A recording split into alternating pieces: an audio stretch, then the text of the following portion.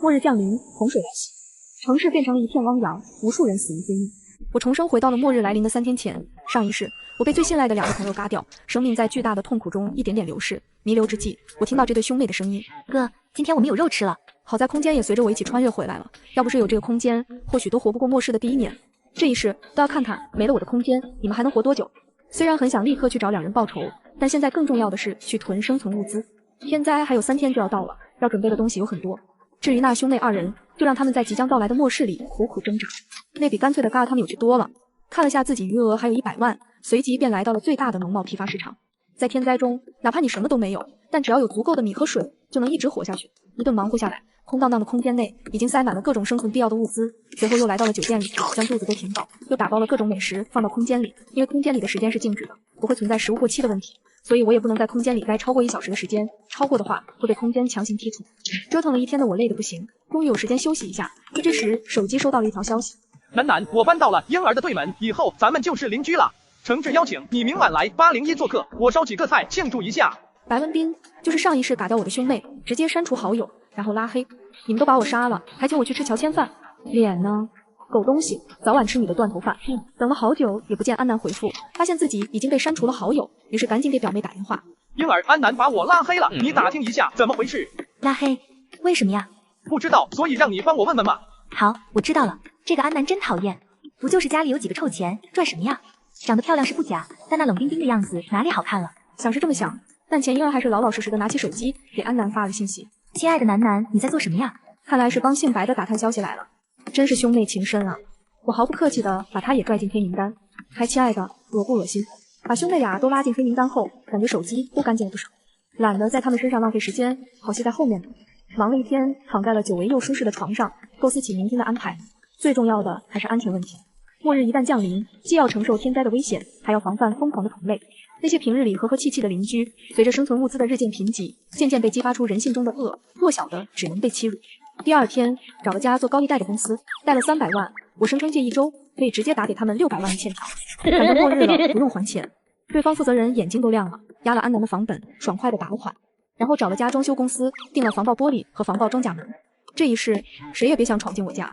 做完这一切之后，安南奔往大型户外用品超市，买到了潜水服和潜水装备、冲锋舟和橡皮艇。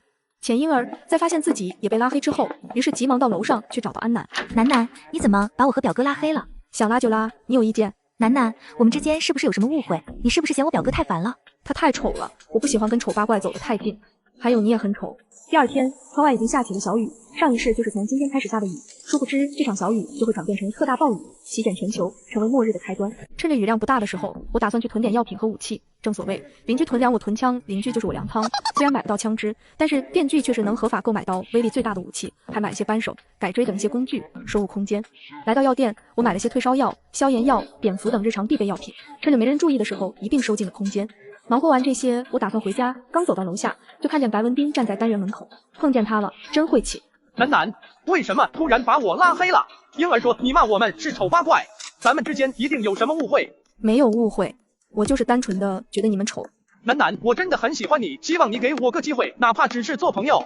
我累了，你要是还有话想说，明天中午12点，换城区的槐树餐厅，咱们边吃边聊。白文斌闻言大喜，槐树餐厅可是有名的情侣餐厅，乐去吧。宽城区地势最低，看你明天被困在洪水里，还能不能乐得出来？安南不再理会陷入美梦的白文斌。回到家，安南给自己弄了顿火锅，一边吃一边刷朋友圈。今天下的这场雨，拯救了在酷暑中奔波的打工人。连续1个月的38度高温，居然一下子降到了28度，雨太小了，好期待能再下大点，多下几天就更好了。这场雨确实会下很久，不过到时候估计这大哥就不会期待了。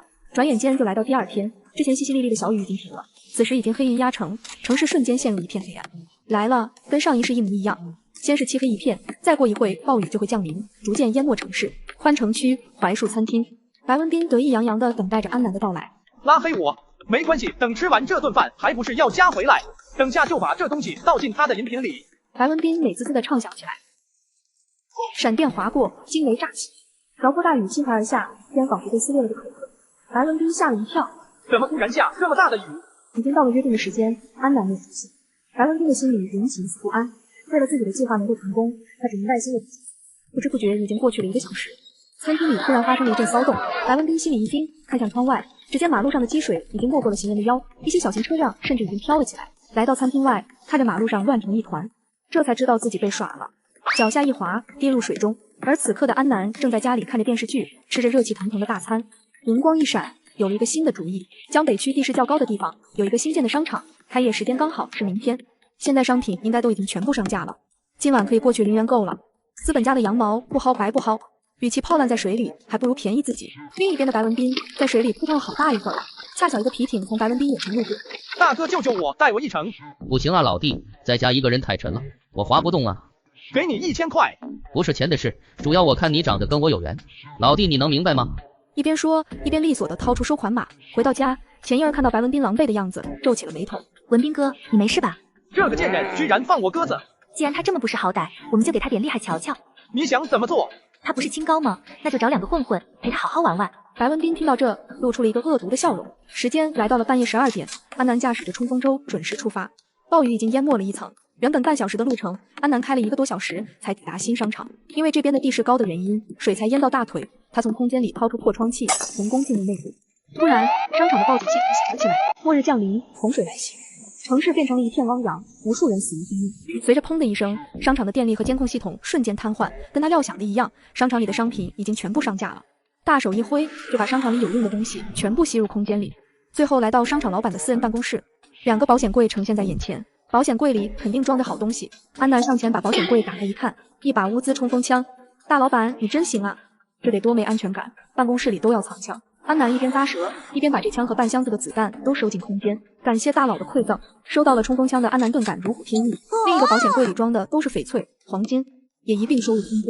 神奇的事发生了，感受到脑海里的空间竟然变大了，而且在一片空地里出现了一栋2层的别墅。原来吸收翡翠和黄金会使空间变大。将商场搜刮一空之后，安南来到了楼顶，发现楼顶居然还有一个停机坪，只不过停机坪上此时空空如也。这要是真有价直升机，那该有多好！遇到地震、海啸啥的，可以直接飞天上去避难。正遗憾间，突然瞥见远处的一辆装甲车，安南不可思议地瞪大双眼，这车主真牛啊！不光有直升飞机、停机坪，还能把车弄到楼顶来。安南走上前去，看到车门可以打开，发现钥匙就在车里，迅速把装甲车收进空间。再次感谢大佬的馈赠，安南驾驶着冲锋舟回到小区，已经凌晨3点半了。此时水位已经上涨到了2楼。翌日清晨，一架直升机无惧暴雨，稳稳地降落在一栋高楼的楼顶。里面的男人愣愣地看着空无一物的天台。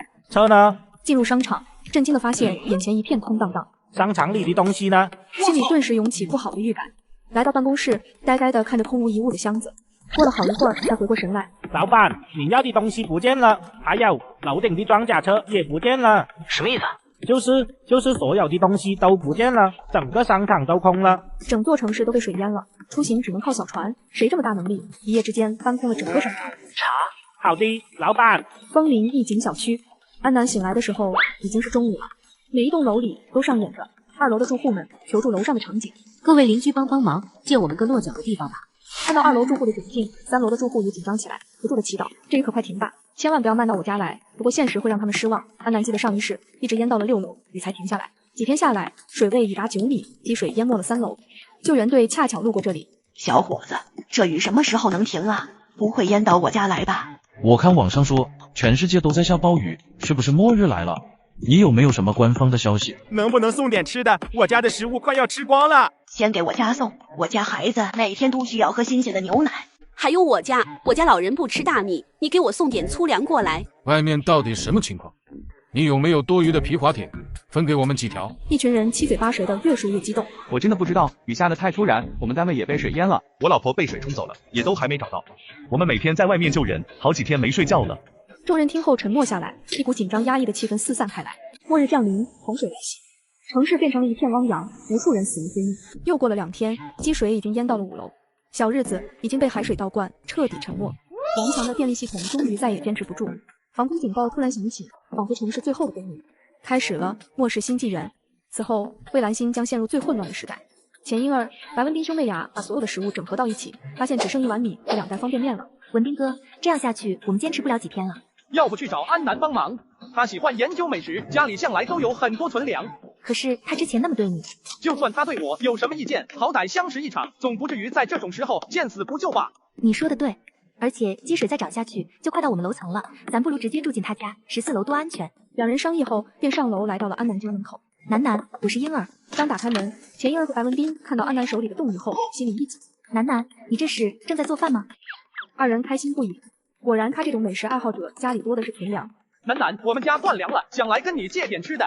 或者让我们借住一段时间也可以，我可以承包所有家务。安南看着面前言辞恳切的白文斌和可怜兮兮的钱婴儿，不由冷笑。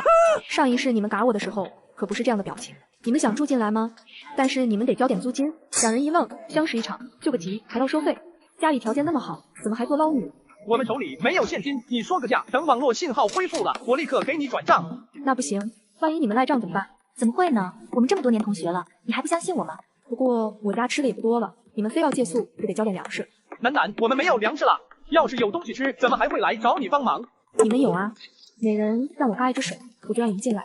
你们不知道吗？我最爱吃卤猪蹄了。你们的蹄子白白嫩嫩的，焯水后加点调料，一定很可口。看着他们仓皇逃窜的背影，安南没有追赶，他才不会就这么嘎了他们，不过是吓唬兄妹俩。在末世一无所有的活着，才是最痛苦的。这个贱人是不是疯了？居然敢拿冻鱼砍我们！这不知好歹的贱人，必须好好的教训一下。好邻居，你们家有吃的吗？老婆子，我饿了2天了，我的2个娃娃都饿瘦了。你家那是什么娃娃？2个30多岁的壮汉娃娃。膀大腰圆的，想要吃的不会自己游出去找。我们冒着生命危险找来的东西，凭什么分给你们？你管我娃娃多少岁？多少岁都是我的宝。水那么深，我娃娃下水遇到危险怎么办？见没人理他，只好念念有词的回了家。第二天夜里，2个男人鬼鬼祟祟的敲安南家的门，正是刘老太家的2个儿子。表哥，你这招离间计用的真是妙啊！让刘大、刘二去教训安南再好不过了。门打开以后，只见安南正站在门口定定的看着他们。小姑娘，别出声，乖乖让我们进屋。安南面不改色的看着他们，从空间掏出冲锋枪。瞧不起女人，敢来打我的主意。安南不会手软，在毫无道德法律约束的末世，你留他一命，就等于给自己埋下一颗不定时炸弹，哪天怎么嘎的都不知道。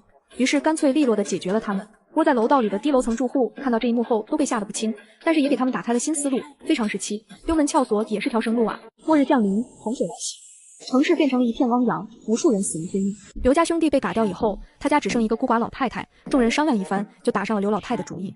于是硬生生的闯进了刘老太家，让他赶了出去。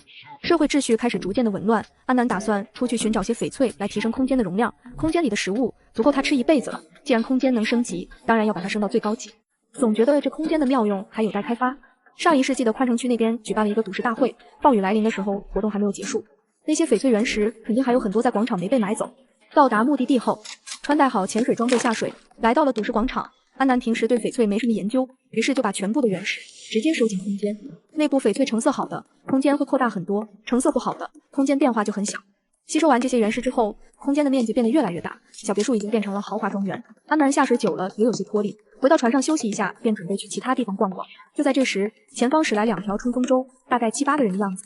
安南立刻谨慎起来。小妹妹，能在这里相遇就是缘分，要不要交个朋友？跟你做朋友有什么好处？小妹妹，做人可不能这么功利呀。怎么，你们不功利？不想要我的冲锋舟？大哥，跟他废什么话？小妞识相点，把所有东西都留下，我们就放你走。要是我不呢？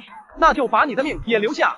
说罢，他们掏出武器，驾驶着冲锋舟向安南撞来。安南冷笑一声，从空间掏出了冲锋枪，果断扣。这群人留着也是祸害，那我就提前结束你们的末世之旅。水面很快恢复了平静，仿佛这群人没有出现过。安南驾驶冲锋舟向宽城区更深处驶去，开了2个小时，只见一望无际的洪水中出现了一座大厦，孤零零的屹立在水面上。安南慢慢靠过去，来到了大厦的内部，一切都整整齐齐的，仿佛还是天灾前的样子。安南将各种物品等全部收入囊中，主打一个雁过拔毛。突然听到传来很多嘈杂的脚步声，安南心中一惊，有人来了。为了避免再一次引起不必要的冲突，安南直接闪身进入空间，只要在空间里待一会，就能跟他们错开。真奇了怪了，这边人迹罕至的，连个鸟都没有，怎么东西全都不见了？会不会有人比我们先到这里，把物资都拿走了？谁那么好？不光食物，连其他东西都带走了。会不会是集团把东西都转移了？你这个蠢货，还说这边物资丰厚，烧了那么多油，把船开到这边，一无所获。我以为宽城区这边没有人来呢。算了，反正咱在中关区也找到不少东西，这事也不怪他。谁能想到集团把东西全都转移走了？一伙人争论了几句，垂头丧气，骂骂咧咧的走了。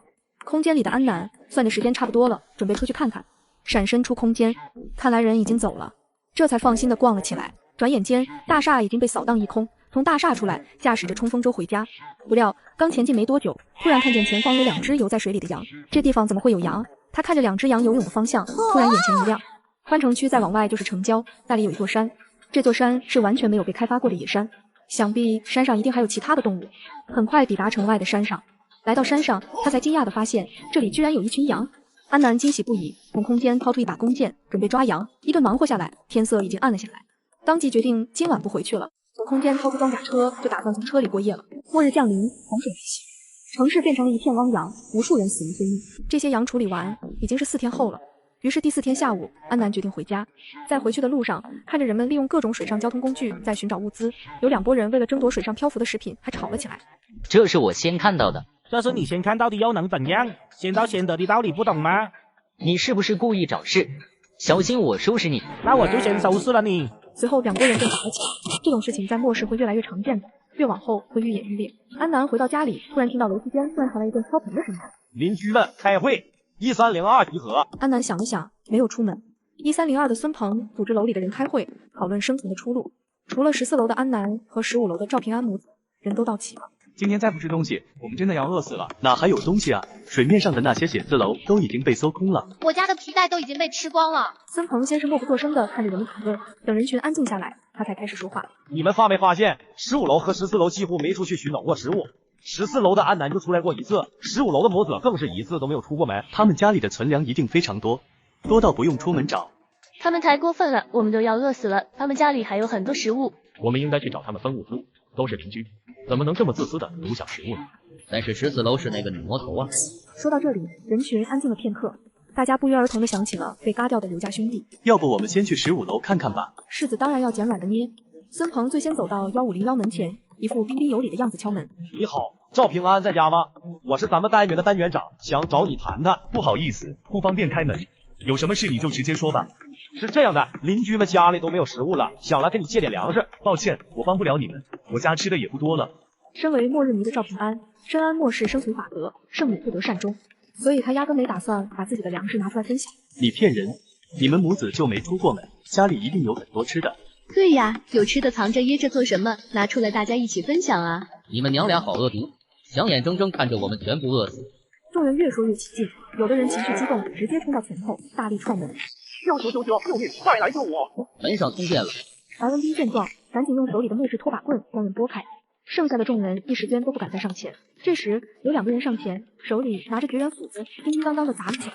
哎呦我去，不发威，你们这帮憨憨拿我不识数啊！随后门上突然露出一个孔洞，一股浓烟飘了出来。众人见状赶紧撤离，有的反应慢的已经被呛倒在地了。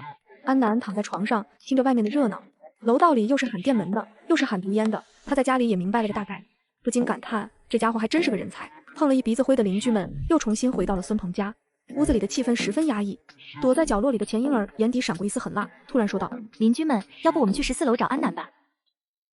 末日降临，洪水来袭，城市变成了一片汪洋，无数人死于非命。上次我见到安南的时候，他手里还拿着冻鱼呢。人们眼中立刻金光大盛，垂涎欲滴，仿佛已经喝到了热气腾腾的鱼肉汤。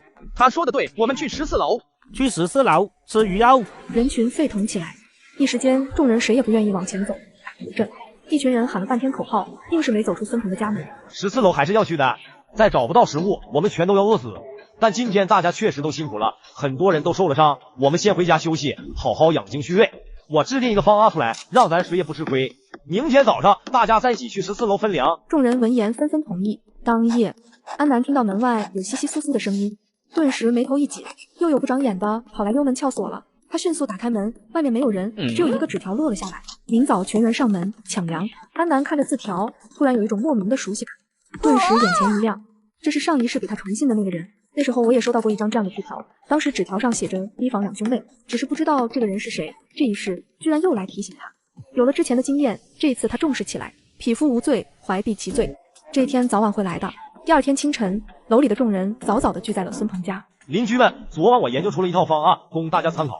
经历过昨天的事情，大家谁都不愿意再冲在前面，但如果大家都止步不前，所有人只能等着被饿死。1402的存粮一定非常丰厚，我提议咱们按照出力程度来分粮，重赏之下必有勇夫。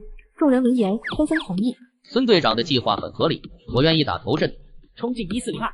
打倒自私自利的女魔头。看着斗志昂扬的众人，孙鹏心中十分满意，目的就是让这群蠢货冲在前面，他才不会打什么头阵，等着坐收渔翁之利。钱婴儿站在人群中，看出了孙鹏内心的真实想法，谨慎地拽住白文斌。文斌哥，这孙队长没安好心。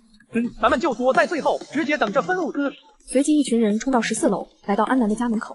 这是什么门？看起来还蛮高档。管他什么高档门，直接砸。不行啊，这是防爆门，砸不开。既然门砸不开，那墙呢？众人一听，眼睛一亮。光想着从门进，差点忘了还可以破坏墙壁。门再坚固，你家的墙总不至于是铜墙铁壁吧？众人瞬间干劲十足，举起锤子准备砸墙。这时，他们期盼已久的门突然从里面打开了，一道少女的身影出现。众人还没有来得及反应，有的人就已经发出了惨叫。只见安南手里还举着一个电锯，最靠前的几个人瞬间被他嘎掉。电锯嘎人狂，电锯嘎人狂啊！眼见打头的几个直接被夺了性命，让他们完全丧失了战斗力，疯狂的往家跑。一群仗势欺人的孬种不堪一击。回到家中的安南刚清理完，一阵敲门声突然从外面传来。这群人有完没完了？实在不行，全嘎掉的了。他气势汹汹地掏出冲锋枪走到门口，却听到外面传来一道男声：安小姐，打扰了，我是住在你楼上的赵平安。末日降临，洪水来袭，城市变成了一片汪洋，无数人死于非命。安南听到是赵平安，于是便收起枪，打开门。有事吗？是这样的，咱们之前在小区里见过面，末世降临之前，我买了不少的蔬菜种子。说到这里，他突然有些紧张起来。我的意思是，我母亲种出不少新鲜蔬菜，可以送给你一些。这是什么意思？天灾之下，还有邻居主动分享食物的，谢谢你的好意，我不太需要。赵平安愣了一下，就算他的物资不少，但这些新鲜的蔬菜，他没理由拒绝呀。不行，不能就这么放弃向偶像示好的机会。需要我帮你把门通电吗？安南一愣，他到底想干啥？又是送菜，又是改门的，总不会是看上我了吧？赵平安打量着安南的神色，知道他肯定是误会什么了。偶像，我没有恶意，就是想交你这个朋友。现在世道不好，咱们多个朋友多条路嘛。偶像，原来这个末日迷士看上了自己的武力值，好来交好了。你帮我改装电门，需要什么报酬？不用报酬，我闲着也是闲着，免费帮你弄。我用食物作为报酬吧，你想要大米还是零食？真的不用了，我做这个东西也不费什么劲。如果不用就算了，我只接受等价交换。那就零食吧。二人达成一致后，赵平安就开始忙活起来，而安南则是去给赵平安买零食去。几分钟后，赵平安已经将门改造好了，并且也将门上装了个孔洞。偶像，以后如果有需要帮忙的，记得叫我。赵平安兴高采烈地离开了。安南试了试改装后的门，果然好用。以后再有不长眼的，先电一波，然后直接扫射，门都不用出了，挺好。洛安山半山别墅区，顾总，所有的物资都转移好了，还有之前您让我调查的商场失窃案有眉目了。说说看。这是在商场斜对面的一栋楼里找到的监控，角度问题没有拍到正脸，但这是唯一能调出来的监控了。随后一个驾驶着冲锋舟的身影出现在画面里，看身形和头发还是个女人。只见她3两下就闯进了商场，没想到的是2个多小时后她是空着手出来的，直接驾驶着冲锋舟离开了。老板，我检查了监控没有剪辑过，那天晚上确实只有这个女人进入过商场。她自己都觉得自己说的离谱，那晚只有她进去过，走的时候明明空着手，商场里面的东西却都不见了。这件事先这样，如果是他拿走的冲锋枪，总会有使用的一天，到时候再跟进。好的，老板。汉语集团现在是什么情况？他们小尤总对末日之说嗤之以鼻，扬言洪水很快就会过去。这些日子一直在家里开 party， 生活没受什么影响。不过我去泰宇大厦看了一眼，那里的东西全部被转移了。估计尤家表面上不动声色，私下里也做好了囤积物资的准备。知道了，做最坏的准备吧。是，一切都安排好，你就不用过来了，先放个长假吧。他知道顾总的意思，如果这真的是世界末日，那他也不用再上什么班了。你自己家安顿的怎么样了？都已经安顿好了，谢谢顾总。风铃一紧，801白文斌手里拿着剪刀抓着钱英儿的头发。表哥不要这样，我这头发是黄志焕的首席理发师给我设计的。都什么时候了还发型？赶紧把这恶心的一坨剪掉！你是想把王哥恶心好，然后把自己彻底饿死？明天见了王哥，嘴要甜一点，别白费力气，尽可能多的拿吃的回来。知道了。安南正在家美美的吃着火锅，却突然听到门外传来一阵急促的敲门声。安小姐，你在吗？安南本来不想理，却突然想到了什么。他思考片刻，打开门。你怎么了？安小姐，打扰了，我是住你楼下1301的楚佩佩，你家里有没有抗生素？有的话可不可以借我一些？我知道贸然求药有些唐突，但我实在是没有办法了，只能来求你救命。我为什么要把药借给你？对不起，确实是我唐突了。求助的话没必要再说，对方不帮忙，他也没有办法。人各有命，或许自己这一生注定只顾一次。等等，正当他要走的时候，安南却突然叫住了他。末日降临，洪水来袭，城市变成了一片汪洋，无数人死于非命。安南拿出一张纸条，这个是你贴在我门上的吗？我之前确实在你门上贴过一张纸条，里面是什么内容？提醒你有人要来你家抢粮。其实安南心中有些猜到是他，否则今天也不会给他开门。那个上一世也曾提醒过他的纸条侠，感谢你当时的提醒。你都需要什么药？我需要抗生素、头孢、阿奇霉素等什么都可以。你懂用药？我是医生，一些基本的用药我还是懂的。你在这里稍等。随后，安南从空间取了一袋子抗生素和一桶5升装的饮用水。好人做到底，总不能让他用洪水喝药吧？谢谢你，如果我能有幸活下来，一定好好报答你。快回去吃药吧。刚才给楚佩佩拿药的时候，他突然想到，也许空间里的草坪可以另有他用呢。于是来到庄园，如果能够在庄园开辟一片草药田，成功种植中草药，那么以后就能实现中药自由了。越想越觉得可行，安南干劲满满的开始铲草翻地。1小时的时间怎么总是过得这么快？安南正干得起劲，就被踢出了空间。一口吃不成的胖子，慢慢来吧。就这样过了1周。这天，安南刚从空间出来，躺在床上休息，突然听到门被敲响。他来到门前，透过射击孔向外看，发现居然是白文斌和钱英儿。这两兄妹还真是阴魂不散啊！这一次，安南不打算手软，掏出冲锋枪就要射击。安南，你别误会，我们这次不是来借粮的，而是有很重要的事情要告诉你。是啊，楠，你开门，我们见到你爸爸了。安南脑海里浮现出安心叶那张阴郁的脸，他可不再是什么爸爸了。想到他背叛母亲，将他赶出家门，见死不救，安南心中又涌起一阵怒火。正在安南愣神的时候，一股浓烈的迷雾顺着射击孔飘了进来。安南不小心吸入了一些，顿时感觉有些头晕目眩，意识越来越模糊，用最后一丝力气打开门上的通电机关，然后就晕了过去。文斌哥，咱们趁他还晕着，抓紧把他带出来。对，王哥还等着，我们要抓紧了，药已经没有了，等他醒了咱就麻烦了。钱婴儿心急，一马当先的冲在前面，但是他的手刚一触碰到门，就被连上了电。白文斌愣了片刻，才反应过来表妹这是触电了，于是找来根木棍将钱婴儿救下。婴儿，你怎么样？钱婴儿紧闭着双眼，没有反应。当务之急还是赶紧进去，先控制住安南，等会安南醒了就麻烦了。说完，白文斌就找了个锤子准备砸墙，突然身后传来一道呵斥声：“你在干什么？”看清来人，原来是13楼的那个楚佩佩。跟你有什么关系？喊什么喊？你砸安小姐的门，就跟我有关系。我警告你，少管闲事，否则我连你一起收拾。楚佩佩不再废话，掏出一把加长剔骨刀，跟白文斌扭打在一起。就在白文斌占据上风的时候，门突然打开，他赶忙回头看去，看到安南的身影渐渐出现，撒腿就跑。安南是被外面的打斗声吵醒的。安小姐，你没事吧？我没事。你身体好了没？怎么出来了？我好了，还出去找物资了，找到很多饼干，想着给你也送一点尝尝。我不缺这些东西，你要注意自己的身体。我知道你暂时不缺食物，但救命之恩无以为报，我也想表达一下自己的心意。条件有限，希望你不要嫌弃。这女人还真是坚强。今天要不是有楚佩佩拖住白文斌，还真容易被他钻了空子。你在这里稍微等下，我也有东西给你。一回头才看见坐在自家门前的钱婴儿，美女，大美女，这娘们又在搞什么鬼？美女，没我美，我最美。安南转头问身后的楚佩佩，她这是咋了？末日降临，洪水来袭，城市变成了一片汪洋，无数人死于非命。不知道，我来的时候就看见他哥要砸墙，而他就像傻了一样，一动不动地坐在地上。钱婴儿突然站了起来，向安南冲来。你是安南，我认识你，你是贱人。安南听着他叫他贱人，怒从心起，揪起钱婴儿的衣领子，直接甩了他一巴掌。给我喷药是吧？砸我家墙是吧？还敢在这辱骂我！安南左右开弓，在钱婴儿的脸上狂扇。楚佩佩目瞪口呆地看着这一切，不一会钱婴儿就被打得晕了过去，脸更是肿成了猪头。我看他后脑有血，估计是撞到了脑袋，磕傻了。我来的时候就他们兄妹2个人，这都能受伤。我门上有电，他应该是被电晕后摔倒的。还真是恶人自有天收，跑到别人家里害人，反而把自己害成了傻子。他那个哥哥也不是什么好东西，在小区里做着青楼老鸨的勾当，之前一直出卖妹妹的身体换取食物，现在更是直接撇下他自己跑了。出卖身体，上一世可没有这档子事，没想到离开我，这两兄妹沦落到这个地步。天灾不过才2个月，一个变成了老鸨，一个变成了傻子。你先在这里帮我看着他，我进屋取点东西。好的。安南给楚佩佩拿了一箱的物资，今天谢谢你了，快回去休息吧。不，我怎么还能再要你的东西呢？收着吧，别废话了，我还有其他事情要做。安小姐，真的谢谢你。楚佩佩手里拿着物资，眼睛湿润。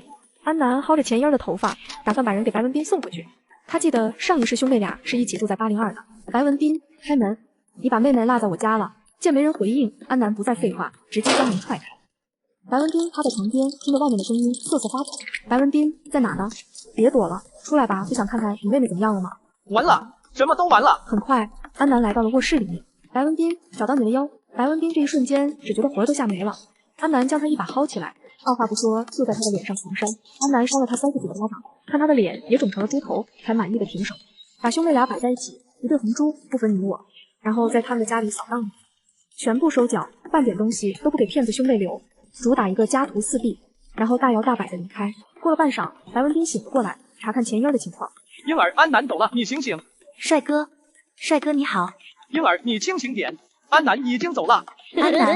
安南那个贱人。英儿，你清醒了。帅哥，你好呀，帅哥。白文斌无奈叹息，查看起家里的情况，惊讶的发现什么东西都没了。来到客厅也是空空如也。这个安南心真的是太狠了。他无比的后悔，今天干嘛要去招惹那个姑奶奶？贪心不足蛇吞象，赔了夫人又折兵，悔死了。白文斌抱着肿胀的头，一边感慨一边瘫坐在地上。这可怎么办？家里空空如也，什么也都没有了。就在这时，白文斌灵机一动，对了，王哥，我还有王哥，让表妹再去陪陪王哥，一定能换到一些物资的。他起身来到钱英的身边，看着一直傻笑的钱英。别傻笑了，跟我出去一趟。另一边，安南来到了楚佩佩家。安南，你怎么来了？这个给你，我刚刚抄家得到的。安南把从白文斌家里搜刮来的食物递给了他。楚佩佩还以为安南是有什么事情来家找他，没想到居然又是给自己送东西。安南，你之前已经帮了我很多了，我不能再白要你的东西了。不是白送，你是一名医生，想必你的能力不错吧？这些东西就当是孕妇的枕巾，以后我若有需要就医的时候，就麻烦你了。你若是有需要我的地方，不用这些东西，我也会义不容辞的帮你的。我看末日降临，你失去老公以后，求生意识还算强烈，想必是有一定要去做的事情吧？就你现在这个状况，恐怕很难达成目的。身体是革命的本钱。楚佩佩被安南说中心事，鼻子一酸。谢谢你，安南，我会坚强的走下去。希望你永远都用不着我的医术，但如果你真的有需要我的那一天，就是天上下刀子，我也会赶去救你。你好好休息吧，我回家了。安南不是圣母，但她也不是只懂得杀戮的女魔头。楚佩佩这个人不贪心，懂得感恩，还是个医生。与一个人品不错的医生交好，肯定是没什么坏处的。末日降临，洪水来袭，城市变成了一片汪洋，无数人死于非命。安南回到家时，发现赵平安正在门口。偶像，原来你出去了。我说怎么敲门没人应呢？出去一趟，你有什么事吗？我没什么事，主要是我妈，她干粮吃够了，特别喜欢你给的那些零食，我就想过来问问你这还有没有了。当然，我肯定不会白拿你的零食，我用东西跟你换。赵平安一边说，一边拿出一块布料。我想你不缺吃的，或许会对这个感兴趣。这是一种高科技布料，做成衣服穿在身上可以保持恒温，还可以防砍伤。你从哪里得到的这东西？这是我研制的，花费了整整3年，这2天才成功做出来。安南有些不可置信，这个赵平安还真有2把刷子。偶像，这东西你喜欢吗？如果不喜欢的话，我再找其他东西跟你换。喜欢？怎么不喜欢？这布料挺好的，我跟你换。安南最看重的是能够保持恒温，在将来极热极寒时出门别那么遭罪。偶像，你真有眼光。别看它这个恒温功能有点鸡肋，但是防砍伤真的很厉害。你回去可以自己试试。恒温怎么会鸡肋呢？简直是太有用了好吗？傻孩子，你是不知道以后天气会变成什么鬼样子。你想要换什么零食？什么都行，我不挑，你看着给吧。安南回家给赵平安准备了2箱零食出来，看着这么多的零食，赵平安有些受宠若惊。偶像，你怎么给我拿了这么多？我还是回家再给你拿点啥吧。1块布换了这么多吃的，感觉太占你便宜了。不用了，就这样吧。偶像，你人可真好。赵平安抱着2箱零食，开开心心的回家了。另一边，白文斌去找孙鹏借皮划纸，开门的时候，孙鹏都没认出来他是谁。白文斌顶着大肿脸解释了半天，孙鹏才认出他来。拿到了出行工具，他带着钱婴儿火速前往12栋，敲响了王哥的门。你们是？我白文斌呐，我表妹钱婴儿啊，王哥你不认识了？咋弄成这个样子了？你说的那个大美女呢？王哥今天美女没来，您看看，要不先将就一下。她这是什么情况？我表妹她不小心摔到了脑袋，突然变得有些痴傻。去，快走啊！太丑了，我不要。你下次直接把那个大美女带过来就行了。白文斌愣愣地站在原地，不知该何去何从。突然，好似想到了什么一般。楚佩佩，光急着找吃的，差点把这娘们忘了。要不是她突然出现捣乱，怎么还会经历这么多事？来到1301，他迫不及待地大力砸门。楚佩佩，你给我滚出来！楚佩佩原本正躺在床上休息，刚进入梦乡，却被这突来的砸门声吓了一跳。他拿着剔骨刀，轻声来到门前，通过猫眼看到是白文斌，他居然还活着，真不像安南的性格。不过安南做事自有他的道理。白文斌受了一天气，积了一肚子火，此刻迸发出使不完的力气，转而楚佩佩看着晃动的大门，手心里都是汗。随后他好像想到了什么，安南，你快起来，8楼那男的又来了。门外的白文斌一愣，什么情况？安南睡在他家，难道是他猜到自己会来报复，特意来保护楚佩佩的？安南，你起来了，快过来，他就在门外。白文斌内心已经开始紧张起来。此时的门突然慢慢打开，露出了一把剔骨刀。心已经提到嗓子眼的白文斌立即转身，撒丫子就跑。楚佩佩见他的身影消失，也长舒一口气。还以为会是一番恶战，没想到这家伙3、2下就被吓破了胆，落荒而逃。白文斌回到家，靠在墙上，忍不住痛哭出声，最后咬着牙做了个决定：末日降临，洪水来袭，城市变成了一片汪洋，无数人死于非命。第二天一早，白文斌独自来到了王哥家。王哥，我知道你对男人有兴趣，我已经考虑好了。这就对了嘛，快进来。随着日子一天天过去，安南精心照顾的试验田已经发芽了。这天，楚佩佩的家门突然被敲响，他立刻警惕地来到门前。你是谁？有什么事吗？你好，我是顶楼的赵平安，是14楼的安南推荐我过来找你的。安南推荐的？顶楼赵平安，那个跟安南一样物资丰厚到被全体邻居围攻的赵平安。不过谨慎起见，楚佩佩还是没有开门。赵平安你好，有什么事情吗？是这样的，安南说你是医生，会针灸，可不可以请你帮我看看我母亲的腿伤？提到针灸，楚佩佩放下心来，自己会针灸的事只有安南一个人知道。你母亲是什么情况？她早上在家跳广场舞的时候，用力过猛扭伤了膝盖，现在不敢走路了。您看可以治吗？这种关节损伤都是很好治的，只要下针及时，几天就能好起来。那麻烦你随我上楼一趟吧，出诊费这方面你放心，安南推荐的医生，我绝对不会少给的。楚佩佩随即便和赵平安来到了楼上。孩子，你实话告诉大姨，疼不疼？别紧张，不痛的。一番治疗下来，赵平安的母亲发现，虽然还不能行走自如，但已经没那么疼了。小姑娘，医术不错呀，连着扎1周，效果会越来越好的。这几天我可以每天都上来。赵平安给他拿了一些青菜，还有几瓶矿泉水作为医疗费。楚佩佩看着那袋青菜，心中震惊。天灾都3个月了，他家居然还有青菜吃。赵平安仿佛看出了他在想什么。我妈在家闲着没事，就喜欢种点蔬菜。你要是喜欢，之后的出诊费我都给你蔬菜。从赵平安那出来，楚佩佩直接去了安南家。安南，谢谢你给我介绍的患者，我来给你送点蔬菜。看来大姨的治疗效果不错呀。我不要这个。14楼的小贱蹄子，拿命来！一声怒吼打断了他俩的对话。一个疯疯癫癫的老太太拿着木棍冲了过来，安南随手掏出一把刀冲了上去，飞身一跃，手起刀落，一下就结果了这个老太太。楚佩佩看着这惊心动魄的一幕，被吓得说出话来。从那个疯婆子出现到失去气息，前后不到1分钟，吓傻了。没有，这人是谁呀？为什么找你？不知道，不认识。他好像是刘老太，就是以前住在7楼的刘家兄弟，他们的老娘刘老太。没想到他居然活到了现在，应该是走投无路了吧？临打前想带着你一起上路。他从家里被赶出来，能支撑到现在也算是奇迹了。那刘家2兄弟本就是咎由自取，要我说这老太太也是死不足惜，还好没伤到你。时间长了，你也能做到。不，可不要时间长，我就希望这洪水早日被蒸发干净，我们的生活早晚有一天会恢复正常的。洪水确实会被全部蒸发，因为极热天气要浓墨登场。不过他不会打击楚佩佩的信心，毕竟人还是要靠着希望才能有勇气一步步的走下去。接下来的日子，楚佩佩每天都会给15楼赵平安的母亲治腿。慢慢的水里开始出现了鱼类，人们欢呼雀跃，纷纷想办法捕捞水生物。表哥，我们钓鱼佬终于可以大展身手了。而因为治病相熟起来的赵平安、楚佩佩也开始合作起来。随着全民大肆捕捞水产，人们终于缓解了饿肚子的问题。而那些不会捕鱼的，也可以拿其他物资换鱼吃。慢慢的，交易的人越来越多，逐渐形成了一个水上市场。这天在家里待了许久的安南，约上赵平安和楚佩佩一起去了水上集市，也想着去逛一逛，看有没有化学肥料。3个人到达的时候，集市正是最热闹的时候，吆喝声不断。新鲜鱼肉，有没有要的？好过洪水的大米，有要的低价出。包子、fru子啥都有，只接受干粮来换。几人逛了一圈下来，安南没有找到化肥，正准备带着2人打道回府。这时恰巧又过来一条新的交易船，安南随意的瞥了一眼，然后瞬间改变了主意。末日降临，洪水来袭，城市变成了一片汪洋，无数人死于非命。只见船上那人手里拖着个金条吆喝。末世下的人们对这些东西丝毫不感兴趣，但安南却在那里面发现了个宝贝，一块翡翠玉石。虽然空间的面积不再增大，但它还是会吞噬翡翠，空间一定还在升级。最后，安南以4斤鱼肉将它换了过来。就在安南3人回家的途中，遇到5艘皮划艇堵在路上，安南3人立刻谨慎起来。哥几个，能去集市的人手里肯定有物资。冲！肥羊又来了。几艘船离他们越来越近，安南掏出提前准备好的射钉枪开始射击。除了装有物资的那艘皮划艇，剩下的全部沉入水中。看着这一幕的赵平安和楚佩佩目光呆滞，不敢相信。就在这时，安南的声音传入他们的耳中：再教你们一招，赶尽杀绝。说完，安南用射钉枪毫不留情地杀掉了水面上那些还在扑腾，拉着他们装物资的皮划艇回到了小区。原本还在愣神的楚佩佩好像发现了什么，突然惊呼一声：你们看，这水位是不是下降了？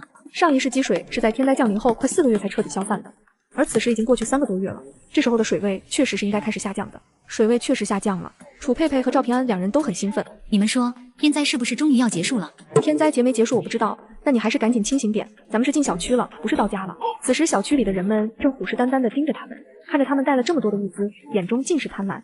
安南招呼赵平安继续开船，他自己则举起了电锯，拉响，不是自己的东西，少痴心妄想。不信邪的，尽管放马过来，我让你们领教一下什么叫无人生还。这些贪婪的人瞬间被他的气势吓到，赶紧回避，生怕被这女魔头盯上。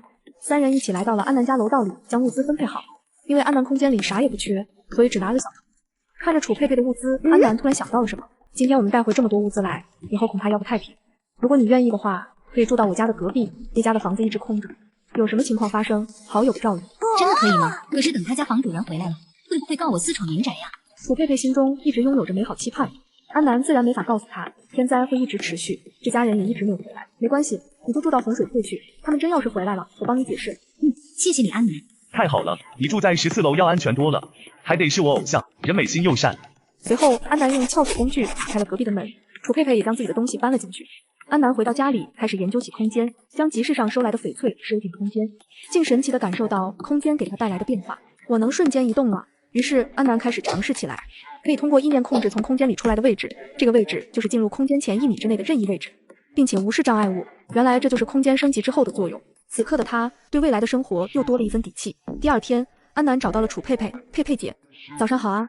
楚佩佩看着他红光满面的样子，十分诧异。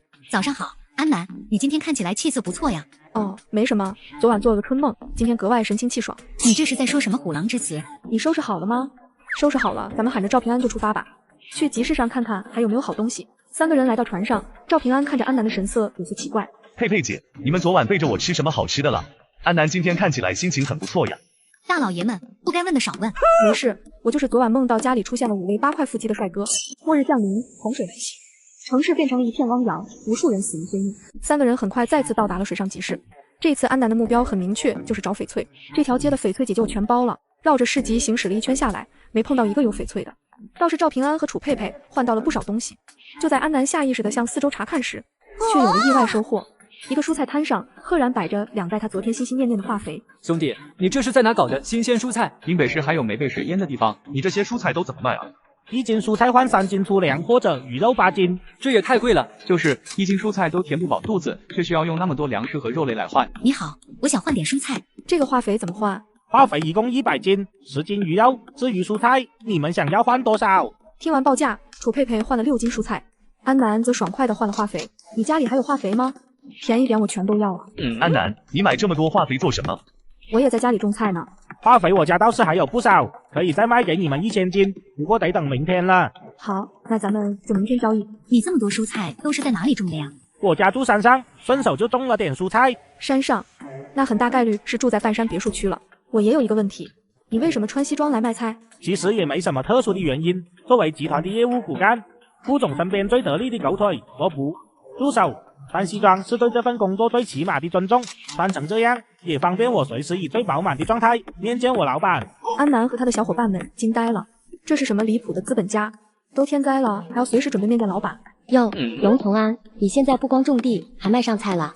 安小北竟然在这里见到他，我那个渣爹养在外面的私生女。有钱人家的公主真是幸福，哪怕是天灾降临，他们的生活也没像我们普通人这般水深火热。你未必永远水深火热，他也未必能保住现在的富贵，以后的事谁说了准呢？安南，你说的对，我不应该那么消沉，日子总会好起来的。龙同安，半山别墅区怎么出了你这个奇葩？在名贵树种旁边种菜就算了，现在竟然卖起了菜。你管我种什么？我愿意卖菜，你管得着吗？真不懂顾总怎么会借一套别墅给你。下等人就是下等人，搬进了别墅还要在里面种菜。骂别人是下等人，你又是什么品种的上等人？安南，这不是我的好姐姐吗？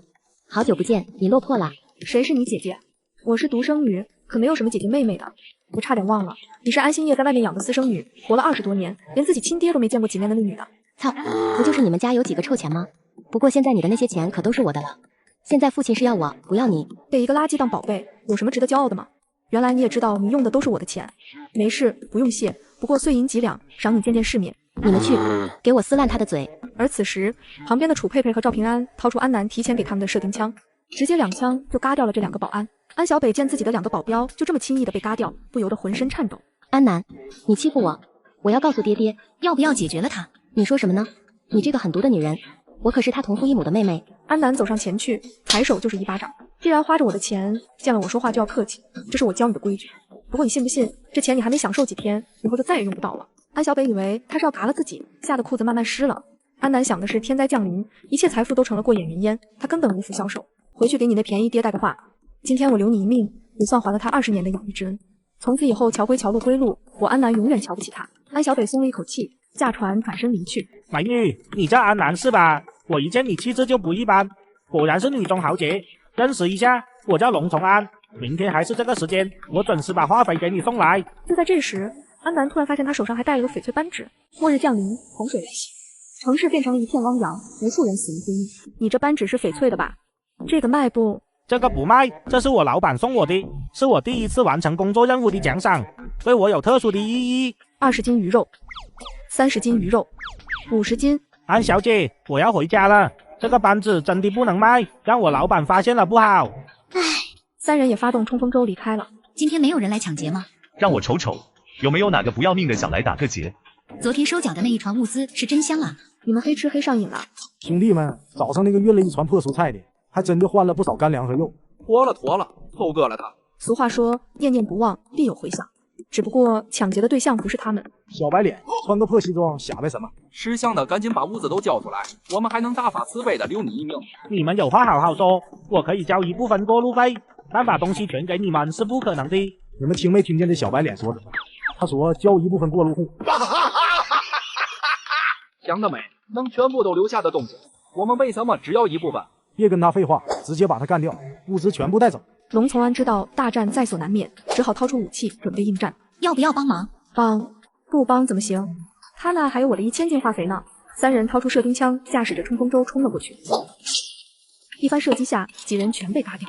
没事吧？真是太感谢你们了，这帮人真是太狠了，不光抢东西，我看根本就是想要我的命。每天都会有这种拦路打劫、不劳而获的。你拿这么多东西出来，最好还是带个伙伴结伴行。救命之恩，无以为报。我看你这么喜欢这个扳指，这个就当是感谢你的。你不怕你老板不高兴了？不会的，你是我的救命恩人，我老板可以理解的。安南也不跟他客气，直接将翡翠扳指收了起来。一行人互相告了别，就各自回家了。半山别墅区，龙从安鼻青脸肿的回到家中。从安，你没事吧？不碍事，就是遇见了几个拦路抢劫的，我运气不错，被好心人给救了。还好你没事，早知道我跟你一起去了。别哭啊，老婆，我没事的，你放心，我答应过会好好照顾你一辈子，就一定会做到的。今天的收获不少，我去给顾总送一些过去，你把剩下的都搬回来吧。好的。李附近的随王也去了。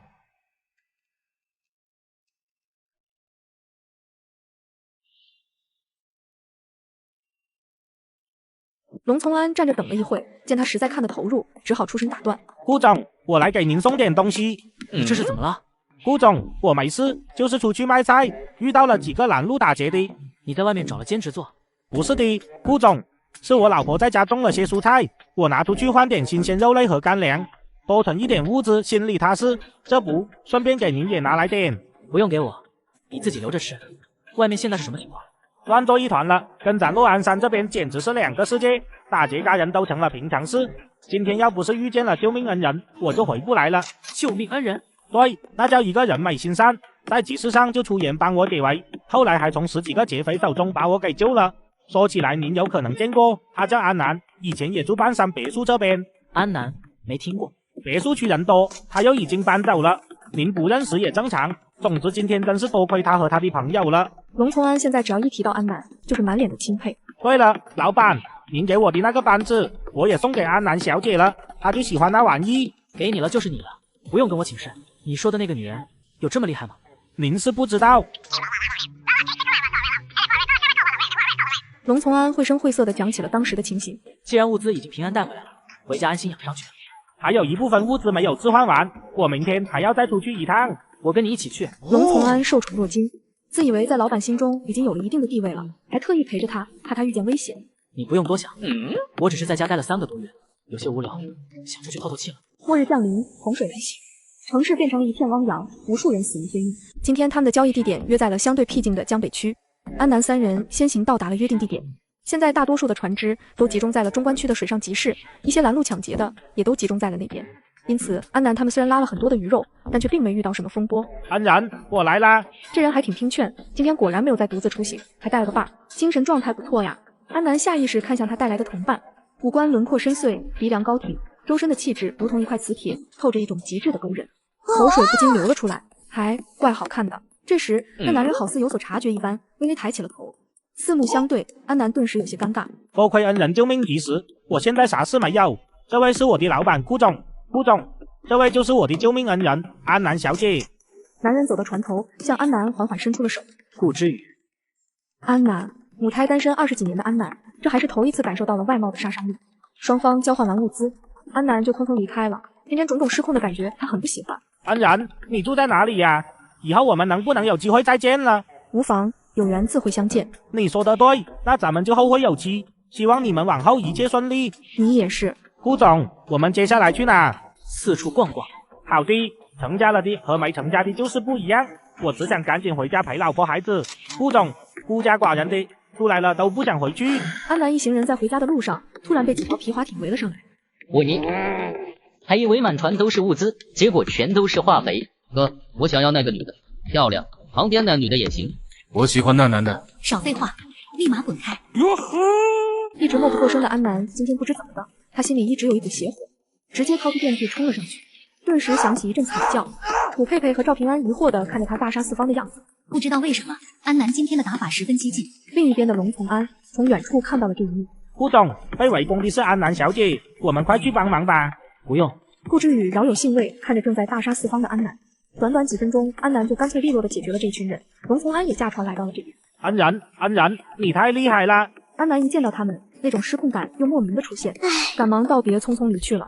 顾总，我就说他不光人美心善，还很能打吧？挺美的。安南一行人回到小区，搬物资的中途路过8楼时，听见传来一阵耐人寻味的声音：“小白，大点声，别害羞。”紧接着，801的门突然开了，钱婴儿痴痴傻傻的从里面跑了出来。嘿嘿嘿，出去玩，出去玩。几个人下意识地向屋里看去，只见白文斌正趴在一张桌上，身后还有一个壮汉正在系腰带，太辣眼睛了，不会长针眼吧？张哥介绍的果然不错。此时的白文斌正气喘吁吁地抬头，刚好对上门外的3双眼睛，顿时一愣，反应过来后是极度的羞愧。白文斌业务能力不错呀，刚才那大哥对你很满意，这句话简直比扒了他都难受。他来到门口将门拴上，随后坐在地上无助地哭了起来。赵平安和楚佩佩都感觉掉了一地的鸡皮疙瘩。安南此时倒是心情不错，很多时候最了解你的未必是你的亲人，而是你的仇人。白文斌这个人见利忘义，为人虚荣，不择手段，但又十分善于伪装。钱婴儿，要不是因为你跑出去，我会叫人看到吗？末日降临，洪水来袭，城市变成了一片汪洋，无数人死于非命。白文斌拽着钱婴儿的头发拖回屋里。谁让你开门的？我说没说过不要乱跑，一切都是因为你。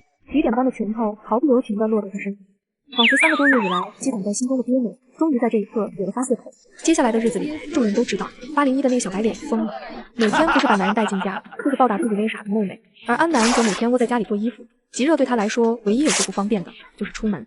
不过好在他有赵平安给他的恒温布料，楚佩佩和赵平安在安南的撺掇下，每天就是捕鱼、放物资。极热时期可没有水产供人们食用，也没有脏水能让人皱着眉往下喝。等待人们的将是无处可躲的高温折磨和极度缺水的窘境。10几天一晃而过，只见楼下最后的一点积水也终于消失殆尽，人们成群结队的从家里冲了出来。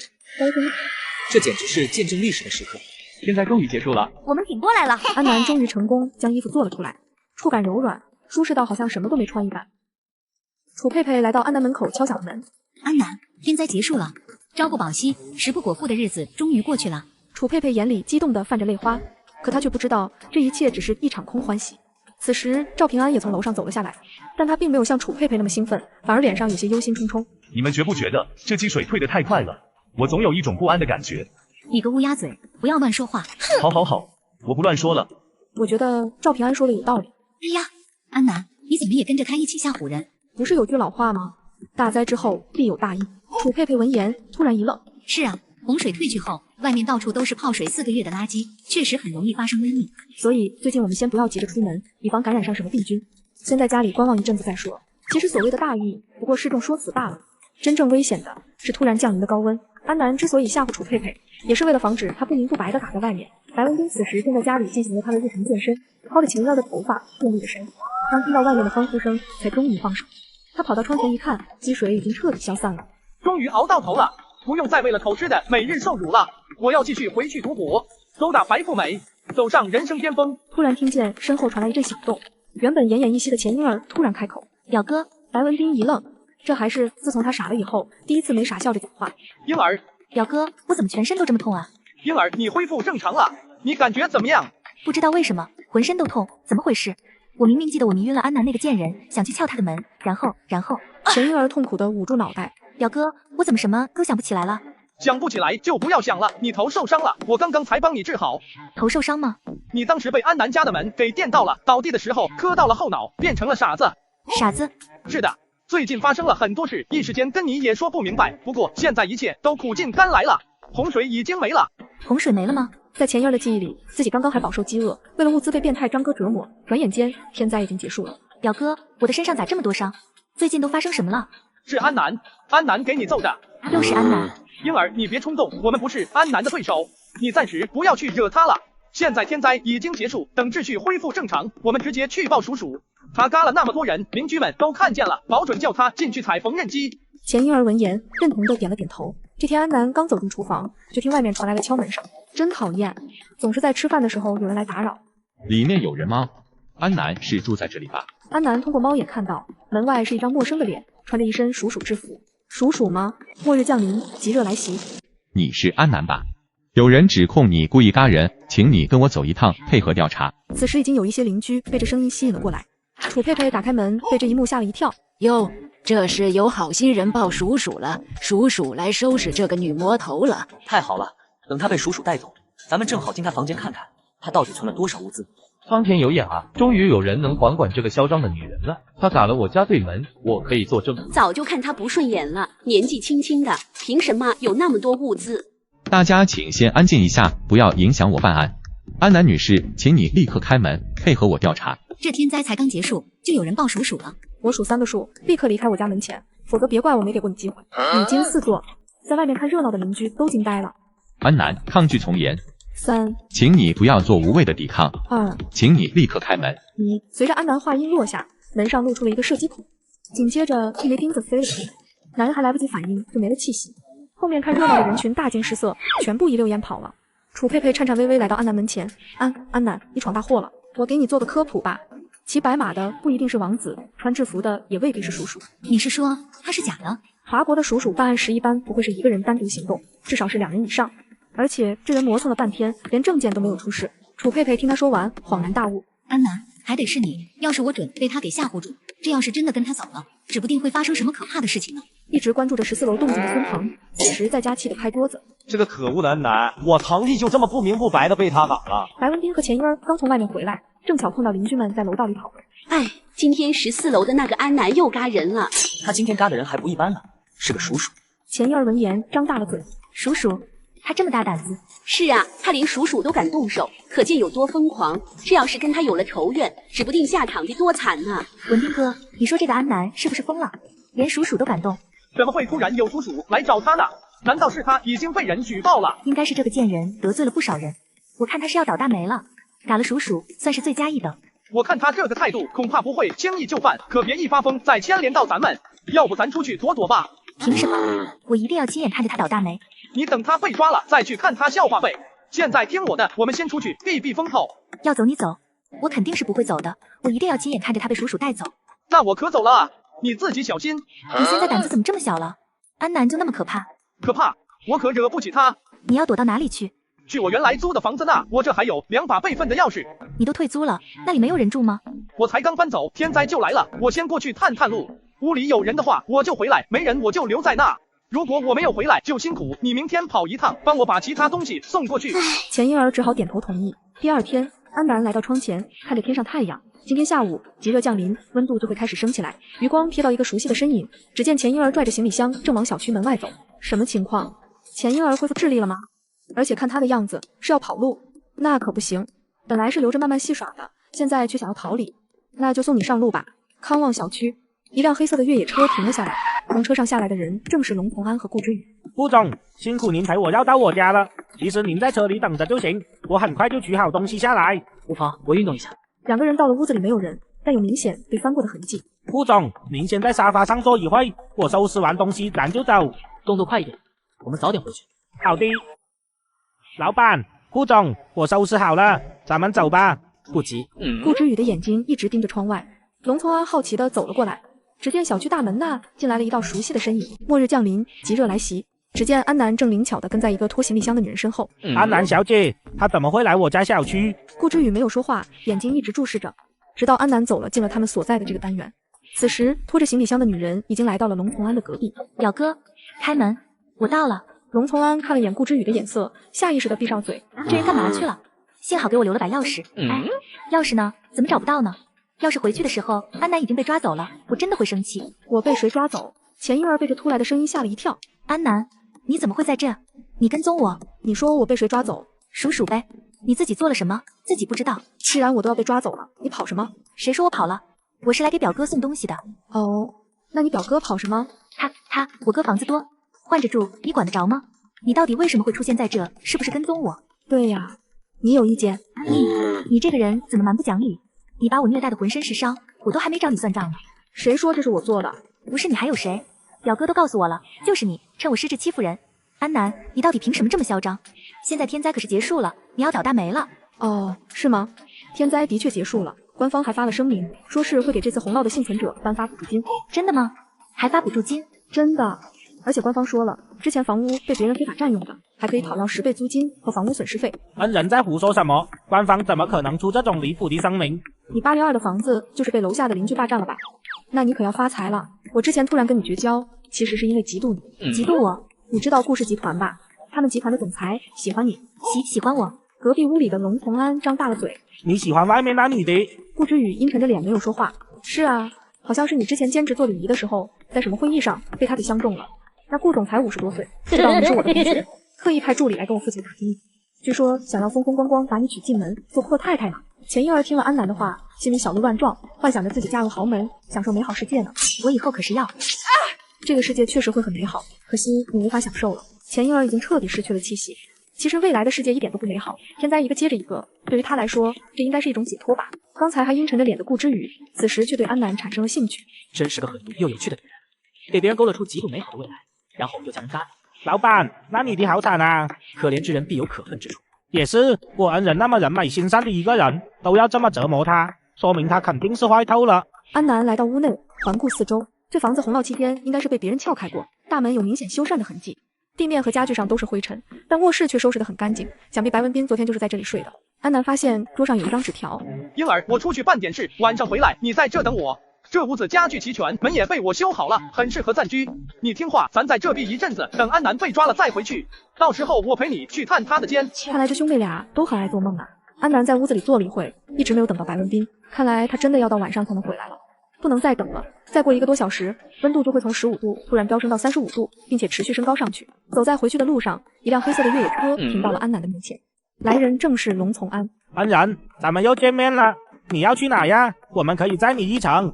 好呀，那麻烦你们了，我去枫林一景。末日降临，极热来袭。你好，顾之宇，又见面了。安然，你听说过顾氏集团吗？听过。那你知道集团的总裁叫什么名字吗？安南这才反应过来，顾氏集团、顾之宇之间肯定存在联系啊。不知道，刚才你们是不是听到了我和那女人的对话？不好意思啊，刚刚亵渎了灵尊大人的威名。我父亲早亡。啊，对不起，我失言了。那你是顾氏集团总裁的？安然，这位就是我们顾氏集团的当家总裁。冒昧的问一下，顾总今年贵庚？58。这个记仇的男人，我老板他28，自己算上重生的那4年，现在26岁，还是个无业游民。而顾之宇才28，却早已是林北市第1集团的掌权人了。对不起啊，我不应该说你迷恋那个女人，也不应该说你50多岁。车子很快来到了枫林一景，两位慢走，一路平安。安南回到家，外面的温度已经有了明显的上升，好在有恒温服的他，并没有太大感受。但是庆幸洪水退去，还在路上的那些人就倒霉了，仿佛一瞬间就进到了汗蒸房。什么情况？这可是11月份，一直不见冷就算了，怎么还突然升温了？今年这天气是怎么了？又是下暴雨，又是突然升温的。白文斌就属于最倒霉的那一批。此时他正满头大汗地走在回家路上。要不是变态张哥还欠我1箱水，我才不会出门呢。这该死的天气热死我了。走了整整3个小时，才回到康旺小区门口。这时迎面走来一个皮肤黝黑、身体强壮的人。小白脸，你这身体也太弱了，不过是天气热了点儿，咋就累成了这熊样子？用不用我帮你扛一下那个水？黑鬼，滚开！不识好人心，你自己拿着吧。安南则是在家里做了一些烤肉，打算给楚佩佩和赵平安送些过去。好香啊！你怎么知道我热到不行做饭？你稍等啊，我拿些干粮来跟你换。不用，我烤多了也吃不完，大家一起吃。今天我请客。那行，下次我请。托你的福，我家的物资现在也算充盈了。我现在在家里一动不动，都热得满脸通红。你烤了串，居然还能面色如常。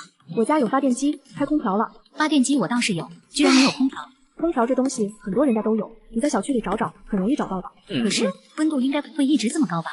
说不定明天就凉快回来了。大家都是像你这么想的，所以现在空调还算不上什么紧俏货。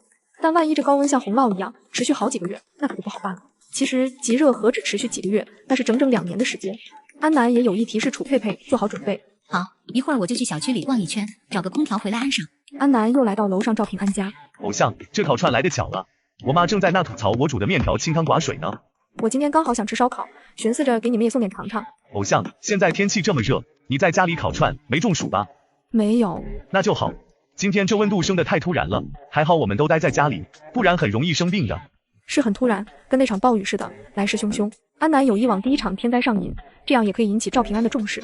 是啊，事出反常必有妖，我怀疑这场末日浩劫根本就没有结束，接下来我们都要打起精神，小心防范。偶像，你等一下，我拿东西跟你换。佩佩姐，那我都没收东西，怎么能再拿你的？你快回屋吃吧，这顿是我请的。那行，下次我请。佩佩姐也这么说，看来你要往后排了。白文斌回到家里，一箱水已经被他喝的只剩1瓶，环顾四周，物资钱婴儿已经给他送来，但却没见到他的人影。肯定是放下东西就走了。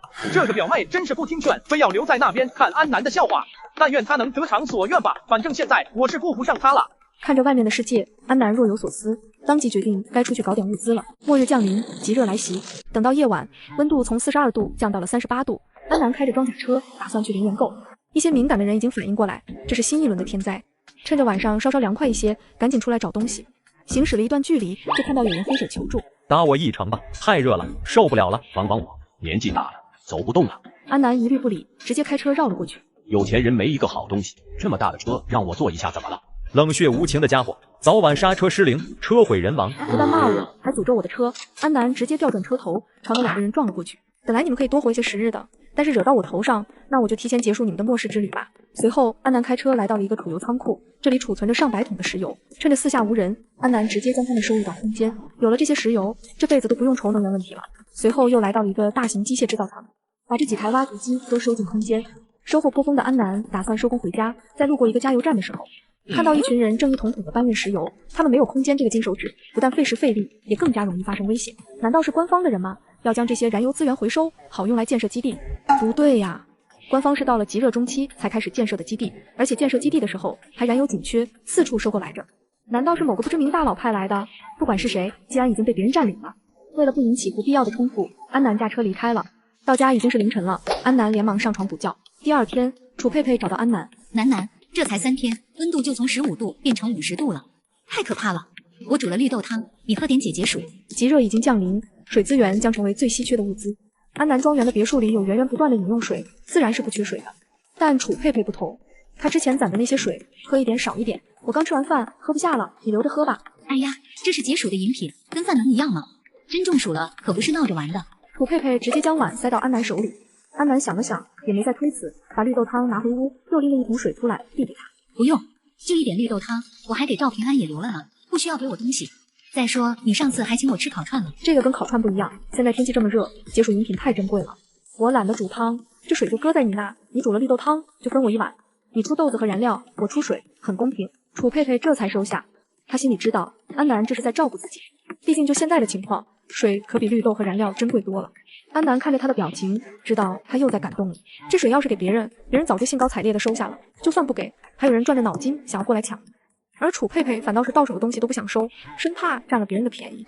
前天晚上经过你的提醒，我就从小区里搞到一台空调，虽然开了空调确实没那么热了，但它太费电了，我的发电机燃油坚持不了多久。南，你说这场灾难什么时候能结束啊？高温不会一直持续下去吧？我也不知道会持续多久，不过命运总要掌握在自己手里。与其祈祷天灾能尽快结束，不如自己做好充足的准备，坦然应对。命运要掌握在自己手里。楠楠，你说的对，与其祈求天恩，不如自己做好准备。兵来将挡，水来土掩，我明天就去想办法搞油。你打算怎么搞油？等晚上凉快点，我去加油站看看。安南想到加油站已经有人开始动手了，楚佩佩再去的话，应该是什么都找不到了。除了加油站，马路上那些无主的汽车也有不少燃油。那得需要抽油器，不然还得用嘴吸。一会我去问问赵平安，他那里什么神器都有。楠楠，你要一起去找油吗？我就不去了，我特别怕热，家里的燃油暂时够用。那行，你快回屋休息吧。还剩些解暑汤，我给赵平安送去。看着楚佩佩的背影，安南觉得如果他也去的话，还要分一些份额给他，楚佩佩能拿到的就更少了。更何况他昨天收的那些石油都够再养活2个楚佩佩了。但是安南不会那样做，生米恩斗米仇，没有谁能永远接济谁，只有齐头并进，才能更长久地维持好一段关系。末日降临，极热来袭。晚上，安南开着车来到临北市的一个大型商场，他准备找些翡翠继续升级空间，提升下瞬间移动的距离。不同种类的商品在不同的楼层，大多数出来寻找物资的都会选择有超市的负一层，而安南要找的首饰专柜则集中在1楼。来到一个珠宝店，环顾四周，见四下无人，便开始干活。转眼间，移动距离就提升到了30米。正当他收了起劲，突然听见有几个人从这边走来。你们快看，居然有傻子不去拿食物和水，反倒在这里拿首饰。肯定是以前没见过什么好东西，看这里到处都是贵重首饰，连吃喝都顾不上了。这女的穷疯了吧？安南走上前去，直接一巴掌甩在领头人脸上。你竟然敢打我，信不信老子让你都走不出这个商场？安南没有跟他废话，直接掏出射钉枪。领头男人双腿一软，跪在了地上。其余人见状，撒腿就跑。对不起，是我有眼无珠，求您放我一马。滚，别让我再见到你！如果直接扒掉他，肯定会引起一些不必要的麻烦。吓跑几人后，安南继续往空间里扫货。过了一会，新进商场的一男一女被安南吸引了过来。亲爱的，人家也想要首饰，咱先赶紧去找物资，等一下再过来吧，要不然吃的喝的都被别人抢没了。哎呀，拿几个项链戒指的，能费多少时间？哎，那女的，你怎么把玉的东西都装走了？给我留点。安南不搭腔，手上继续收个不停。哎，那女的，我跟你说话呢，怎么不理人？这位女士见到不认识的人，一口一个那女的，是很没素质的行为。此时，从负一层超市涌上来一群人。咱们走吧，这个超市太小，已经啥都没有了。狼多肉少啊，走，去别处再看看。完了，物资都被别人抢光了，那可怎么办？败家娘们光知道拿这些没用首饰，一点有用的物资都没抢到。两人灰溜溜的离开了。哎，今天的智障真的是格外的多。安南忙活了一夜，见收的差不多了，便驾车离开了。现在进出空间的距离是40米，剩下的那些商场明晚再逛，回家睡觉去。回到小区，把车收进空间，安南正朝家走的时候，突然听见身后传来汽车喇叭声。这么巧，我刚找完汽油回来。你也出去找东西了？不错呀，还整了台车。不是我，这是赵平安搞到的。偶像赵平安，安南有些意外，毕竟上一世都没和赵平安说过话。楚佩佩更是在洪涝时期就早拔掉了。现在2个人又是一起捕鱼，又是一起找汽油的，倒还成为了不错的朋友。看来自己的重生也导致了一些蝴蝶效应。原本互不相识的3人，还渐渐熟络，成为了不错的伙伴。看来你们俩收获不错呀。我总觉得这场灾难不会轻易结束，燃油是很宝贵的资源，当然是越多越好。身体怎么样？没中暑吧？没有，平安给我的衣服里加了些恒温材料，可神奇了，穿上以后就感觉不到高温了。偶像，你去找什么了？我找了些珠宝首饰。赵平安和楚佩佩目瞪口呆，别人都是去找生存物资，这姐去找首饰，我就喜欢这个，见到好看的首饰就走不动道。作为女人，我也喜欢首饰，但是这么热的天，哪还顾得上什么珠宝啊？楠楠，你真是要美不要命。安南不能说出空间的秘密，只能胡乱扯了个理由。万一天灾突然结束了呢？多收点玉石黄金，我不就变成小富婆了？搞不好以后黄金又会变成新的货币。对哦，楠楠，你永远是那么的高瞻远瞩。等我找完油，也去找点金银首饰去。安南为了不让楚佩佩分心，只好转移话题。也不知道过几天温度会不会降下来。经过我的分析，不会。呸，你又乌鸦嘴。这是经过了周密的计算得出的。白天我做了分析图表，系统推演了一下，温度应该会升到60度左右。至于高温持续时间嘛，怎么也要1年以上。60度？你在开什么玩笑？我操，赵平安真神了，怎么推出来的？那你有没有推演出来？除了水灾和极热，还会不会有其他天灾了？那不知道，我又不是算命大师，哪会凭空掐指一算呢？我看你算的挺来劲儿的，可千万别让你给说着了。60度的温度，我想都不敢想。哼！几人聊了几句后，就各自回家准备睡觉了。安南躺在床上正要入睡的时候，突然听到楼道里传来一阵敲门声。医生，楚医生在吗？快出来救救我吧！医生，我家老头子昏迷了，求你快救救他吧。楚佩佩作为医生，下意识的想开门救人，但突然想到什么，立马收回了想要开门的手。患者目前是什么情况？我爸突然昏迷了，我们不敢移动他，人现在还在家里。昏迷前有什么症状吗？他之前中暑了，一直在恶心呕吐，没想到刚才突然就失去意识了，还浑身抽搐。有量过体温吗？1个小时前量过，41度，吃了1粒退烧药，没管用。他这应该是热射病，必须立即降温。你们给他脱光衣物，用水擦拭全身，有冰的话可以敷在大腿根部等大动脉的位置。总之，要赶紧将他的体温降到38度以下。脱衣服可以，水的话我们没有那么多啊，冰块也没有。有多少先用着，同时用扇子扇风，给他散热。总之就是想办法尽快降温。医生，我们的水不多了，还要留着给孩子喝，你能不能借给我们一些？方法我都告诉你们了，其他的我也爱莫能助。快回去救人吧。作为医生，他能做的也只是告知抢救方法。至于对方能做到什么程度，就不是他管得了的了。末日降临，极热来袭，转眼间来到第2天夜里。安南开着车行驶了没多久，突然见到前方有一辆车正被10几个人围着，马路上还有一整排的钉子，看来那辆车就是爆了胎，被这群强盗给围起来的。我劝你们赶快下车，否则别怪我们不客气了。大哥，一会把那男的给我享用一下。安南的装甲车可不惧这种钉子，直接加大油门冲了过去。那辆车怎么有点眼熟，好像在哪见过。突然安南想到了什么，调转车头，对着他们直接冲了过去，一脚急刹，顺便撞飞了几个劫道的。大哥，这车好帅，撞飞我们这么多兄弟。你知道自己站在哪一边吗？这时车里的人也下来了，正是楚佩佩和赵平安。快上车！见到来人正是安南，两人立马上车。安南猛踩油门，直接冲了出去，将这伙人撞得七零八落。天哪，这什么车这么强？赵平安，你认识吗？没见过。你们没事吧？没事。现在不像洪涝那时候，射落对面的皮划艇就能灭掉一船的战力。如今遇上这么一大群人，真打起来，他们肯定要受伤。楠，还好你出现的及时。偶像，你是真牛啊！长得漂亮又能打就算了，车技还这么好，你到底有什么缺点？没有缺点。那辆车已经不能开了，与其到处找新轮胎、修车玻璃，还不如重新再找一辆车。车里还有东西吗？刚出来没多久，还没开始找油呢。昨天的铁皮桶用完了，本想着先去找桶，这下可好了，还得先找车。没事，我拉着你们找，会快一些。楚佩佩坐在车里，内心不由感慨，楠还真是有钱人家的女人，开的车都是从来没在马路上见过的。车子很快来到一个停车场。偶像，谢谢你。楠，你也要注意安全。和两人告别后，安南按照地图上的一些商场继续昨天未完的事业。就这么忙了大半宿，从最后一个商场大门出来，进出空间的距离已经升级到了47米。来到车前，忽然发现一个人正拿着个石头在自己的爱车上使劲划。你干什么呢？漂亮姐姐，我在画画。谁家熊孩子跑到人家车上画画？这得亏他今天开的是装甲车，要是别的车，估计都已经被他划得稀巴烂了。安南上前一脚踹开，他可没什么耐心，摔倒在地，他疼得哇哇大哭。哎，你这人怎么回事？咋还欺负小孩子？一个成年人气量那么小，跟个孩子过不去。再说一句废话，把你嘎了。安南没再理会，直接上了车。男人转身一看，又跑到自己车上作画去了。哎，你干什么呢？你怎么能在我车上乱画呢？请你不要打扰我画画。马路是你家吗？你想在哪画就在哪画。家长怎么教育你的？男人上前一把抓起，就要动手。哎，你一个成年人，气量怎么这么小？跟个小孩子过不去呢？安南说完，直接驾车离去。男人被气得不行，这女人怎么这么小气又记仇？哭什么哭？都怪你，把我的车划成这个样子，你还有理了？干什么呢？你敢欺负我家宝贝？谁欺负她了？是她用石头把我的车给划坏了。你凭什么说她画的？有证据吗？有本事你把商场监控调出来。断水断电这么久了，去哪调监控？那要这么说，你们又凭什么说我欺负她了？有监控吗？有证据吗？我就是证据。她刚刚还说要嘎了我。我什么时候说过这种话？那他妈是那个女人说的。女人哪有什么女人？我看你就是早漏。决定吧。末日降临，极热来袭。安南回到家，正看到楚佩佩从门口等着他。楠，你终于回来了。喝碗绿豆汤解解暑，再睡觉。安南没说什么，直接喝下。你们昨晚收获咋样？没再遇见什么是吧？倒是没再遇见什么事，不过今天的收获没有上次的多。怎么回事？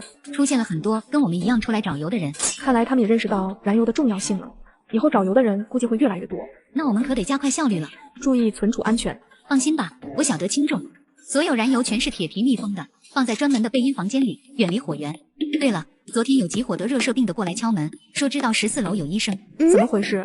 不知道啊，上来就喊楚医生，又是让我帮忙看病，又是朝我借水的，被我打发走了。下次不用理会他们，遇见太过分的，直接嘎了他们。这些人我都没见过，也不知道是谁告诉他们的，找的还挺准，直接跑到14楼来了。能知道你搬到14楼的人，应该就很少了。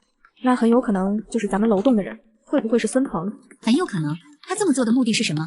我俩有仇，他怎么会建议邻居们来我这里治病？他应该是想给你制造混乱。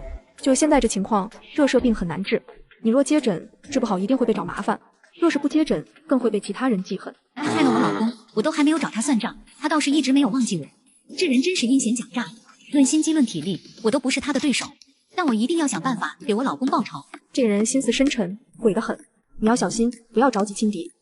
等我搜集完燃油，就想个法子干了他。今天怎么回事？怎么老是打喷嚏？孙鹏刚进家门，他的情人王小玉就迎了过来。鹏哥，今天收获怎么样？看着孙鹏手里拉着满满一行李箱，不禁喜笑颜开。今天比昨天的收获多呀。外面的超市都被搜刮的差不多了，估计以后找东西会越来越难。没关系，这2天你找到的东西够我们吃很久了。现在的这些东西确实够吃一段时间的，可吃完了怎么办？外面的情况真是越来越糟糕，这个女人真是半点不愿付出，只想着不劳而获。小月，晚上家里要来2个客人。什么客人？需要准备餐食吗？家里的东西可不多啊。不用，是我昨晚找物资认识的朋友过来给我们送东西的。送东西，鹏哥你可真有能耐，我就知道跟着你肯定没错。那还不赶紧给你哥哥我搞点吃的，吃完了我好睡一觉。找了一宿东西，可累死我了。好，你这小模样长得，我是越看越爱看啊。不好看你也不能要我啊，不就是因为这一副好皮囊，他才背叛老婆跟我在一起的吗？时间来到晚上，门被敲响了。孙鹏趴在猫眼上往外看，确定是约好的那人才打开门。来，快请进。除了我们俩，还多带了一个朋友来，你不会介意吧？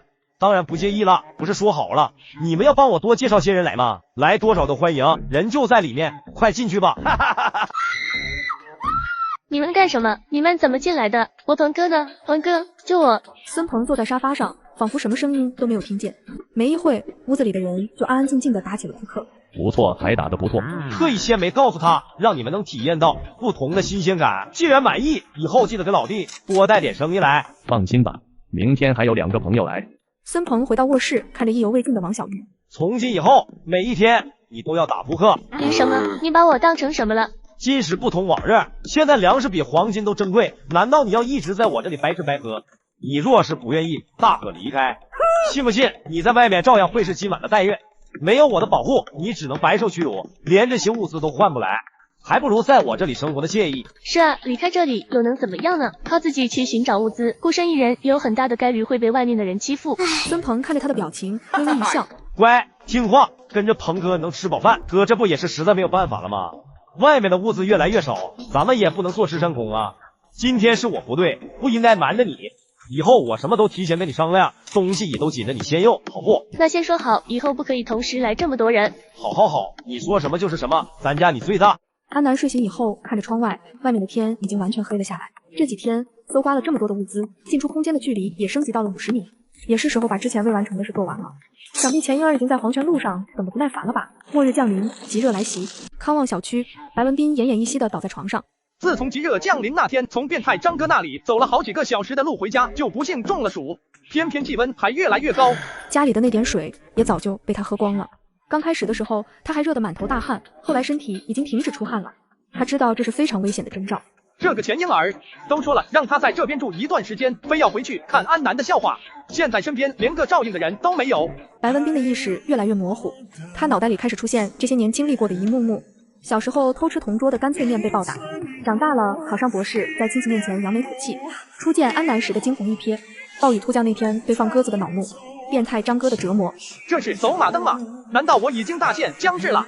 他拼命睁大眼睛，想让自己清醒一点，然而却终是徒劳，仿佛有什么东西从身体里一点点消逝。没一会儿，终于缓缓地闭上了眼睛，屋内一片宁静，床上的人再没了心跳和呼吸。小子，下去陪你妹妹去吧。白文斌惊叫着睁开了眼，他大口喘着粗气，坐在床上环顾四周。这是康旺小区，我天灾前租住的房子，怎么回事？我不是被暴徒嘎了吗？怎么这是重生了？想到这，白文斌兴奋地想要站起来，却发现自己的身体无比虚弱，根本站不起来，而且周围的温度极高，热浪不停地侵袭着他。这不像是天灾前，难道是极热时期？白文斌痛苦地捂着头，一段段陌生的记忆涌入脑海。这时他也明白了，自己是重生在了极热时期。不知为什么，这一世比前世的经历惨多了。上一世，我和表妹一直跟安南组队，靠着他的随身空间逢凶化吉了很多次，也坚强的活了许多年。直到极寒时期，我和表妹为了抢夺空间，将安南嘎掉，一切才发生了变化。那个空间随着安南也跟着一起消失了。他和钱婴儿悔不当初。幸好极寒时期食物容易保存，靠着安南的血肉又熬过了很长的一段时间。他们最后还是被暴徒杀掉了。既然上天又给了我一次重来的机会，就说明我是天选之子，命定的主角。如今属于我的剧本终于开启了。这一次我要搅动风云，做末世最牛的大佬。白文斌平复了一下亢奋的情绪，又从大脑里调取了一下对身体的回忆。这一世怎么过得这么窝囊？天灾降临才4个多月就嘎了，还被一群男人给……他刚呕了几下，有些反胃。白文斌皱着眉在回忆里检索，想知道是什么原因导致了这么大的变化，却发现其中最大的变量就是安南。他没有同前世一般跟自己组队，还在天灾降临前突然变脸，将我和钱婴儿给拉黑了。白文斌联想起14楼的装甲门、射钉枪。上一世安南可没有这些玩意，安南也重生了，他还重生在了末世前。刚说完自己是天选之子，怎么老天就跟我开了这么大一个玩笑？安南可是被我嘎掉的啊，跟我有仇的。没关系，主角都是这样的，成就大业之前，上天一定会安排一个强大的对手，估计安南就是那个强大的反派。现在的这具身体太虚弱了，他可不想成为史上嘎得最快的重生者。正琢磨着应该怎么办，却突然听见钥匙在门锁里拧动的声音。难道是钱婴儿来了？太好了，有水喝了。但是他却见到一个意想不到的身影走了进来。安南，好久不见啊，白文斌。你把我表妹怎么了？嘎了呗！我操！咽气前一直在喊，身上的伤疤都是谁干的？诅咒你，赶紧下来去陪他。白文斌之前就在回忆里看见了，这一世自己对表妹的暴力虐待可谓是惨绝人寰，令人发指，连他自己都想不明白为什么那么做，估计是被变态张哥那群人给折磨疯了。还不等他想明白，安南却突然出手，用水果狠狠地扎进了他的肩膀。安南这是来嘎我的，不对，水果没刺在致命处，他这分明是在折磨我。你也是重生的，对吧？什么意思？我刚刚重生了，但却发现这一世有很多事都跟上一世不同。安南，这是因为你也重生了，对吧？白文斌也重生了。对不起，安南，我真是一时鬼迷心窍了，才会想抢你的空间。这真的是上一世的白文斌，因为这一世的他绝对没有可能再知道空间的秘密。眼前的这个人是真正的仇人。安南二话不说，直接用水果捅了他身体10几下。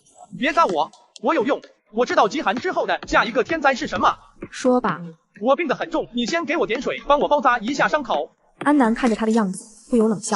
空间拿出满满一大桌的美食和几瓶水，他已经饿了5年多了，吃过土，啃过树皮，如今突然再见到末世前的美食，什么都顾不上了，只想先饱餐一顿。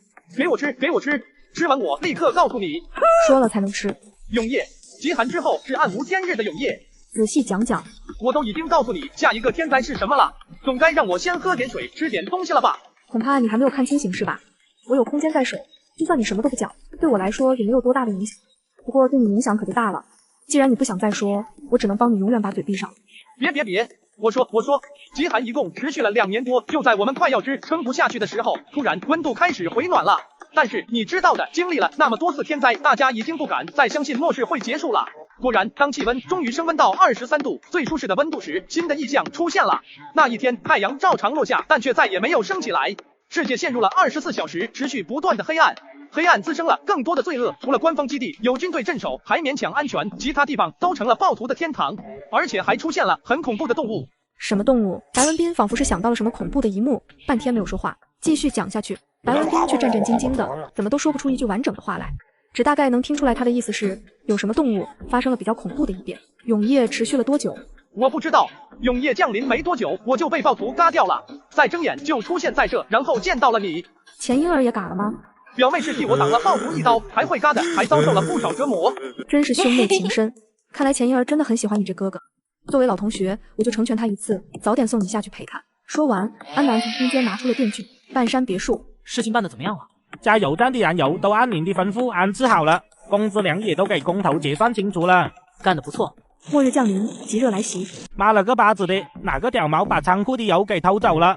龙从安环顾四周，没有发现任何痕迹，顿时瞪大双眼。这世上不会有鬼吧？顾总，你相信这个世界上有鬼吗？说人话。郊区的一个主油仓库里面的油罐都不见了，而且什么痕迹都没有留下，是不是鬼做的？我不信鬼神，可这些油罐消失的实在诡异。还有咱们商场里的东西也是这样凭空消失，这些用科学都没有办法解释。用科学没法解释，那就用别的解释。您的意思是，您知道这是怎么回事了？不知道，我不相信这世上有什么鬼神，只信有装神弄鬼的人。一定是有人拥有了什么不可思议的力量。那还查吗？不用查了，查也查不出什么。好的，顾总。现在官方情况怎么样？那变天了，两位大领导争得火热。照目前的形势看，军方的那位大概率能掌握到话语权。我们不站队，只专心应对天灾。是。自从打了白文斌之后，安南心情大好，打算在家里待着，好好休息一段时间。不过白文斌讲的永夜，又让他察觉到了新的危险。白文斌毕竟是在末世里闯荡多年的人，居然能吓成那个样子，可见永夜是真的很危险。不过一切的恐惧都来源于火力不足，安南决定再出去一次，寻找更强的热武器。行驶了1个小时，安南抵达了林北市小玉佩。安南的闪现穿墙术如今终于派上了用场。在搜寻一番后，终于找到了心心念念的武器。不愧是当地最先进的武器，各种枪械和数不清的子弹直接全部收进空间。这时的安南心里却产生了疑惑，洪水已经退去1周了，怎么这些武器还都好好的摆放在这？普通民众进不来武器库，难道官方也不过来收吗？真是不像官方的风格，这倒是便宜了安南。随着日子一天天的过去，室外的气温已经达到了62度，地表温度更是高达90度。接下来的一段时间，安南一直没离开过14楼，白天睡觉，晚上去找楚佩佩调理身体、聊天，日子过得平淡又充实。这天，安南正在楚佩佩家聊天，这是枪声。安南，会不会是有人在放炮？不像，那不会真的是枪声吧？南，小区里怎么会有枪呢？我也不知道，难道是因为自己的重生引发了什么蝴蝶效应，导致了有人搞到了枪？也不知道这枪是在谁手里。不急，既然他拿到了枪，早晚会在小区里崭露头角。你说的有道理，反正咱们也不出家门，先静观其变吧。孙鹏看着倒在地上的人，大口大口地喘着粗气。鹏哥，你没事吧？没事。因为气温一直飙升，愿意出来的人更少，孙鹏只好出去找客源。路过8楼的时候，就看见这个自称张哥的男人在白文斌家门口徘徊。他眼前一亮，立马凑上前去。你来找白文斌和钱婴儿，这两兄妹消失很久了。你要是想玩的话，可以到我家来，我家美女的质量可比那钱婴儿好多了。终于成功把这位顾客领到了自己家，而这个张哥正是之前把白文斌兄妹折磨得痛苦不堪的那个变态。进屋不久，王小玉就被他折磨得跑了出来。王哥，救我！孙鹏看到王小玉的样子，立马明白这是碰上变态了。没找到白文斌的变态张哥十分窝火，举着手枪威胁孙鹏去赔偿。孙鹏可从没想过牺牲自己换取物资，咬紧牙关，趁那张哥不注意，直接向前扭打在一起，夺过手枪，直接嘎掉了变态张哥。想不到我孙鹏有一天也能用上这好东西，有了它，还怕以后没有物资吗？孙鹏从张哥身上一共找到了29发子弹。明天开始你可以放假了，咱直接挨家挨户上门收粮。末日降临，极热来袭，把家里的物资都交出来，否则嘎了你。孙鹏晃了晃手里的呲水枪，我们拼了命找来的物资，凭什么给你？有种你就嘎了我！孙鹏果断发动扳机，看到没？这就是不听话的下场。就这样，人们彻底被孙鹏的这一枪给镇住了，都主动上交物资。孙鹏还招募了一群手下，将小区这2000余人全都控制了起来。这段时间，整个小区的人都生活在孙鹏的阴影之下。没想到这枪竟然在孙鹏那。别紧张，他不敢来我们14楼的。说来也奇怪，这孙鹏挨家挨户的抢物资，怎么从没到咱们这来过？如果孙鹏敢来，就让他见识见识什么叫真正的热武器。根据安南上一世的记忆，孙鹏猖狂不了多久的。大哥，现在周围的这些小区都在我们的掌控之下，只差那个风铃一警了。走，咱们现在就过去收编。现在的日子真是比天灾前都快活。那是当然，你看看他们见到你都要恭恭敬敬的。孙哥，这些是今天的粮，今天都没有昨天多啊。孙哥，我们已经把小区给搜遍了，我看他们也是真的拿不出什么来了。无妨，明天你们跟我去隔壁浅澳小区搜刮。孙哥，浅澳小区已经被一群人给占了，没啥东西可拿了。隔壁小区居然被人捷足先登了。那我们就去云底小区。云底小区也被那群人占了。那就锦绣观塘小区也被占了。那伙人有多少？难道是什么庞大的组织吗？据说差不多有100-200人，才100余人，居然能同时控制3个小区，难道他们也有枪？除了您手里这把，目前还没有其他枪支出现过。那就怪了，这帮人连枪都没有，到底靠什么本事能让那么多人俯首称臣？领头的几人天灾降临以前都是运动员，身体素质要比普通人强。随着天灾的持续，有些人为了生存，陆陆续续的加入了他们的队伍。为了方便管理，他们搞出了一个什么分级制度。服从的为高等级，可以少交粮，还有额外福利；不服从的为低等级，不仅要受虐，还得成倍交粮。这帮混蛋倒是挺有头脑，居然把外部矛盾转化成内部竞争了。孙哥，我们接下来应该怎么办？一群拿菜刀的，居然踩在我这个拿枪的头上，搞起了垄断。我们明天就去找他们收粮。孙哥，我听你的。孙鹏没想到的是，还没等他们过去，那群人却先跑上门来。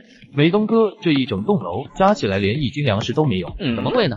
听居民说，有一个叫孙鹏的，手上有枪，把整个小区的粮食都搜刮走了。枪？什么枪？有几把？据说孙鹏只有一把呲水枪和几个收编的小弟。那他有什么可以嚣张的资本？兄弟们，有人提前帮我们把粮给收好了，咱们找他要粮去。一群人浩浩荡荡的来到孙鹏的家。谁是孙鹏？立马下来。此时的孙鹏已经注意到这群人了，经过一番合计，他知道这一战在所难免，最终还是得主动下楼一趟，才能用最少的子弹一次性震慑住所有人。狗咬狗开始了。梅东，你竟然没有淹死在樱花国，跑来我们这有何贵干？区区洪水还不能奈我何？我因为身体不适，需要跟你们借点粮食和物资，不过分吧？我们小区已经没有粮食和物资了，请你到别处去吧。是吗？那我怎么听说居民们的粮食都被小区里的一个恶棍给抢走了？孙鹏脸色一沉，直接掏出了呲水枪。我们小区内部的事就不劳外人挂心了，你们还是从哪来回哪去吧。孙鹏兄的意思是没得谈了，还请梅先生赶快离开这里。既然你这么不知好歹，那我就不客气了，兄弟们给我冲！几秒钟的时间，100余人就冲了上来，3两下将孙鹏制服。大哥拿下！怎么样？没想到自己会输吧？兄弟们，上去收了他所有的物资。真不中用，末日降临，极热来袭。大哥，这些是孙鹏家里的物资，还有一个女人。鹏哥，快救我！此刻的孙鹏自己都受制于人，怎么救他？梅东哥，这是我老婆，就献给你了。之前是我不懂事，你放我一马，以后我一定按时给你们上交粮食。孙鹏，你真是个窝囊废！我不是他老婆，他没有权利把我送人。梅东根本没把他们俩放在眼里，叫几个小弟给王小玉拖了下去。你刚才如果不反抗的话，按惯例我可以留着你，去给我找更多的物资。不过你刚才掏出枪的那一刻，就注定了你的下场。别嘎我，我知道谁还有更多的物资。这个孙鹏真不是个东西，居然还搞祸水东引这一出。安南刚想说什么，但家里的门被敲响了。偶像，你们都到我家来吧，我家的机关更复杂一点，比较好守。安南心里有些暖，难为他这个时候还能惦记着他们，冒着危险特意下楼来。不用，我这里也不是那么好攻破的，你快回去吧，别被他们给堵在楼道里。你妈还在家呢，你们千万小心。提到赵平安的母亲，她神色更加紧张，只好先回去。佩佩姐，你也回屋去，把门关好。楚佩佩站在原地没有动，掏出射钉枪。楠，一会儿打起来，你往我身后站。他知道安南的身手比他好，但是这一次他要站在安南前面。连孙鹏这个拿枪的都没能打过那群人，我们没枪的就更难了。今天恐怕是要交代在这里。但是他不会退缩，因为这里有他一定要保护的人。他的命都是安南救回来的。楠，一会儿你站在我身后，我是你的最后一重保障。如果我倒下了，你就守在楼梯口，来一个刀一个，千万不要下楼。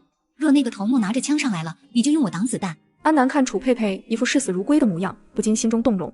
自从母亲去世后，从来只有他保护别人，还没见过有谁这样豁出命去的保护他。楚佩佩那一脸视死如归的样子，让他心里暖得发烫。他不知道自己手里有枪，敢这么打算，是真的把他安南的命看得比他自己都重要。重活一世，能遇见楚佩佩和赵平安这两个朋友，也算没白来。安南伸手从空间取出了冲锋枪和一把突击步枪，递给了楚佩佩。楠，这是……既然要跟我并肩作战，总得有个趁手的武器不是？仔细说说，谁有物资？讲明白了可以考虑饶你一命。孙鹏立马把安南、楚佩佩、赵平安有大量物资的事跟他说了，不过没告诉他安南的变态战力。但梅东可不是个傻子，既然楼上有那么多物资，这家伙拿着枪扫荡了整个小区，怎么会放过他们？他直接询问被孙鹏收编了几个跟单。你们仔细给我讲讲，那几个人都是怎么回事？说得好，放你们回去。那几个跟单立马一五一十的把小区里之前发生的事交代了一清二楚。你们小区还有这样的人物，敢跟我耍花招，废了他！兄弟们，电锯达人狂 A， 你们怕不怕？不怕。好，那就把他抓回来，让兄弟们尝尝小辣椒的滋味。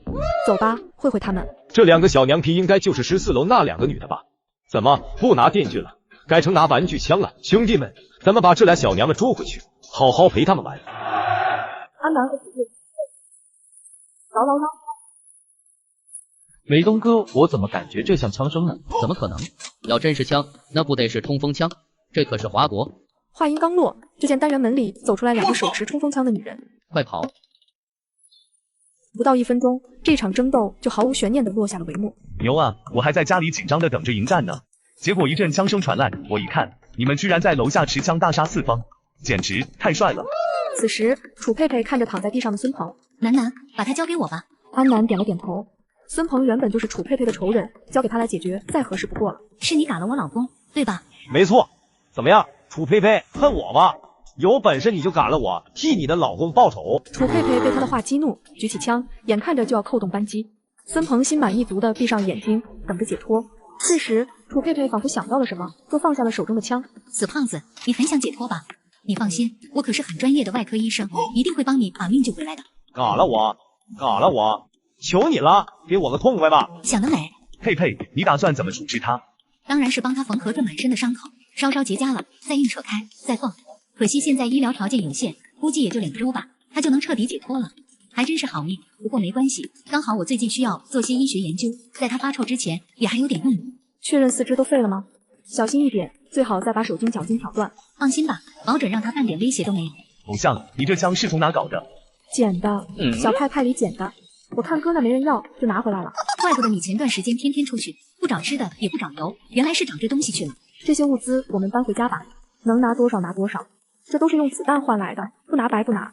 好，搬。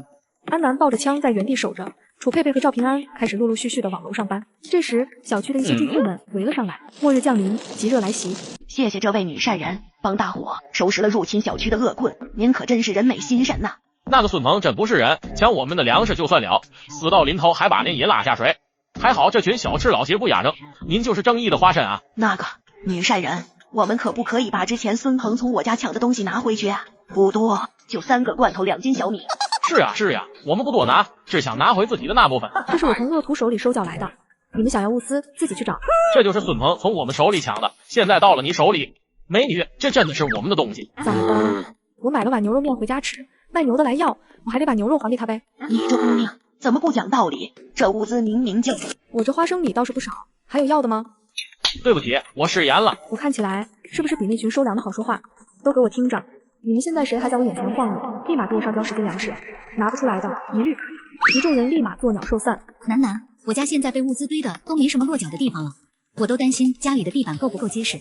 我家2房子，地方倒是挺大，但是还得留出空间来养鸡养兔。我妈在家里面收拾的焦头烂额。看来物资太多也是种烦恼啊。楠，还你枪。安南想了想，没有要。我要出门一段时间，你们负责守家，手上没点过硬的武器不行。这把枪给你拿着。我也有。楠，你要去哪呀？安全吗？偶像，你要出去多久？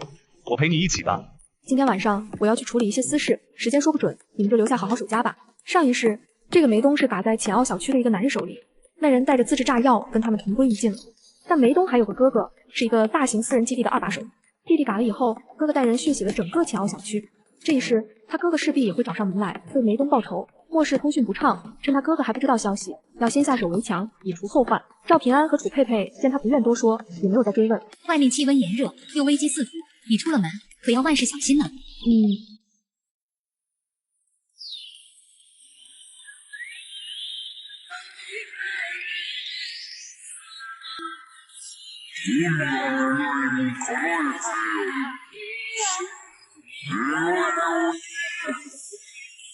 副总，我来了，有件事向您汇报下。说吧，什么事？冲锋枪的事有消息了。刚才有人过来传消息，枫林一景小区那边出现了冲锋枪的枪声。不过什么？不过那里不只有冲锋枪出现，还有突击步枪。接下来，龙从安绘声绘色的给顾之宇讲起了那边发生的事。你是说，那2个女人为了守护附近几个小区的和平，仗义出手，把黑恶势力给灭了？浅澳小区、云迪小区的人都是这么说的，但枫林一景小区的居民说法倒是有些不同。自打末世降临，手下得力的人越来越少，现在连打听这消息都打听不明白，还能整出好几种版本来。他们说是长期盘踞在小区的黑恶势力3人组与收保护粮的产生了纠纷，才引发了一场恶战。黑恶势力3人组。总之，无论真相是什么，肯定是有2女人拿着冲锋枪和突击步枪干了近200个恶棍，这一点肯定没错。顾总，您说这个冲锋枪会是咱们的那把吗？今晚过去看看就知道了。顾总，还有件事，静安区的一个别墅区成立了个私人基地，叫山雨基地，打着顾氏集团的名号招贤纳士，现在搞的规模还挺大。基地的领导是谁？不是咱们集团以前的高层，就是分公司的一个小经理。顾总，我们要介入吗？无妨。招摇撞骗的头目领导着一群上当受骗的傻子，能翻出什么水花来？还有别的事吗？没了。那先回去吧，晚上去枫林一景。那个顾总，我想知道他向神龙许了什么愿。顾之宇微微一笑，点了播放。夜晚，一辆黑色越野车停在了枫林一景附近的马路上，从车上下来的人正是龙从安。他来到小区，叫住一个男人，递了块糖过去。哥们，我那阵子听你们小区有枪声，太吓人了，咋回事啊？见到能从安佩获得的糖，那人立马脸色一喜，绘声绘色的讲了起来。安南给楚佩佩和赵平安留下了一箱子弹后，驾驶着一辆低调的小汽车里。顾总，我问了几个人，知道了他的名字，居然是安南。顾总，安南小姐她人美心善，应该不会拿你的东西，更何况她手里还有一支突击步枪，估计不是我们要找的人。这时，小区里驶出一辆不起眼的小汽车，顾之宇一怔，悄悄跟上那辆车。末日降临，极热来袭。安南开着车，很快来到了幸存者基地。想要加入基地的，每人上交10斤粮食。此时的基地入口处已经排起了长龙，大门上挂着山雨基地4个大字。顾总，前面这个就是我白天说的那个山雨基地。安南小姐难道是因为顾氏集团的名头跑来投奔的？先跟着进去。顾总，你不是说傻子才会去吗？上当受骗的才是傻子。我们是进去查事情的，你不用跟着进去，再多取些粮送过来，然后就可以回家了。另一边，安南已经登记好，顺利的来到基地的内部。因为多交了些粮食的原因，安南被安排到了别墅区，不用跟那些难民挤帐篷。妹子，这个就是你的住处了。房子一共3层，每层都有卧室。这栋暂时还没有人入住，你可以优先选择住哪一层。1层住1个人，1层住1户人家。我选3楼吧。3楼能保证居住的隐私性，就是作为顶楼会有一些热。那要是选定了，我帮你搬行李吧。不用了，我一会儿自己慢慢搬就可以。好，妹子，我叫马强壮，以后有什么事你就过来找我，大哥保证帮你办得明明白白的。好的，马大哥。为了避免被发现，顾之宇等安南进去之后，才来到门口登记。顾之宇看着登记表上的信息，忍不住嘴角上扬。安美丽，22岁，职业杀猪匠，特长杀猪，还怪贴切的，好像前2次见到这姑娘都是一副从容不迫的模样，挥刀砍人。安南收拾好东西之后，打算去打探一下消息。别墅区都属于基地的内圈范围，能住在这里的人都是有实力的，拥有一些特权。你好，之前没见过你，是新来的吧？不好意思，这边不让进的。我确实才刚进基地，想着到处逛逛，熟悉一下。这里为什么不能进呀？里面是大当家和二当家的私人领域，没有当家的吩咐，所有人都不可以擅入。安南看着他们手里的枪，不禁疑惑：老哥，咱们基地待遇这么好，还得配枪啊？哪能啊，不是所有的人都有，只有最受当家信任的人才有资格配枪。除了大当家的和二当家的，只有6个人有枪。看来2位老哥是咱们基地里的中坚力量啊。哪里都是领导抬举。妹子，末世艰难，你还能住在别墅区，以后跟着我们老大好好干，肯定也前途无量。老哥们工作辛不辛苦？在这一守就得守1天吧？不辛苦，咱们老大特别体恤下属，让我们3班倒，1天每天工作不了多久的，你以后就知道了，跟着咱当家的干没错。安南又跟他们聊了几句，知道了2个当家的正是侯建明和朱大壮，这个朱大壮便是梅东的哥哥，也是这里的2当家。回到别墅的门口，发现门前停了一辆皮卡，正有2个装卸工在搬运东西。这么快就有新住户了吗？回到别墅，路过2楼的时候，安南不可思议地看向沙发上的人，这熟悉的师傅们，他怎么会在这？又见面了，安美丽。还好这个家伙没有乱喊，但是他怎么会知道我这胡编乱造的名字？是啊，顾有才。顾有才，这名字可真土，人如其名。你也是，人如其名。安美丽，姓安，超级美丽。安南顿时有些脸热，这是他填表时自恋上头，胡乱起个名字，又土又尬。你怎么知道我现在叫安美丽？领我过来的人说，楼上还住了另一个人，叫安美。你进你自己的基地，为什么用化名啊？微服私访吗？这不是我的基地。这个基地不是顾氏集团的吗？我不会做这种无聊的事，更何况现在已经没有什么顾氏集团了。我来这里就是想看一看，是谁在冒用我的名字招摇撞骗。这个基地当家的倒是聪明，还知道借你的事发展自己的势力。可惜他借错了势，借了我的名，还收了我的粮，自然也该受受他的搓磨。安南的心里松了一口气，不至于多出一个对手出来。末日降临，极热来袭。大哥，现在基地总人数已经达到2000了，还要继续收人吗？人数在一定程度上能代表基地的实力，可是人越多，消耗也越大。外围那些废物是用来充数的，只要保证好内围成员的生活质量就行，到时候压榨一下他们的生存空间，也算物尽其用了。大哥说的是，内围除了今天来的那个财大气粗的大款，还有没有什么新的人才？倒是有一个，也是今天来的，22岁的小姑娘，状态不错，孤身一人，有车。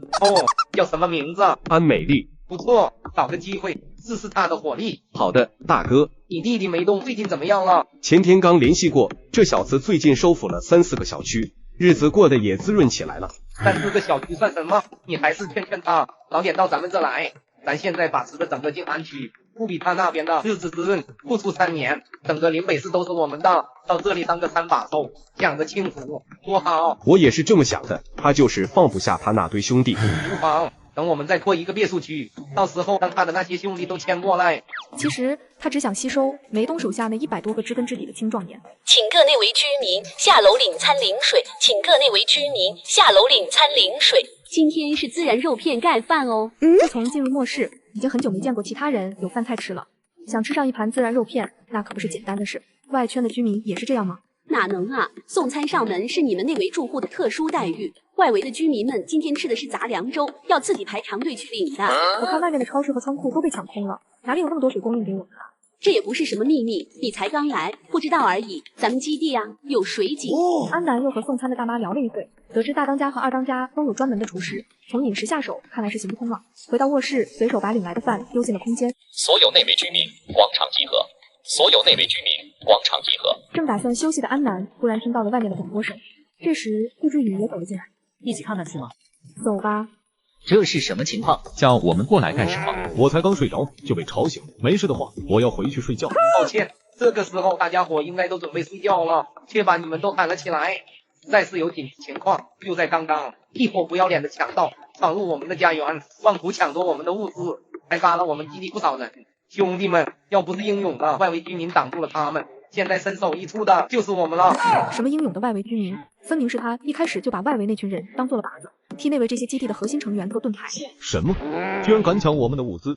他们现在人在哪里？物资没有被抢走吧？这群混蛋，我们要为那些嘎掉的兄弟们报仇。这群强盗的身份我们已经查明了，就是龙虎基地的人，我们要以牙还牙，趁现在他们都睡了，出其不意，彻底捣毁那个该死的龙虎基地。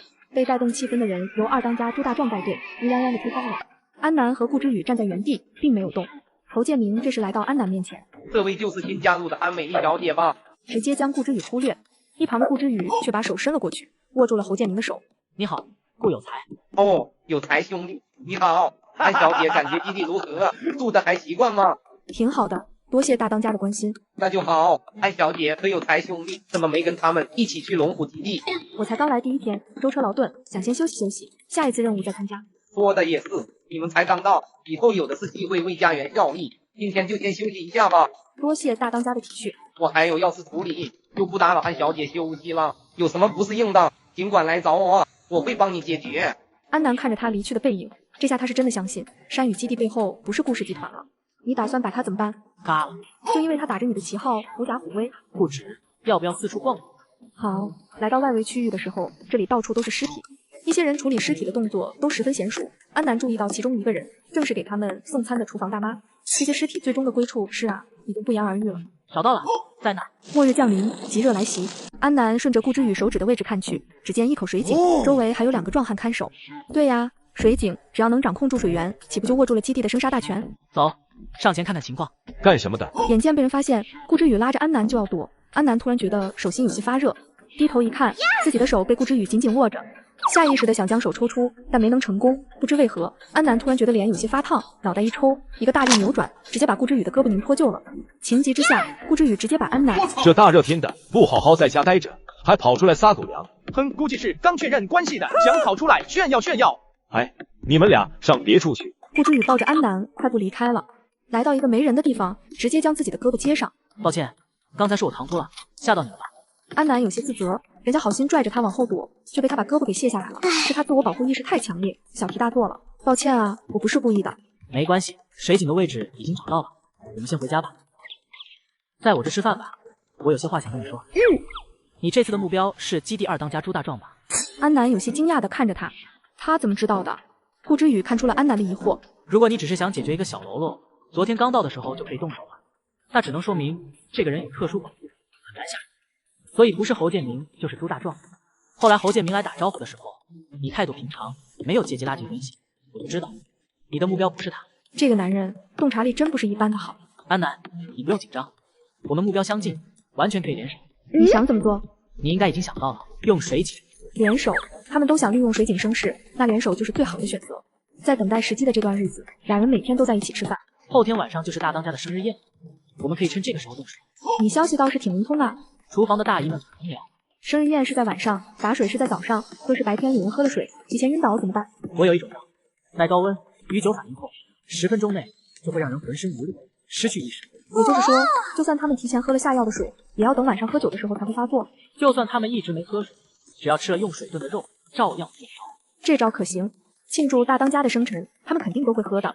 你从哪搞来的这种神药？一个疯子送的。这药确定有用是吧？明晚行动。大哥，你有没有觉得阴森森的？我觉得脖子后面冒凉风了。不要胡说八道，这么热的天，冒什么凉风？就好像被什么危险的野兽盯上了似的。这里一眼就能望到头，能有什么可怕的东西？大哥，未必所有的东西都能用眼睛看见。我太奶以前给我讲过，她小的时候在院子里纳凉，突然感觉有人在看她，向四周一看，却什么都没有。然后她……行了，快别讲了，大晚上的我都有画面感了。你看我像人还是像仙？两人被直接吓晕了过去。安南将手里的药丢进了水井里，就离开了。大哥，我刚才好像见到我太奶了，可能是热昏了头出现幻觉了吧。好在水井没什么事，后半夜打起精神来，别再出什么岔子了。第二天晚上，安南和顾之宇来到生日宴的时候，座位几乎已经坐满了，大家都三三两两的聚在一起聊天。今天是个好日子，多谢兄弟们赏光。两个当家的一到，下面众人立马停止聊天，全都站了起来。祝大当家的生辰快乐，事事顺心。祝大当家的身体健康，长命百岁，万寿无疆。祝大当家的万事胜意，年年有今日，岁岁有今朝。兄弟们不用客气，都请坐，来，让我们为了弟弟的美好未来干杯。侯建明将杯中酒一饮而尽，手下们也纷纷跟着干了杯，众人便动起碗筷，大口大口吃了起来。过了一会，侯建明来到安南和顾之宇的身边。怎么，有才兄弟，饭菜不合口味吗？我看你什么都没吃。没胃口。有才兄弟啊，爱吃什么你就吱声，我这啥都不缺，毕竟我身后有顾氏集团，他们总裁顾之宇是我的拜把子兄弟，顾氏这一块可以说是取之不尽，用之不竭。一旁的安南听到大当家的在顾之宇面前吹牛，差点笑出声来。大当家的认识不足，说起来我也与他相识，怎么从没有听他提起过你？你认识我顾兄弟？有幸一起吃过几顿饭，不过是吃过几次饭的泛泛之交。他跟你提我做什么？我们之间的感情可不一般。我与顾总的关系肯定是比不过大当家的。妈的，求求你们别说了，憋笑憋得肚子疼。你说什么？忽然的一声将众人的视线吸引了过去。你再给我说一遍。二当家的梅东哥和他所有的手下全都嘎了。怎么会呢？梅东怎么会嘎呢？你给我说清楚。听人说梅东哥他们在几天前全都被突击步枪扫射嘎了。说是谁做的？据说是风林一景的2个女人，一个叫安南，一个叫楚佩佩。风林一景，女人。对了，据说那安南穿的是粉色衣服，那个楚佩佩是穿了一身黑色衣服，2个人都很好认。提到穿着，一群人立马看向安南，看我干什么？你就是穿的黑色衣服。我是穿黑色衣服，但我不姓楚，也不叫楚佩佩。可是你姓安。姓安怎么了？姓安的人多了，他安南嘎的人跟我安美丽有什么关系？朱大壮刚听到了弟弟的嘎讯，此时更是急火攻心，立马想冲过来抓他，却被大当家的拦住了。事情没调查清楚，以前不可以轻举妄动，但是必须要把你先控制起来。如果……侯建明的话说到一半的时候，一阵天旋地转传来，周围的这些人也突然开始摇晃起来。怎么回事？我的头怎么这么晕？这里有人下毒。转眼间，这些人都有气无力的倒在地上。安美丽，果然是你，你就是楚佩佩，对吧？都说了我姓安。倒在地上的朱大壮瞪着眼睛，恍然大悟。你是安南。你又是谁？怎么，大当家不认识自己的拜把子兄弟了？你是顾总。药效大概有1个小时，这些人你打算怎么办？都解决了吧？斩草要除根，我帮你，1人1半。末日降临，极热来袭，你不好奇我下药的时候是怎么回事吗？好奇，但那是你的秘密，我无权打探。你还挺诚实。怎么，不想打我灭口吗？我什么时候要嘎了你？少装。是有那么一瞬间，不过后来想了想，以后使用超能力的时候多着呢，这早晚不是秘密。超能力嘛？怎么，只许你有超能力，不许我有超能力？空间的存在不可泄露，但是拥有闪现会让人们觉得他拥有异能，不敢轻易招惹。看在你帮我的份上，有话就问吧。不过我不一定回答。你的超能力是怎么得到的？我红烙时期落水，差点淹死，生死关头就突然会闪现了。被淹水窒息的时候很害怕吧？当然。以后注意些，既然不会水，就尽可能离水远一点。安南以为他会关注异能的事，没想到他在关心安南的安危。这把枪给你。不用给我，你一个小女生比我更需要这东西。你都不问问这东西哪来的？没什么好问的，一猜就是在侯建明那所。确实是在侯建明那里找到的，2把枪一模一样，咱们1人1个，应该平分。顾之宇顿时来了兴趣。一模一样吗？对，一模一样。成，1人1把。合作愉快，后会有期。后会有期。看着安南离去的背影，顾之宇若有所思。天光微亮的时候，安南终于回到小区，走到自家楼栋附近，就看见单元门口聚集了不少人。最近天气降温了不少，这些人都有闲心聚在外面看热闹了。哎，看什么呢？还能是什么？13楼的那个婆娘又闹起来了呗？可不，这要是女魔头在，她敢这么闹？女魔头，女魔头的，怎么说话呢？真是女魔头回来了，快跑！快跑！我有那么可怕吗？邻里乡亲们，快给我评评理吧！这谋财害命的，老天爷，你睁睁眼吧！我过得委屈啊！安南刚走到13楼，就见楼道里坐着一个骂骂咧咧的老哪里来的疯婆子，在这里放肆！南南，刀下留人！佩姐，你认识他？这是我老公他妈，我婆婆。安南直接愣住了。南南，你先回去，一会儿我过去找你。对不起呀，南南，我婆婆那人不讲道理。你婆婆怎么突然来了？说来话长，我老公是家中长子，下面还有一个弟弟，一家人生活在山中的一个村子里。他们将小儿子宠得不学无术，大手大脚的挥霍。我老公无论给他们多少钱，就像是扔到了无底洞。天灾降临的时候，村子地势高，没有被洪水淹到，却没想到洪涝之后又是极热，我老公他爸也因此丧命。剩下我婆婆李桂芬和小儿子，实在是没了生路，只好下山来投奔大儿子，得到的却是我老公的死讯，于是立马对我破口大骂起来。他儿子的死又不是你造成的，拿你出什么气？他原本就看我不顺眼，当然要逮着机会搓磨我，其实就是想找理由赖着我，让我养着他罢了。养着他？他看到赵平安之后，说是我水性杨花，暗害了他儿子，霸占了他们的家产，让我通通都还给他。都末世了，哪还有什么家产？楚佩佩屋里这些物资都是他末世以后一点一点攒下来的，跟他死去的老公可没有半点关系。你打算怎么做？我不可能让他们进到14楼来，只给了他们原来1301的家钥匙，也算有个落脚的地方。我老公生前对我不错，看在他的面子上，我包了2箱饼干，1箱水给他们送下去。这些东西省着点吃，也够他们坚持1个月了。但没想到他们仅仅5天就全部挥霍干净了，又来朝我讨要。我劝了几句，又给了他们一些，结果没几天他又来了。这娘俩就是个贪得无厌的无底洞。最过分的是，他居然说让我给他小儿子生个孩子，帮他们传宗接代。什么？这不是罔顾人伦吗？你打算怎么办？我已经跟他说过了，以后不会再给他们东西了。这几日每天在小区和楼道里骂我呢。对不起呀，楠楠，今天是我连累你了。若是他再敢放肆，你不用顾及我，该教训就教训，但能不能别伤他性命？毕竟也是我老公的亲人。安南点了点头，心中有数了。末日艰难，这人可以有1000万种打法，但万万不能是打在楚佩佩这个儿媳妇手里。顾总，您的行李我都已经归置妥当了，您还有什么其他的吩咐吗？我不在的这段时间，半山这边有什么异动？最近热搜并加了不少人，泰宇的小尤总最近把泳池派对停了，据说老尤总准备把他家的生活废水拿出去卖。哦，他倒是有生意头脑。龙从安看着他手里一直拿着的枪，有些诧异。这里也没什么危险啊，顾总怎么突然这么谨慎了，还枪不离手的？顾总是查出什么了吗？查什么？你出去这么长时间是去干什么的呀？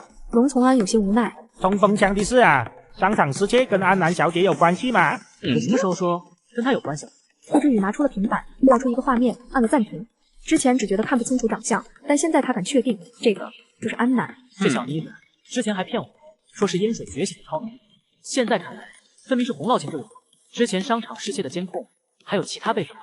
没有了，只有您手里的这一份。顾之宇将这唯一的监控画面删除了。转移商场物资的不是安南。顾总，那商场失窃案不用再查了。当初原本是不想被官方知道私藏枪支的事情，现在也无所谓了。确实，当时以为只是一场洪灾，很快就会恢复秩序。现在看来，官方自己都自顾不暇了，哪有闲心管这些？没什么事，你就回去休息吧。龙从安回到家后一脸疑惑。顾总一直当宝贝似的抱着那个枪做什么？之前顾总收藏的枪，哪个做工不比这个好？也没见他这么爱不释手的，难道是最近外面的形势更加紧张了？老婆，顾总之前给我的那把手枪呢？出什么事了？别担心，没什么事，我就是看顾总回来后一直抱着一支枪，想着咱也应该时刻警醒着点。顾总抱枪，我也抱，跟着顾总准没错。末日降临，极热来袭。楠楠，我刚才忘把这个给你了，怎么还给我了？之前你不在，我拿着这枪守家，现在你都回来了，我还拿着它做什么？可是我知道你信任我，但这种武器还是应该由你亲自保管，真有危险的时候，你再拿给我也不迟。楚佩佩将枪塞给他，就直接转身回家了。他知道楚佩佩这是在给他安全感呢，不由又想起了顾之宇，他们完全颠覆了他上一世人心必险恶的认知。真好，重生以后出现在我身边的人和事都是那么的美好。没有天理啊！可怜我孤儿寡母被人欺呀！收回刚才的话，闹心的人和事还是挺多的。安南上前猛踢一脚，直接将他踹飞了出去。这里不是你们村，我也不是楚佩佩，再敢从我这吵闹，信不信我嘎了你？李桂芬被安南直接吓得跑回了家。怎么样，拿回什么好吃的了？张小宝见没人说话，直接站了起来。你这是咋了？小宝，妈妈不小心从台阶上摔下去了。今天咱们先随便吃一点之前的饼干好吗？说好了，这些饼干攒起来再管楚佩佩多要些新的，这点事都办不明白。滚，妈明天再去要。废物，一个婆婆居然还拿捏不了儿媳妇。第二天，赵平安来到安南家门口。偶像，是你回来了吗？偶像，真的是你。你怎么知道我回来了？我依稀听见那泼妇叫骂声，但突然没了声音，我就猜肯定是你回来，把他给收拾了。猜的还挺准。你的枪。安南有些诧异，怎么一个两个的都来还他枪？这香饽饽一样的热武器，什么时候这么不受待见了？剿灭梅东那帮人的时候，我都没帮上什么忙，还跟着你们分了那么多物资。现在你回来了，把枪还给你。可是如果以后有人来挑衅，你再分枪给我也不迟。你跟佩佩姐说的话还真是如出一辙。你已经见过佩佩了。那个泼妇是不是？哟，奸夫淫妇又聚在一起了，被我抓现行了吧？张小宝开始以为门内的是嫂子楚佩佩，却没想到是个从未见过的美女。这位漂亮妹妹，你不要理会姓赵的，她不是啥好东西，都已经跟我嫂子表和在了一起，还过来招惹你。这东西是什么？佩佩的小叔子。这位妹妹，我看你很是眼熟，咱们是不是在哪见过？你要干什么？小白脸，你管我干什么？一个楚佩佩不够你玩的，还想跟我抢漂亮妹妹？安南听着满嘴的污言秽语，直接将他一脚踹飞了出去。偶像，我们有空再聊，你先回家吧。回见。小辣椒，我喜欢。我劝你最好不要招惹不该惹的人，以后离14楼远点，否则我见你一次打你一次。多管闲事的小白脸。小宝，快给妈看看，这是咋了？是不是被楼上那小贱蹄子打的？喊什么喊？哪有什么贱人，明明是个活色生香的大美人。哎呦，什么美人也不能随便打人啊！快给妈看看，打没打坏？别唠叨了，我要跟你说正事。什么事？我不要楚佩佩了，她配不上我，我要她家隔壁的那个美女。你选个好日子，赶紧去帮我说亲吧。万万不可呀，那就是个小泼妇啊！你看看她把我的脸给打的。你懂什么？那叫有个性，城里姑娘谁还没点脾气了？小宝乖，听妈话，咱不去招惹那女人。你嫂子不是挺好的吗？咱们家县城的媳妇，还是个医生。乖什么乖？老子又不是小孩了，让你咋做你就咋做，还想不想给老张家延续香火了？且不说那姑娘脾气如何，咱现在两手空空，拿什么去提亲？你以为谁都像你嫂子似的，一分钱彩礼不要就结婚了？那是因为你哥是知识分子，有本事。你是说我不如我哥？妈不是那个意思，我是说你嫂子是咱家县城的媳妇，你不用非要再找一个做什么？我不管，我就相中那个妹妹了，你不帮我，我就去死。行，妈答应你，快别折腾了，小心中暑。妈，你不用妄自菲薄，咱现在也是城里有房的人了。至于彩礼的事也简单，你看我嫂子天天闷在楼上不出门，肯定囤了不少物资。她是我们张家的媳妇，张家的一切都是我的，你把她的东西都拿过来，彩礼不就有了？物资这东西哪是说要就能要来的？好，妈给你想办法，你想要啥妈都给你想办法。还不快去找楚佩佩？儿媳妇，开门，你娘我来了，快出来。妈，又怎么了？我们母子俩已经饿了好几天了，你让我进屋，我再拿点吃的。我之前已经给过你们2箱子饼干了，足够你们吃2个月。小宝现在长身体，吃的肯定要多一点嘛。妈，现在世道不同了，你看谁家还能由着自己的肚子吃到饱？都是1块饼干掰成2块吃的。你可以那么吃，小宝可不行，他现在是咱老张家仅剩的独苗了，金贵的很，跟你怎么能一样？有什么金贵的？我也是我家的独苗，这栋楼里的独苗多了去了，现在几乎不都赶了。你的家教呢？你就是这么跟婆婆说话的？家门不幸啊！你怎么这么狠心？家栋全下有知，绝对不会原谅你的。妈，你放心吧，家栋不会怪我的。你说什么？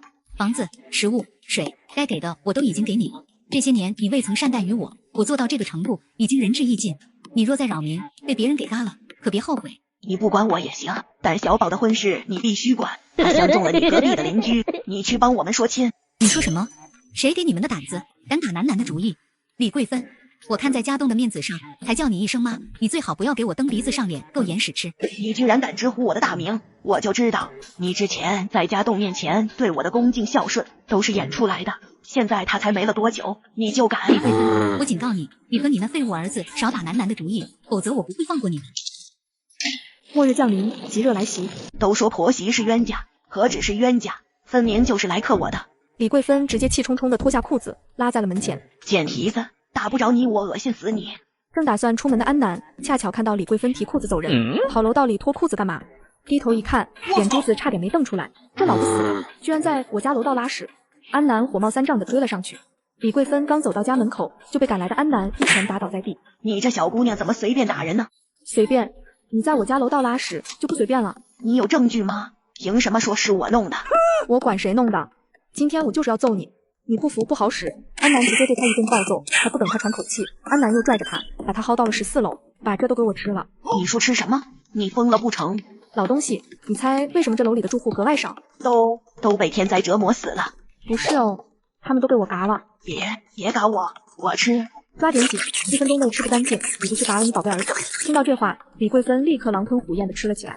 没一会，地上就被李桂芬收拾得干干净净。安南看着他那刻薄又肮脏的脸，还是觉得不解气。你跟我下楼一趟。我已经按你的要求把全都吃了，你还想做什么？我想给你食物。怎么不要？要。来到楼下，安南把李桂芬带到了小区的必经之路上，也是人最多的地方。掏出一个喇叭，来，按我说的做。做完之后，这盒饼干就是你的了。求求你，快放开我吧，我儿子还在家等着我带饭回去呢。安南并不理会他，打开喇叭就转身离开了。李桂芬听着喇叭里的声音，顿时眼都绿了。你个死丫头，快把我放下来！小区的其他居民们被这喇叭声都吸引来了，越聚越多。这个李桂芬出去2天了，还没回家，家里的饼干都吃光了。宅男张小宝这才终于出门找他。找到李桂芬时，他已经奄奄一息了。水。就是因为家里没水了，我才出来找你的，上哪去给你弄水去？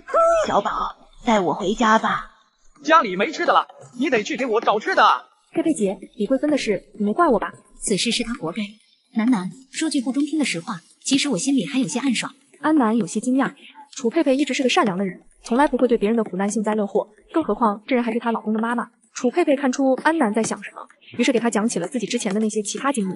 第一次跟着我老公回老家，我公公偷偷趴在窗外看我换衣服，被发现以后，婆婆不但没有责怪他，还反过来骂我是狐狸精，甚至把护着我的家栋给打了个半死。从那以后，我们夫妻俩再也没有回过他们村子。后来，佩佩姐，你真是心善，居然还给他们水和饼干。这要是我老公没了以后，第一件事就是嘎了那一家人。我老公是个孝子，我就是再怎么讨厌他，也得叫他一声妈。儿啊，你嫂子指望无上了，以后要自食其力，万万不可再招惹楼里的这些人。妈，你要是也走了，我可怎么办啊？你还没把吃的给我带回来呢。别晒着，小心热射病。别惹邻居，别去提亲，自己找吃。话还没有说完，就彻底失去了气息。随着李桂芬的离世，这栋楼里又重新恢复了宁静。张小宝也没再出现在众人的视线里。偶像佩佩，我和我母亲诚挚的邀请你们明天来我家做客。怎么突然想到邀请我们去你家？明天是我生日，老妈打算多做几个菜，叫你们一起过来玩。是吗？生日快乐！明天我一定到。生日快乐！让你们破费了，你们人来我都够高兴的了。快请进。看到你们这些年轻人相处得这么好，我真是为你们开心。现在这世道，能活着都算大幸，咱们还能这样热热闹闹的围成一桌，真是不容易。希望你们能一直有爱互助下去。来吧，让咱们敬友情。敬友情，敬友情。都动快吧，尝尝胡姨的手艺。几人都大口大口吃了起来。胡姨，你做饭真好吃，好吃就多吃点。酒过3巡，不胜酒力的楚佩佩就脸红微醺了。其实这段时间我反复做了很多演算，结果都不怎么好，估计这天灾会持续很久很久，而且未必只有洪涝和极热。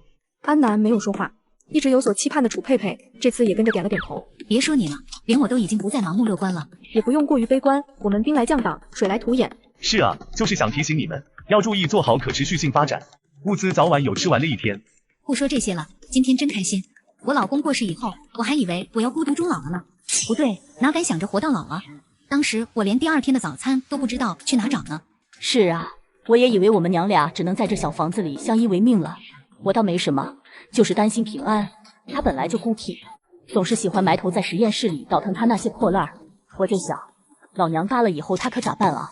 还好，他现在都会跟你们一起交朋友了。妈，都说了2年半了，那是器材不是破烂了。小丫头笑起来多好看，才20出头，却总绷着个脸装大人。安南无奈地叹了口气。宴席散场后，安南躺在床上，突然想起母亲的去世，也就是在天灾降临前，那时的她不过也是个不谙世事的小姑娘罢了。一个人不敢走夜路，睡觉时不敢把脚伸出被子，然而不知不觉间，竟一个人勇敢地走过了那么多黑暗的路。此刻的他眼睛变得有些湿润了。漂亮妹妹在家吗？张小宝，你来干什么？我的东西都吃完了，上楼来找你们借一些。14楼没有可以吃的东西，你去别处找吧。我不管，你嘎了我妈，你就要管我。操，我什么时候嘎你妈了？你把她吊在外面，她才得热射病嘎了的。行，我给你吃的，你跟我下楼去取吧。我在外面有个仓库，东西都放在那边了。好的，谢谢漂亮妹妹。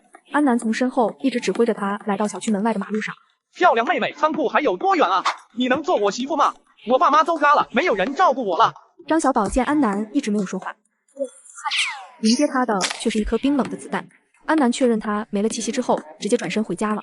枪声也引来了一众围观的人。看见没？这就是得罪女魔头的下场。没过多久，小区里出现了大量咳嗽的人。根据安南上一世的记忆，这是开始出现瘟疫了。若放在末世前，这一病也就是一场传播力较强的大型流感，但放在缺医少药的末世里，足以取人性命了。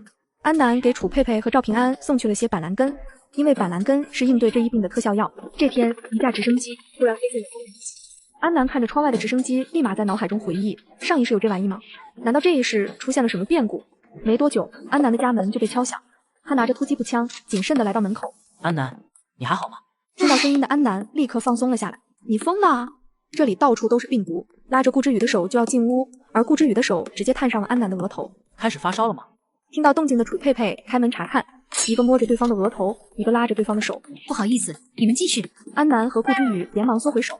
还好，摸着没发烧。我听说这里发了瘟疫，打了好多人。看着对方满头大汗的样子，那你也不用跑那么急呀。怎么可能不急？快进屋吧。你身体没有什么不舒服吧？没有。你是怎么知道我的具体住址的？小区里最爱嘎人的女人不难打听。什么叫最爱嘎人？我每次见你，你都在忙着嘎人。听说小区里的居民都叫你女魔头。顾之宇见安南不说话，一直盯着自己。在看什么？在看你鞋子有没有跑丢。顾之宇听龙从安说这里发生了瘟疫，打了很多人，直接开上飞机就来了。这是他第一次嫌直升飞机慢。顾之宇，你是不是喜欢我？是，安南，我很喜欢你。听到意料之中的答案后，突然不知道该说些什么了。他身上背负了太多秘密，实在是不宜与人构建亲密关系。人心他赌不起，别爱我没结果。不问我，就是为了拒绝我？那倒不是，反正我就是没有谈恋爱的打算，你还是歇了这心思。当然了，不是你不好，而是我。安南想了想，自己好像也没什么缺点，于是又开始胡说八道。我放不下前男友，我跟前男友分手以后，就对男人提不起兴趣了。你还是放弃吧。别总是胡说八道。我没胡说。好，很好。顾之宇说完，直接起身往门外走去。一个男人只是拿着喇叭喊了几句，就引得整个小区的人们下楼围观。重要通知！重要通知！适宜生存的官方基地已经开始建设，请广大市民耐心等待。经专家研究，板蓝根对此次流行性感冒有奇效。安南一直等待的就是这个消息。空间里的时间是静止的，但是空间庄园不受影响。之前在庄园里种植的这些板蓝根终于可以售卖了。根据上一世的记忆，城南会有一处板蓝根售卖点，安南打算将这些板蓝根批发给这些贩子。板蓝根，可以治病的板蓝根，20斤粮食可换1两。安南将车停在一旁，好整以暇地看着他们。几个小时后，兄弟二人已经售卖一空。大哥，那个车怎么一直停在那里盯着我们？走，过去看看。不错呀，这么快就卖空了。看到安南手里拿着的突击步枪，兄弟二人脸色立刻紧张起来。请问这位小姐有何贵干？这位小姐，您是想买药吗？真是不巧，今天的药已经卖完了，我们明天还会过来。如果您需要的话，可以给您预先留出一些来。我不是买药的，是来卖药的。这位小姐，板蓝根现在的市场需求很大，我们之间完全不需要竞争。如果您看好这个地方，我们明天搬去别的地方卖也是可以的。兄弟二人的态度可谓是十分卑微了，没办法，谁让安南手上拿着突击步枪呢？你们误会了，我是想把药卖给你们。两人一时震惊的说不出话来。我手里有货源，可以把药批发给你们，不知道你们有没有意向收购？不知这位女士如何称呼？我姓安。安小姐您好，我叫蒋卫明，这位是我弟弟蒋天。经过一番商讨，几人约定在1周后的一个废弃仓库进行交易。谈好生意的安南刚进家，突然听到了一阵熟悉的直升机声。然而这架直升机在上。楠，刚才那是顾总吧？不知道，好像是。怎么还没落地就走了呢？爱咋咋地，不用管他。世界这么大，又不是只有顾之宇有直升机。看来顾总这是要用欲擒故纵了。1周后，蒋家兄弟拉着物资前往了约定地点进行交易。殊不知这一车的物资被一伙人看到，动起了歪心思。安小姐，又见面了。安小姐，你就开这个来？放心，这些板蓝根1斤不少。我不是这个意思，安小姐的人品肯定是毋庸置疑的，我只是好奇，您要怎么处理那10几吨的粮？我只负责交易，一会儿有专门的工人过来搬货运货。兄弟二人恍然大悟，这么有实力的人，往往身后都会有一个强大的背景。和安小姐的合作很愉快，您要是再有货，欢迎来老地方找我们。好的，安小姐一定要好好活下去，期待再次见到你。你们也是。看到他们驾车离开后，安南迅速将这10几吨粮食收进了空间，刚想回到车上，突然一伙人浩浩荡荡地走了进来。就是这里，我们亲耳所见，看到那俩人把满满一车粮拉到了这附近，得有10几吨呢。没错，那车现在眼看着已经空了，粮食肯定已经卸在这里了。看来这群人是冲着他那10几吨粮来的，几百斤板蓝根装到那车里，只有很少的一层。从他们的视角看过去，还以为兄弟俩是空车离开的。哪呢？粮食在哪呢？10几吨粮，这下可发达了。是啊，咱们再也不愁没吃的了。都别吵，没看见这还有其他人的吗？你在这干什么呢？看什么呢？管好你的眼睛。哦，我啥也没看，就是好奇。好奇吗？你还没有回答我，在这做什么呢？我溜达。这里有什么好溜达的？你们快找找粮食放哪了，我咋没看见呢？刚要上车的安南被他叫住。你先不能走。我为什么不能走？我们的东西还没有找到，谁知道是不是被你藏起来了？等我们找到东西你再走。我刚才听你们说了是要找粮食，你看我身上像是有粮的样子吗？很快去找粮的人又都回来了。我擦，奇了怪了，里面什么都没有啊！我也是，什么都没找到。说是不是你把粮食藏起来了？你总针对我做什么？什么叫针对你？我们来的时候只有你一个人在这里，现在粮食没了，不是你做的又是谁？我做什么了？你把粮食藏起来了。藏哪？粮食不可能凭空消失，说不准是你用什么邪术将那些粮食神不知鬼不觉的转移了。天堂有路你不走，地狱无门非硬闯。既然你猜的这么准，那我就让你见识一下。人们只是为了一瓶水就大打出手，只因现在是末世的极热天气，而这个姑娘却对翡翠玉石情有独钟。这对翡翠耳饰能值多少钱啊？500万。这么小的东西，价值500万，这品相也忒好了。哎，你们说那土大款看上女魔头啥了？我咋不理解呢？我也不理解，我每次见到他都双腿发软，这哥们居然能爱得起来，还能因为啥？漂亮呗。漂亮？谁会在意阎王爷好看不好看啊？有钱人什么美女没见过，就为了一张漂亮的脸，连命都不要了。人家可不是一般的漂亮，我看一般的女明星都比不上她。要论外形，那女魔头确实是没得挑。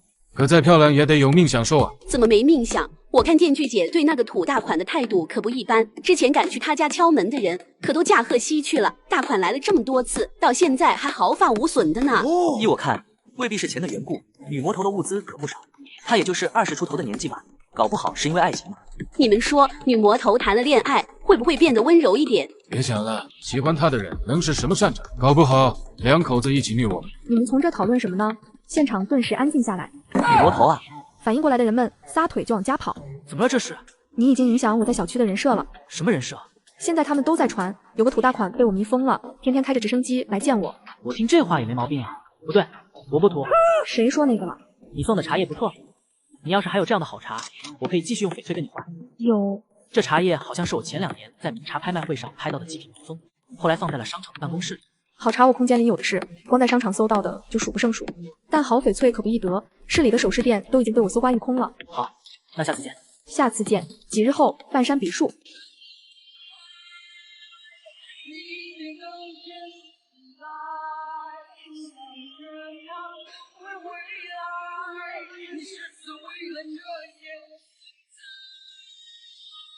顾总，您要的项链找到了。好，今天不开直升机了，开车去。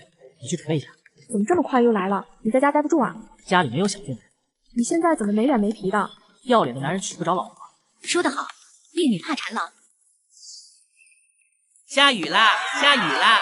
我的神啊，天灾终于结束了！快拿盆子接，终于可以畅快的喝水了。今天没听到直升机的声音，你是开车来吗？你的车停哪了？在小区地下车库里。那就好。恋爱暂停，快先跟我下楼接水去。等等，怎么了？我看这雨不大，说不定下一会儿就停了，咱们得抓紧呢。根据上一世的记忆，这雨很快就会变成一场酸雨，还不是普通的酸雨，简直就是下流酸。但他此刻没法告诉楚佩佩自己能预知未来。佩佩姐，咱们等一等再出去，我心里总觉得不安。你还记不记得极热刚来的时候？记得，那时大家都以为天灾结束了，结果极热突然降临，很多人都卡在了外面。楠楠，你说的对，我们还是先观望一下。这是顾总吧？你好，顾之宇，咱们之前见过。佩佩，偶像，你们先别下楼。怎么了？我刚刚接了几滴外面的雨，简单做了个检测，发现这雨的酸性值爆表了。这是酸雨。久旱逢甘露，久旱逢甘露啊！我们熬过来了，熬过来了。雨都下了，降温还会远吗？这天灾终于结束了。畅快，我都多久没有洗澡了，真是舒服。喂，这雨不对劲，你们赶快回去。酸雨不能喝。为什么讲？真是饱汉的不知饿汉的己。我们几个天天在屋子里吃香的喝辣，咋会懂我们的苦？就是酸雨怎么了？这些年的 PM2.5 大家少吸了，还不是都活得好好的？可不，这就算是醋，老子现在也能喝一缸。女魔头他们的日子过得真是富贵，连这免费的水都不要。不要我们喝雨水，你们养我们吗？良言难劝，该打的鬼。人个有命，不用想太多。好疼，好疼啊！酸雨的持续，顾之瑜死皮赖脸地住进了安南家，楼道里也堆满了躲雨的难民。这雨什么时候能停啊？真是服了，都下了一下午了，有完没完了？早知道当时忍痛多跑几步回家了，现在被困在这里太煎熬了。眼看着这雨一时半刻也停不了，我们还是上楼找空房间休息一下吧，好歹还能有个床躺。这里有这么多人，哪有那么多空床给咱们躺？你不知道吗？这是女魔头的住处，他们单元的人几乎都已经被她嘎光了。什么女魔头？居然不知道电锯女魔头？你们不是我们小区的居民吧？几个风铃预警的邻居七嘴八舌地讲起了女魔头的事迹，越讲越夸张。这雨要是一直下，该把你怎么办呢？当然是待在这。你疯了？这酸雨可是要断断续续的下1个多月呢。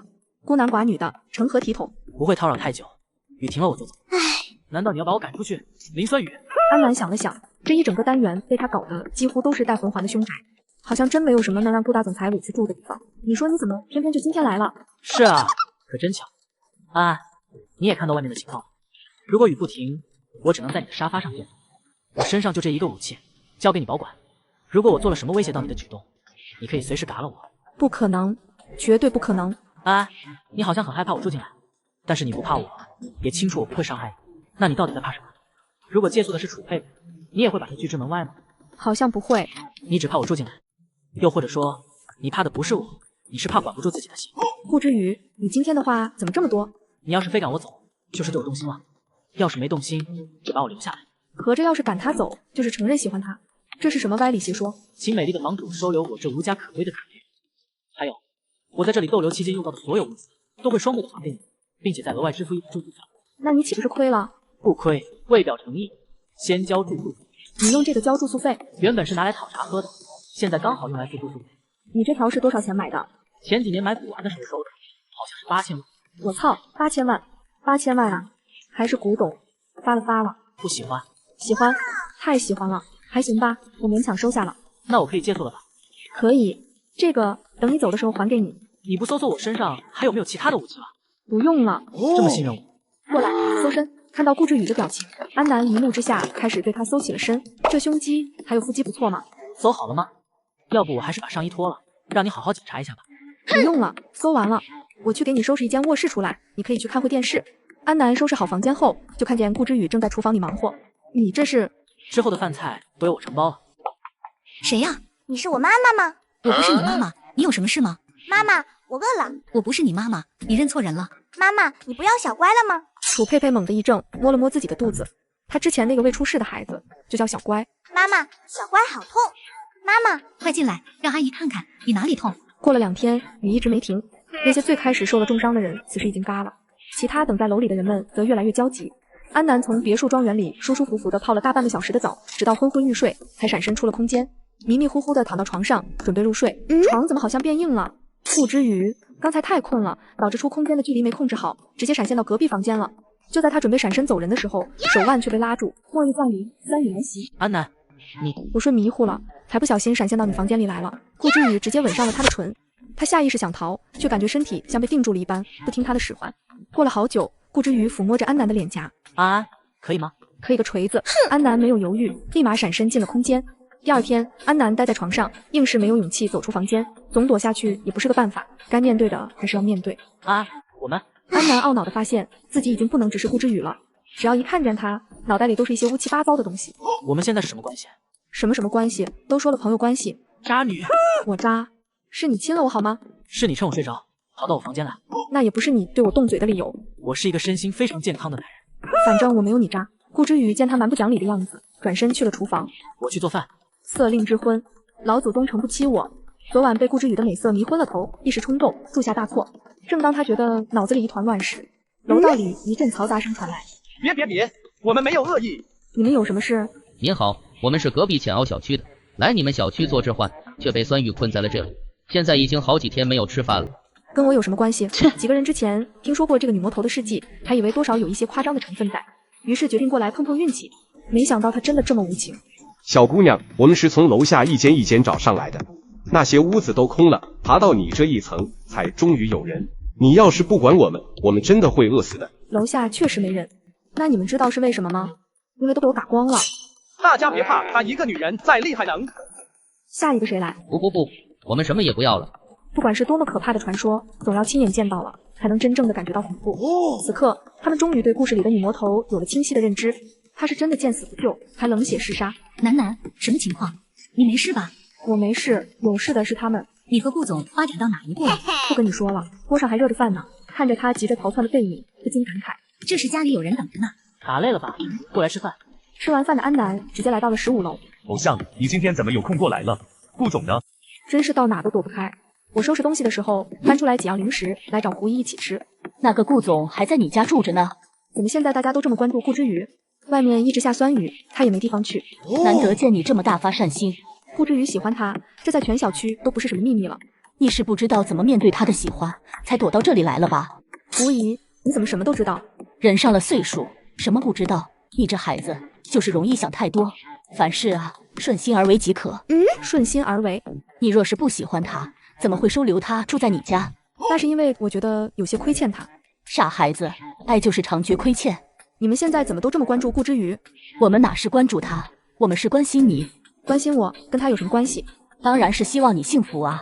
我看这孩子平时挺聪明的，怎么在这方面这么不开窍？我觉得现在这世道，能活着就已经挺幸福了。人来这世上走一遭，不会因为呼吸的时间长了几年就感到幸福。很多时候，美好的1分钟胜过毫无兴味的1整年。人这一辈子，活的就是那几个瞬间。我看这雨一时半刻是停不了了。是啊，今天还有人上门来找我要粮，被我吓跑了。赶走一次，还会有下次。楼里没有吃的东西，这群人走投无路，还是会把目光放到我们身上。好像未必没有东西吃。留下来一会，一起吃饭吧。不用了，胡姨。怎么，家里有牵挂？胡姨，你别乱说。回来了。安南，你要对我负责。大男人的身体有什么好负责的？谁说身体了？顾之宇抓起他的手，放在了自己胸口。安南，你现在只有2个选择：第一，你给我1个名分；第二，我没名没分的跟着你。我选一。顾之宇一愣，没想到他这次居然会这么痛快的回应他。我说我选一。他突然不想躲了。什么末世，什么空间，什么秘密，以后的事以后再说。此刻他只想疯狂一把。顾之宇，我们试试吧。末日降临，酸雨来袭。这是安南第一次主动吻他，声色轻柔，还有些细微的颤抖。顾之宇这些年意气风发的时刻经历了不少，但都没有此刻这样欣喜雀跃。窗外嘈杂的雨声像是噼里啪啦的踩在了他心上。楠，你在家吗？难道是已经睡着了？见无人回应，正准备回家，1402的门却突然打开了。佩佩姐，你来啦。楠，我是不是打扰你们了？没有，佩佩姐，你来的正好，有什么事吗？来，进屋说。你好。你好。楚佩佩看了一眼紧挨着坐在一起的2个人，典型的刚确认关系的小情侣，恨不得用胶水把身体粘到一起。楠，你们俩这是？介绍一下，我男朋友顾之宇。恭喜恭喜。谢谢。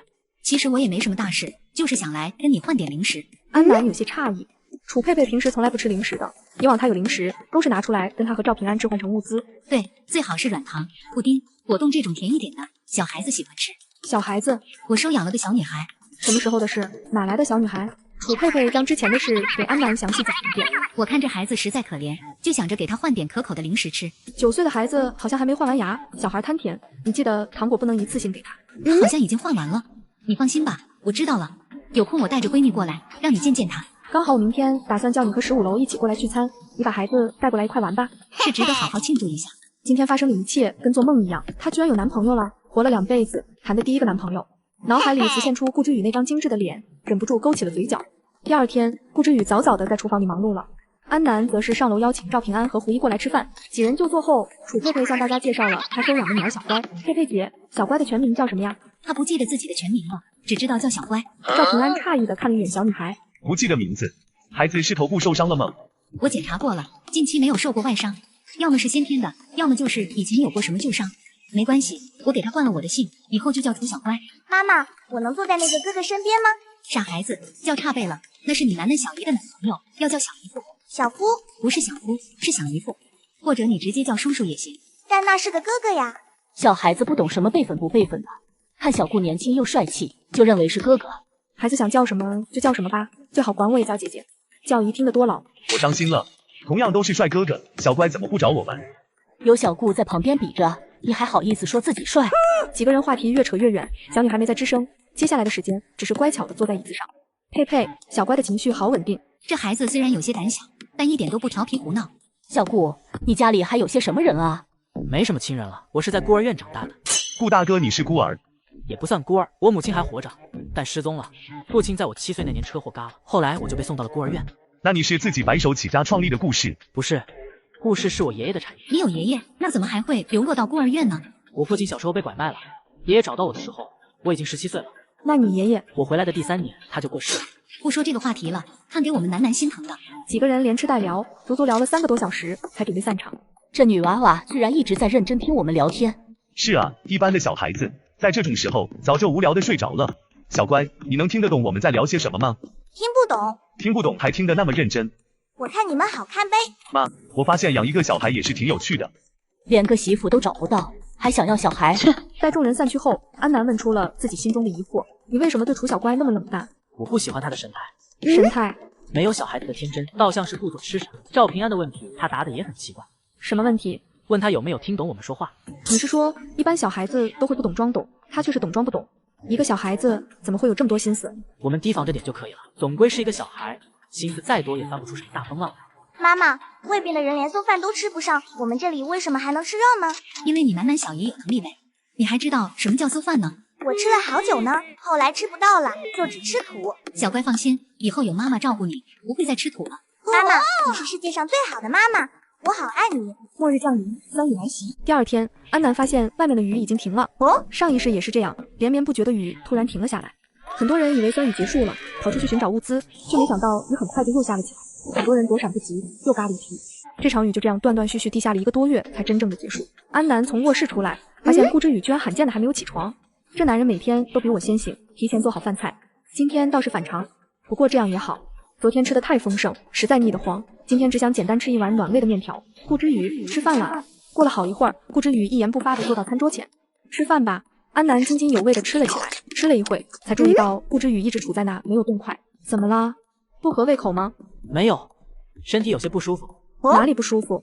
没什么大事，就是有点小感冒。不咳嗽，也不流鼻涕，不像是感冒啊。安南正想再说什么，窗外突然传来了撕心裂肺的喊叫声。酸雨又开始了。再看顾之宇，却见他已经津津有味地吃了起来。你好点了？吃吧。吃完饭后的顾之宇坐到了安南的身边，身体不舒服，怎么不回房间去躺着？想跟你待在一起。你感冒了，不怕传染给我？不会的。顾之宇，你是不是在这跟我装病呢？切，你怎么知道？撞得跟头牛似的，一场感冒能让你吃不下饭。一见到下雨，你连装都不装了。那面条吃的比我还快，说明你厨艺好。满嘴谎话的狡猾男人。是舍不得你。我什么时候说过雨停了就要赶紧回去？说不准，你总躲着我。少胡乱揣测我的想法。还有，我们不能再这样下去了。不能怎么样？我们最近的生活太放纵了，我都多久没有好好锻炼了？确实，很久没有运动。你教我一套闪电5连鞭吧。好。楠在家吗？开门以后，我却见安南的脸上都是汗。我不会又打扰你们了吧？自从这俩人恋爱之后，他可都不怎么过来了，生怕打扰了人家小情侣过2人世界。没想到还是撞上了。想什么呢？我们刚才健身来着。健身挺好的，就是得小心点，别搞出孩子来。是真的健身，不是你想的那种。随便你们玩什么花样，我是来送气球的。这是我今天整理物资的时候发现的，我也用不上，你们拿去用。我暂时也用不上。跟我你害羞什么？听话，这东西一定要用。现在这种世道，一旦意外怀孕是非常危险的，除非你们做好了充足的准备，想要有一个属于自己的小孩。我自己还不知道咋活呢，要什么小孩？这2个好像也不够，你们用多久呢？实在不行就洗一洗，反复利用。反复利用，非常时期非常对待，只能将就点了，总比没有要好。等你停了，我再出去找物资的时候帮你留意着点。之前也没想到你会突然有这种需求。安南还想解释什么，楚佩佩直接把气球往他手里一塞。这就对了，一定要保护好自己。行了，你快回去吧，我没别的事了。佩佩姐，你最近还好吧？挺好的呀。那小乖最近怎么样？也挺好的呀。我们都不出门，能有什么事？一会儿你带小乖来我这玩吧。小孩子总在家里憋着也不好。刚才我跟佩佩姐说，你会带小乖过来玩。不放心。试试他。末日降临，酸雨来袭。奶奶小姨，我想你了。想小姨怎么不过来玩？妈妈不让，还说我是电灯泡。顾哥哥，我也想你了。小乖直接坐到了顾之宇的身旁。这小丫头绝对是故意的，叫顾之宇哥哥，叫我就是小姨。接下来的时间，一向不怎么说话的顾之宇突然健谈了许多。小女孩也十分高兴，有问必答。小乖好像比之前开朗了许多。可不是嘛，这段时间话都比以前多了，胆子也大了。他懂得也很多，顾之宇说的那些有的我都不懂。小学生现在都这么厉害了。天灾降临的时候，他才1年级，能学多少？说到这，那边楚小乖和顾之宇已经聊到了天灾。从没见过这样极端的高温，下了这么久的雨，都没有变凉快多少，实在有违常理。对呀，这酸雨出现的也突兀，都赶上浓硫酸了。小乖，你还知道浓硫酸？强酸吗？不是之前妈妈说过的吗？我之前说过，我没讲过呀。那可能是上一个妈妈讲过的吧。这孩子不是一直分不清谁是自己妈妈的吗？小乖，到妈妈这里来。妈妈，人家想挨着顾哥哥吗？佩佩姐，我看小乖还挺喜欢我们家的，要不你把这孩子给我抚养吧？真的吗？奶奶小姨。对呀，我看你顾叔叔也很喜欢你，想不想到我们家来？想。一旁的楚佩佩已经完全懵了，自己悉心呵护的养女居然说跑就跑。顾之宇这家伙真行，3言2语就把那小丫头绕得忘乎所以了。楚小乖见到脸色有些不好的楚佩佩，还是反应了过来。奶奶小姨，我舍不得妈妈，得陪在妈妈身边，要不我每周来你这玩几天吧？可以呀，他主要是想让楚佩佩发现楚小乖的异常。楠楠，我怎么觉得这孩子怪怪的？你觉得哪里怪？顾哥哥，你好厉害哦！他好像一个死绿茶呀。这词我头一回听见有人用在孩子身上。他跟我在一起的时候也不这样啊。佩佩姐，你猜这项链多少钱？我不懂翡翠啊，这是顾总送你的吧？是呀，我说不要不要，他非给。此时的楚小乖已经将注意力全都集中了过来。那这项链多少钱？你猜猜。100万？不是。差得多吗？差很多。也是，就算再怎么有钱，也没必要把半套房子挂脖子上。10万？搞反了，是比100万多。楠楠，你别让我猜了，我对这种东西一点概念都没有。8000万。可操，8000万！3个人的目光顿时都落在他身上。楚小乖这才反应过来自己的失态。那个小乖没明白，8000还是8万？刚才还通晓古今的跟人家聊天呢，这会又分不清8000万是什么意思？狐狸尾巴根本藏不住。8000万是8000个1万的意思，差不多能买26套我现在住的这个房子。这种时候人的本心很难藏住。小乖此时的表情都不是一个小孩子应该有的。小乖你怎么了？我没怎么呀，就是感叹顾哥哥对小姨可真好。楠楠待的差不多了，我先领他回去了。好。第二天，安南和顾之宇刚起床准备吃饭，楚小乖就过来敲门了。小乖，你妈妈呢？怎么自己过来了？妈妈还没有起床，小乖自己过来的。之前小姨不是说了吗？让我每周过来玩几天。进来吧。顾哥哥，你们在吃饭呀？好像呀。小乖还没吃饭，能跟你们一起吃吗？不可以。谢谢顾。他反应过来，以为是自己听错了。顾哥哥，你说什么？我说不可以。不好意思啊，小乖，饭不够，不知道你要来，没做你的那一份。楚小乖一脸懵，他们俩明明每人匀出来1小点，就够他吃的了，居然跟他说饭不够。小乖，站着干什么？快去沙发上坐着，我们一会儿就吃完了。楚小乖摸了摸干瘪的肚子，不情不愿地去了沙发上。过了好一会儿，俩人才吃完饭。顾哥哥，怎么？小乖还没有吃饭。我知道，你说了很多遍了。能把剩的饭菜给我吃吗？不可以哦，剩饭要倒掉，吃了不健康的。楚小乖简直都要气炸，一脸不甘地看向安南。小姨，叫嫂子。既然你不想叫他顾叔叔，那就只能叫我嫂子了。楚小乖张了张嘴，愣是没喊出来。小姨，你们家的豚水好像很多。你很好奇？小家伙，好奇心害死猫哦。小姨，你们今天好像不喜欢我。什么叫今天不喜欢你？我们一直都不喜欢你。什么？你真名叫什么？什么真名？我就是小乖呀。少装可爱，你实际多少岁了？9岁呀。说实话。我说的就是实话。你是不是以为自己很聪明？我告诉你，现在这个世界不是凭头脑，是凭拳头说话的。我要回家了，妈妈醒来找不到我会着急的。我劝你最好乖乖回答我的问题。你是不是很好奇我家为什么这么多肉？这世上像你这样冥顽不灵的人多了去了，我稍稍动手就有吃不完的肉。我都说，说得清楚一点，不要消耗我们的耐心。我的真名叫刘家凤。随后，他把自己的真实情况都说了出来。就这些了，我真的没有害过楚佩佩，也没有害过你们，求求你们放过我吧。是没有害，还是没来得及害？楚佩佩那里食物充足，还能照顾我，我为什么要伤害她？那如果食物吃的差不多了呢？那就一起想办法呗。楠楠在家吗？看到是楚佩佩，刘家凤立马抓住这一线生机。妈妈，快救我！楠楠，你没事吧？我没事。我一睁眼发现楚小乖不见了，一猜就是来你们这里了。他都做什么了？妈妈，快救救小乖！小乖好害怕啊！谁让你不经过我允许跑来打扰别人的？妈妈，我太饿了，见你还没有醒，就来找楠楠小姨和顾叔叔了。刘家凤，你是不是以为佩佩姐在这里就可以随意放肆了？刘家凤，她根本就不是什么小乖，而是一个30岁的女人，叫刘家凤。30岁？怎么可能？她是秀真人，虽然看着身材矮小，犹如幼童，但真实年纪其实已经很大了。可秀真人就算身材矮小，还是能看出成年人的长相吧？确实，可能是因为她长得漂亮吧，脸显得格外年轻。妈妈，你们说什么呢？什么秀真人？小乖不懂。安南直接掏出手机，里面立马传出了小女孩的声音。我的真名叫刘家凤，今年30岁。我录像喽。这时赵平安急匆匆地赶来了。佩佩，偶像，顾大哥，那个楚小乖不正常。你也发现了？这孩子跟他养母一起来的，他的养母却被嘎在了8楼。你居然打了你的养母，你的心怎么这么狠毒？小乖知错了，求求你原谅我吧。我也是实在饿得不行了，如果不摆脱他上门来找你，我会被饿嘎的。别在这小乖的。你打算怎么处理他？我来解决，别脏了你的房子。楚佩佩拽着刘家凤回了1401，没多久，一声惨叫开了整个楼栋。末日降临，酸雨来袭。刚才那是什么声？我鸡皮疙瘩都起来了，好像是谁的尖叫声，叫得好惨啊！是不是女魔头那伙人又嘎人了？我们要小心一点，不要落在他们手里。渐渐的，6号楼又恢复了以往的平静。安南和顾之宇则没羞没臊的培养感情。楚佩佩从那天开始，很久都没有出过门。赵平安也每天宅在家里搞研究。这天雨终于停了下来，却没人赶出去。安南站在窗前推算着时间，这场酸雨算是彻底结束了。我们也出去逛逛吧，万一又下起来呢？你胆子这么小，你又怕我赶你回家？不怕。那你为什么不敢出去？爱你，怕你受伤。你还怪谨慎的。2个人老老实实的在家里又待了1周，直到这天，赵平安和楚佩佩找上门来。偶像，我们出去逛逛吧，外面应该已经没事了。是啊，楠楠，这几天温度降下来不少，正适合出门。佩佩姐，你还好吗？放心吧，我没事。楚佩佩确实受了不小的打击，毕竟她是真的把楚小乖当做亲生女儿来疼的，到最后却发现一切都是一场骗局。几个人来到楼下，之前那个小集市又开了起来。放眼望去，一个摊位吸引了安南的注意，那是貂皮大衣。神经病吧，50度高温出来换貂皮大衣，估计是嫌在家里占地方，拿出来扔的吧。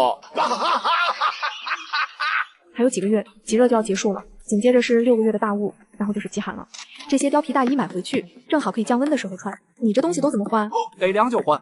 别这么多废话，到底多少两？只要2件，我这个摊位的名牌包包和貂皮都给你。你人啊，就是物质都漠视，还往家里买名牌和貂皮。外家娘们2斤米省着点，能吃很久呢。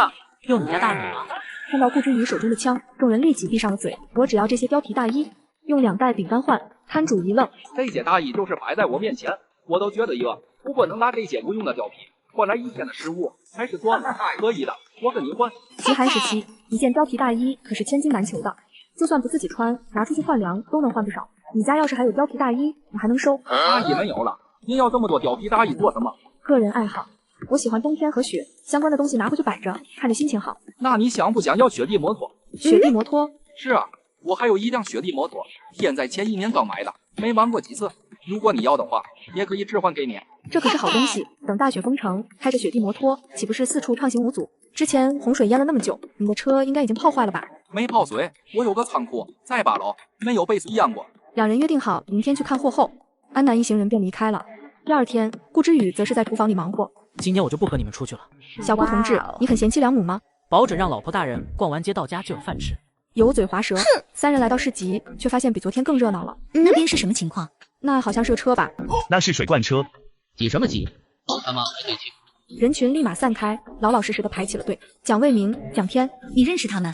之前有过一点交集。别都在那傻排着，回家取桶去，水桶都没有，拿什么装水？指望着我赠你们呐？粮食也准备好，1桶水换1斤粮，概不赊账。楠楠，你不取桶换水吗？我先等等，你们去吧。人群都散得差不多了，安南上前一下就被认出来了。安小姐，好久不见。安小姐，好巧啊！你也来买水吗？我不买，我住在这附近。安小姐那么有能力，肯定是不缺水，真是有缘千里来相会。没想到我们居然摆摊摆到您家附近来了。上次托安小姐的福，我们小赚了一笔，就歇了一段时间没出来卖东西，结果刚好躲过了酸雨。是你们自己有福气，你们现在改行卖水了？我们之前一直都在卖水，是后面出现了瘟疫，才转去卖板蓝根的。现在瘟疫和酸雨都结束了，自然还是要继续卖水的。这兄弟俩还真是厉害，既能搞到药材，还能有这么充足的水拿出来卖。蒋卫民看出了安南的心思。安小姐，我就实话跟你说了吧，这水是有钱人家的生活费水，你是不知道，那些最顶级的富人都是有秘密私家水库的。别看市区里已经缺水成这个样子，别墅区里还有人开泳池排队的。我可以搞到比这干净的水，但价格要翻番，你们要不要？兄弟二人不禁眼前一亮，最后以2000斤粮食1车水的价格成交了。末日降临，极热来袭。大叔，现在酸雨结束了，房子我不租了，这是之前说好的5斤粮食作为房租。好的，你稍等下，我一会要过去检查一下房子，带上发电机和设备出发，顺便把那个也带上。大叔，你弄这么大阵仗要做什么？又是探照灯，又是显微镜的，竟然连发电机都带来了。小姑娘，这你就不懂了吧？我这叫提灯定损。提灯定损，这是新诞生的词汇吗？具体是干嘛的？等一下你就明白了。启动发电机。我操，这灯这么亮！开始干活。另一边的安南刚来到楼道，就碰到了再次出来的赵平安和楚佩佩。他俩拿很多桶，还专门拽了一推车的粮食。你们别去排队了，这批水是有钱人家用过的废水，脏得很。废水虽然有些反胃，但曾经连洪水都喝过，也没什么好怕的。有的喝就比没水喝要强。我刚才跟他们说好了，过2天可以给我们更干净的水，而且还打3折。3折？水现在那么珍贵，他们真的能3折给我们？不会是骗子吧？不会，我们之前有些私交，不会出岔子的。对方是不是骗子根本没关系，反正水是从他空间里面出的。安南得知蒋氏兄弟的水是脏水后，就打算直接从空间里取水给楚佩佩他们了。朋友一场，总不能眼睁睁的看着他们喝那些富人的洗脚水吧？如果白给的话，容易引起怀疑。那他们答应给我们多少水？他们的水是不缺的，看我们要多少了。好，回去我点点物资，看看买多少。偶像，你可真厉害，这种人脉都有。是啊，在南的好像就没有难办的事。这时，一阵嘈杂的吵闹声吸引了他们的注意。好了，检查完了。大叔，这贴了一屋子的胶带做什么？贴胶带的地方是有磨损、有划痕的地方，你自己可以去仔细看看。难道你是想多要一点粮食吗？小姑娘，你还是有些许的稚嫩啊！我要的可不是1点粮食。那是想要什么？是2点吗？统计完了，磨损156处，单价1斤，合计粮食156斤；瓦腾208处，单价2斤，合计粮食416斤；外墙屋顶划痕56处，单价3斤，合计粮食168斤，共计粮食740斤。好的，听到没有，小姑娘，你一共需要赔给我们740斤粮食。你这简直就是在抢劫啊！小姑娘，这样的末世环境，如果没有我租给你这间房子，你早就被酸雨嘎在了外面。这不是我曾经上学的室友娜娜吗？佩佩姐，你认识？楠你们先回去吧。娜娜以前上学时候对我不错，看来是遇到什么困难了，我去帮帮她。那你注意安全。放心吧，我带着这个呢。娜娜，你这是怎么了？遇到什么麻烦了吗？佩佩，我开始打算带些粮食来你们小区附近的集市换点东西，可是碰上天降酸雨，被困到小区里了。于是我就跟房东大叔谈好，以5斤粮食每月作为房租，租下了这间房子。可是娜娜将事情的经过讲述了一遍。这几个人面生得很，难道是后来搬进来的吗？小姑娘，就算你来了帮手也没有用，该赔偿的粮食1斤也不能少。我看你们好像不是这栋楼里的原住户吧？是能怎样？不是又能怎样？现在的规矩是由手里的家伙来决定的。那你看看我这个东西是不是规矩呢？几人先是一愣，随即微微一笑。我说你拿个玩具枪吓唬谁呢？现在谁还？快说，你们到底是哪里来的？我可没有这么多的耐心。我说，我们来自江北市，本来是打算用一些发电机和灯来集市换一些粮食的，谁知遇上酸雨，被困到这个小区。我们发现这一层并没有人居住，就站了下来，碰巧遇见他，就冒充房东的身份租给了他。看她只是一个小姑娘，又带了这么多粮食，就想以提灯定损的方式来讹诈她。你们用抢占的房屋以提灯定损的方式来敲诈，看来你们末世前也不是什么好东西。求求你饶过我吧，我可以把所有的物资都给你，求你放过我吧。留着这些话去下面忏悔吧。佩佩果断开枪搭了这2人，省得他们再去祸害其他无辜的人了。佩佩，今天真是谢谢你了，要不是你，我恐怕以后很难活下去了。这些粮食算是报答你对我的救命之恩。娜不用这样，我现在的生活还算是富裕，你以后再出来一定要带上同伴，末世下没有秩序的，难免会再遇到类似的情况。好，我以后会小心的。末日降临，极热来袭。安南回到家，顾之宇已经做好了饭。小顾同志还真是说到做到，这么快就都做好了。都是些简单的快手菜。我何德何能让大总裁天天给我做饭啊？我又何德何能，有福气给安南小姐做饭吃。这时，安南仿佛想到了什么，你在家里举办过泳池派对吗？没有啊，怎么突然这么问？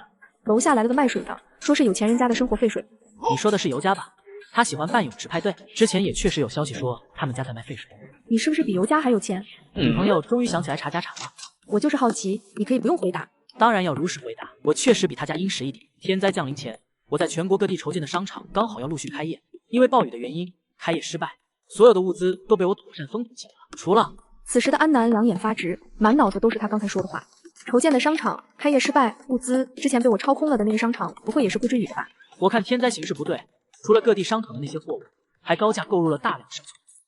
目前所有的东西都被集中保存在了北方仓库、南方仓库、西北仓库这3个大型仓库里。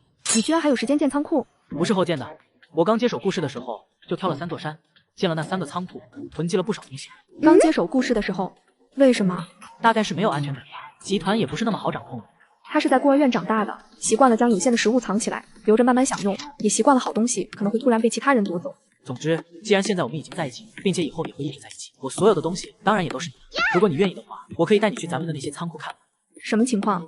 刚谈了2个月的恋爱，这男人就要交付全部身家？他是恋爱脑吧？你放心，我跟小游总不一样，没什么不良嗜好。第2天，安南早早的就出门了，我可能要晚点回来，晚上你要是饿了，不用等我，自己先吃。你要那么晚？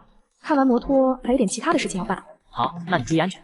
安南开着装甲车来到了约定地点，用10斤粮食成功换到了雪地摩托车，随后又来到和蒋氏兄弟约定的地点。水罐车装满水以后，我再联系你们。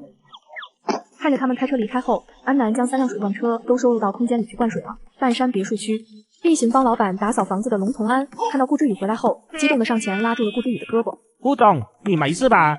没事。你自己回来的吗？怎么不见恩人？他办事去了。顾总，你们在一起了？我有事要问你。我记得你提过，恋爱期间把所有的存款、房产都交给你老婆了，然后你们就订婚了。龙同安有些反应不过来，他还以为顾之宇要问他什么重要的事情呢，居然是打听他老婆的事。是这样的，你老婆当时什么反应？很开心啊。如果一个女人突然问你是不是很有钱，是什么意思？应该是想要加深了解的意思吧。我把各地的仓库都告诉她了，然后说那些也是她的东西，可以带她去看，但她没什么反应。这么淡定的嘛？恩人确实是那种泰山崩于前而面不改色的人。没你事儿了，回去吧。作为最得力的特助，女人心他不懂，但在怎么哄女人这个事上，他的经验还是很丰富的。顾总，伸手不打笑脸人，多送礼物总是没错的。送礼物？对，多送一些对方喜欢的礼物。我以前每次惹老婆不高兴了，就给她买金戒指、金镯什么的，能让她很快开心起来。顾之宇想到了之前送给安南那2个翡翠的时候，他也确实挺开心。找翡翠？好的，顾总，要比上一次的好。顾总，再好就得上亿了。就找上亿的。我走5点是睡觉，13点14准时起，终于打个浪漫，趁你在爱河不上岸，爱你在本质里。这个送你。这也太好看了吧！这条项链叫冰雪之心，是我前几年在珠宝展上拍下来的，原本是当做资产投资，没想到如今倒迎来了它真正的主人。这项链真的很好看，你喜欢就好，它很衬你。谢谢男朋友。不客气，女朋友。这条项链看着不比那条翡翠的便宜，也是8000万。差不多，这条1亿8千万。8000万和1亿8千万哪里差不多了？差了1个亿好吗？哎，我想过了，我昨天的那些话可能是让你有压力了，你不需要有压力，也别不开心。如果你觉得咱们的感情发展的太快了，又或者觉得我越界了，让你没有安全感，那我以后注意。顾之宇，我没有不高兴，你也不用想那么多。我第一次跟人建立亲密关系，很多时候可能做的不那么周全。第一次。第2天，安南提前来到了跟蒋氏兄弟的约定地点，把3辆装满水的水罐车放了出来。安小姐，这次到的比我们早。总不能每次都让你们等，那多不礼貌。这3吨粮食还是卸在地上吗？对，如果你们有高货、翡翠首饰之类的，也可以用来跟我交易。我上头的人比较喜欢这些东西。高货翡翠吗？我上头还真有一个，是个手镯，之前提起过，说是找个机会卖掉。品质怎么样？我上头那位可挑得很。品质非常好，是拍卖款。安南立马想到了顾之宇送的冰雪之心，能上拍卖场的，品质一定不错。那个镯子之前的成交价是多少？5000万，还配有相关的资料和证书。还有资料和证书。顾之宇送的冰雪之心比这个贵了3倍，都没展示什么证书，随意的像是从哪个商场随手买回来的。看着安南听到价格后表现得如此淡定，不禁感叹：这姐这么见过世面的吗？那可是5000万的镯子。镯子开价是多少？需要3吨粮。您要是同意的话，可以直接交给我们3车水，我们再去置换。不愧是商人，真黑，饭都吃不饱的世道，拿个镯子换3吨粮。安小姐，毕竟是5000万的东西，要不是末世降临了，人家原本打算拿来当传家宝的。这翡翠对安南来说也真值这些，别说3车水了，5车他也是要买。这个价格是不变的，而且我们兄弟俩也没有在中间加价。安小姐不信的话，也可以跳过我们，直接与他们交易。当然，如果安小姐信任我们，就由我们兄弟俩在中间跑一趟，咱们3赢。3吨粮和3车水对安南来说是一样的，毕竟他3车水的卖价就是3吨粮，但对蒋家兄弟来说就不一样了。他们拿去卖给其他富人，得到的粮食一定是比3吨多的，这中间产生的利润就算是他们的跑腿费了。安南不是个自私的人，有好处大家拿，才能走得更长远。有钱大家一起赚，劳烦你们兄弟俩跑一趟了。安小姐是敞亮人。就在这时，车里的收音机传来了动静。官方基地建设急缺燃油，高价收购。两兄弟对视一眼，都从对方眼中看见了商机。安南听了这个消息，却没什么反应。上一世官方也发出了这个消息，掀起了一阵子寻油热。不管什么人都在疯狂找油，但没过多久，官方就从一位神秘大佬手中收到了足量燃油，停止收购散油。安南手里的油够他自己用的，没必要去跟大佬争这碗饭，争也争不过。这件事安小姐怎么看？没什么看法。回到家的安南给赵平安和楚佩佩两家按3折的价格，每家供了3000升的水。接下来的几天，安南跟两兄弟将之前约定好的物资数量置换完成，也顺利的换到了高货手镯。同时，顾之瑜也突然忙了起来，跟安南一样早出晚归。直到第5天，安南终于可以待在家里休息，空间吸收掉这几天得到的翡翠，停留时间增加到了2小时，瞬间移动也提升到了100米。如果能升级到24小时，我就可以永远待在空间里，完全不受末世的烦扰了。沉浸在喜悦中的安南突然听到门被敲响，开门发现是赵平安和楚佩佩。偶像，我们这个楼被算与朴实的，不适合再居住了，基本上算是危楼了。一直无事发生还好，但凡有个小地震，这楼100%扛不住。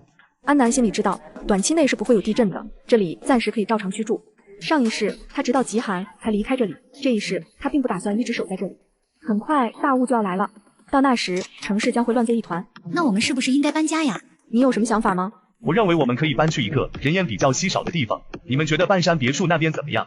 我听说官方基地现在建设的如火如荼，我们要不要再等一段时间，直接入住基地？天灾无常，一样接着一样，我怕突然来个地震什么的，这楼坚持不住，还是早些搬离为好。等咱们入住新居，再等官方基地的消息，也是一样的，最多不过是多搬一次家，反正我们现在有油有车，倒是不打紧的。我赞同，那就按你们说的办。我最喜欢开车的时候开车了。楠楠，我知道你最近处于热恋期，咱们还是尽量控制下吧。偶像，佩佩，啥是开车的时候开车？哎呀，你别问我了，我都不好意思了，你还是让观众朋友们给你解释下吧。对了，楠楠，你去半山别墅住，真的没关系吗？什么意思？你的爸爸和继妹他们也住在那里。楚佩佩想到了安南提起过的渣爹和洪涝时期见到安小北时的那副嘴脸，不禁为安南担忧。放心吧，只有我让别人不舒服的份，没有别人让我不舒服的。偶像魏武，要是有人让你不舒服，我们陪你一起干他。对，干就完了。好，3人驾车很快来到别墅区的门口，发现门口竟然有2个人在把守。这里的守卫系统居然还在正常运转。是啊，这也太不可思议了。那不是挺好？将来我们的安全又多了一道保障。站住！干什么的？3人下车走上前去。我是天灾降临之前住在这里的业主，现在我想回来住了。听到这话的2人先是一愣，随即哈哈大笑起来。居然敢冒充这里的业主，知不知道这是哪里？这可是半山别墅，能住在这里的人，哪一个不是非富即贵的？看你们那穷酸样，有什么资格成为这里的业主？就是，赶紧给老子滚，不然让你们尝尝棍子的滋味。看到如此嚣张的2人，安南打算让他们尝尝苦头。就在这时，一个壮汉朝这边走了过来，安南微微一笑，放下了正准备掏枪的手。抄什么的？是不是又有不长眼的跑过来找死？大哥，就是他们冒充这里的业主。哦，我看看到底是谁。壮汉话没说完，转身就一个人扇了一巴掌。你们知不知道这是谁？这可是安小姐，不但以前是这里的业主，现在更是顾总夫人。安小姐，快请见。大哥，他不是跟安家。住嘴！在这么久的天灾下，能完好无损的站到这里，没有2把刷子，肯定是做不到的。人家要是想硬闯，今天咱们都要交代在这了。另一边，安南3人顺利的找到一处空置别墅。3个陌生人的到来，很快就引起了部分业主的注意。喂，你们是官方的吗？还是说外面的秩序恢复了？亲爱的，我就说吧，官方基地建成了，一定会邀请我们优先入住的。咱们每年纳那么多税，怎么可能跟那些贱民一个待遇？我看那男的怎么那么眼熟啊？那好像是影帝魏延吧？还真是，真人比电视上好看，我差点没认出来。想不到娱乐圈真的这么赚钱。半山别墅可不是一般有钱人能住的地方。他能住在这，是因为他家本来就住这。整个半山别墅也就他这一户明星。还好我不是他粉丝，他们一家素质真差，不就是多赚几个钱吗？还高高在上的管别人叫贱民。喂，你们是聋了吗？跟你们说话听不见。我们每年交那么多税，你们就是这种服务态度。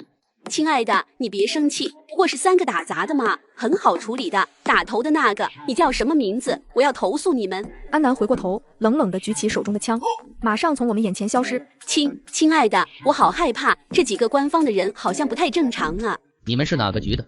敢这样跟我说话？不知道我是谁吗？我管你是谁，3个数不从我眼前消失，就从这个世界上消失。看着他俩狂奔的背影，不再理会，继续参观起了这栋别墅。这别墅可真大，我们一起住都绰绰有余了。我觉得可行，咱们一起住还安全一点。我赞同，这么大的别墅要让我自己一个人住，还真有点害怕。这面积这么大，我们每人住1层，依然很宽敞。咱还跟以前一样，当楼上楼下的邻居，遇到事情了互相也好照应。偶像，你觉得呢？安南自然是不会跟他们一起住的，他要经常使用空间，跟他们住在一起不方便，我就不一起了。这栋你们住，我再在附近找一栋。对了，楠楠还得谈恋爱，有我们在的话，总是不太方便的。偶像，顾总家就是在这个别墅区吧？你是不是打算直接搬去他那里？并没有，你们先收拾这里，我去隔壁看看。正当安南走到大门口时，一道身影的出现，引得3人大吃一惊。看到来人后，安南3人大吃一惊。安然，果然是你们！龙从安、楚佩佩、赵平安，好久不见！好久不见。上次你受的伤，看来恢复不错，行动完全没受影响。哎，多亏你们当时出现的及时，我听小区的人说进来3个生面孔，想过来看看，没想到会是你们。你们怎么会来这里？我们准备搬到这边来，过来找找房子。那可真挺好，大家住得近，可以相互照顾。那你怎么亲自来了？顾总还不知道这个事吧？今天没听他说，这种事你吩咐一声，我来帮你们找就是了。这别墅区里的空房子有的是。怎么好麻烦你？不麻烦，您是顾总的夫人，就是我的老板娘，为你做事是应该的。还老板娘，这龙从安叫的倒是挺自然。你刚刚是陪顾之宇出去办事了吧？是的，顾总此刻已经到家了。我是说你家，自从顾总恋爱以后，每天都待在风铃一景，恨不得直接把自己挂在恩人身上。老公，知道这3个生面孔是谁了吗？老婆，这3人可是我的朋友，顾总的女朋友安南小姐。这2位是我跟你提过的赵平安、楚佩佩，之前就是他们3个救了我。这是我老婆李诗涵。你就是安南，真好看，终于见到你真人了。你认识我？认识谈不上，你的爱情故事我听了不少。老婆收敛一点。赵平安、楚佩佩，你们好，谢谢你们救了我老公。今天大家都去我家吃吧，咱们边吃边聊。不用了，天色已晚，我们得回家去了。可是，老婆，一会儿太阳落山了，恩人他们赶夜路不安全。他们今天是来看房子的，以后会搬到别墅区这住，咱们有的是机会一起吃饭。你们要搬过来，那可太好了。我正愁在这边没什么可以聊天的朋友呢，等你们搬家的时候，有什么需要帮忙的，尽管来找我。好的，谢谢。顾总还在家等着呢吧？快回去吧，小情侣嘛，总是。老婆，人还没走，你收敛点。我是说，你们早点回去吧，别让家人等急了。慢点开，路上注意安全。安南3人回到风铃一景，楚佩佩的心情明显不错。楠楠，平安，我有点期待搬过来的生活了。别急，明天咱就搬。这么快？既然咱们都看好了，当然是越早搬越好。说的也是，万一房子让别人抢先入住了，就不值当了。那应该不会，半山那边还没乱。主要是咱们现在住的这栋已经是危楼了，早搬早踏实。约定好明天搬家的时间，3人便各自回家了。今天怎么回来的这么晚？没出什么事吧？没事，我今天去看房子了。看什么房子？我要搬出去，一个人住。什么意思？你自己在这住，我另外找一套房子自己住。少胡说八道！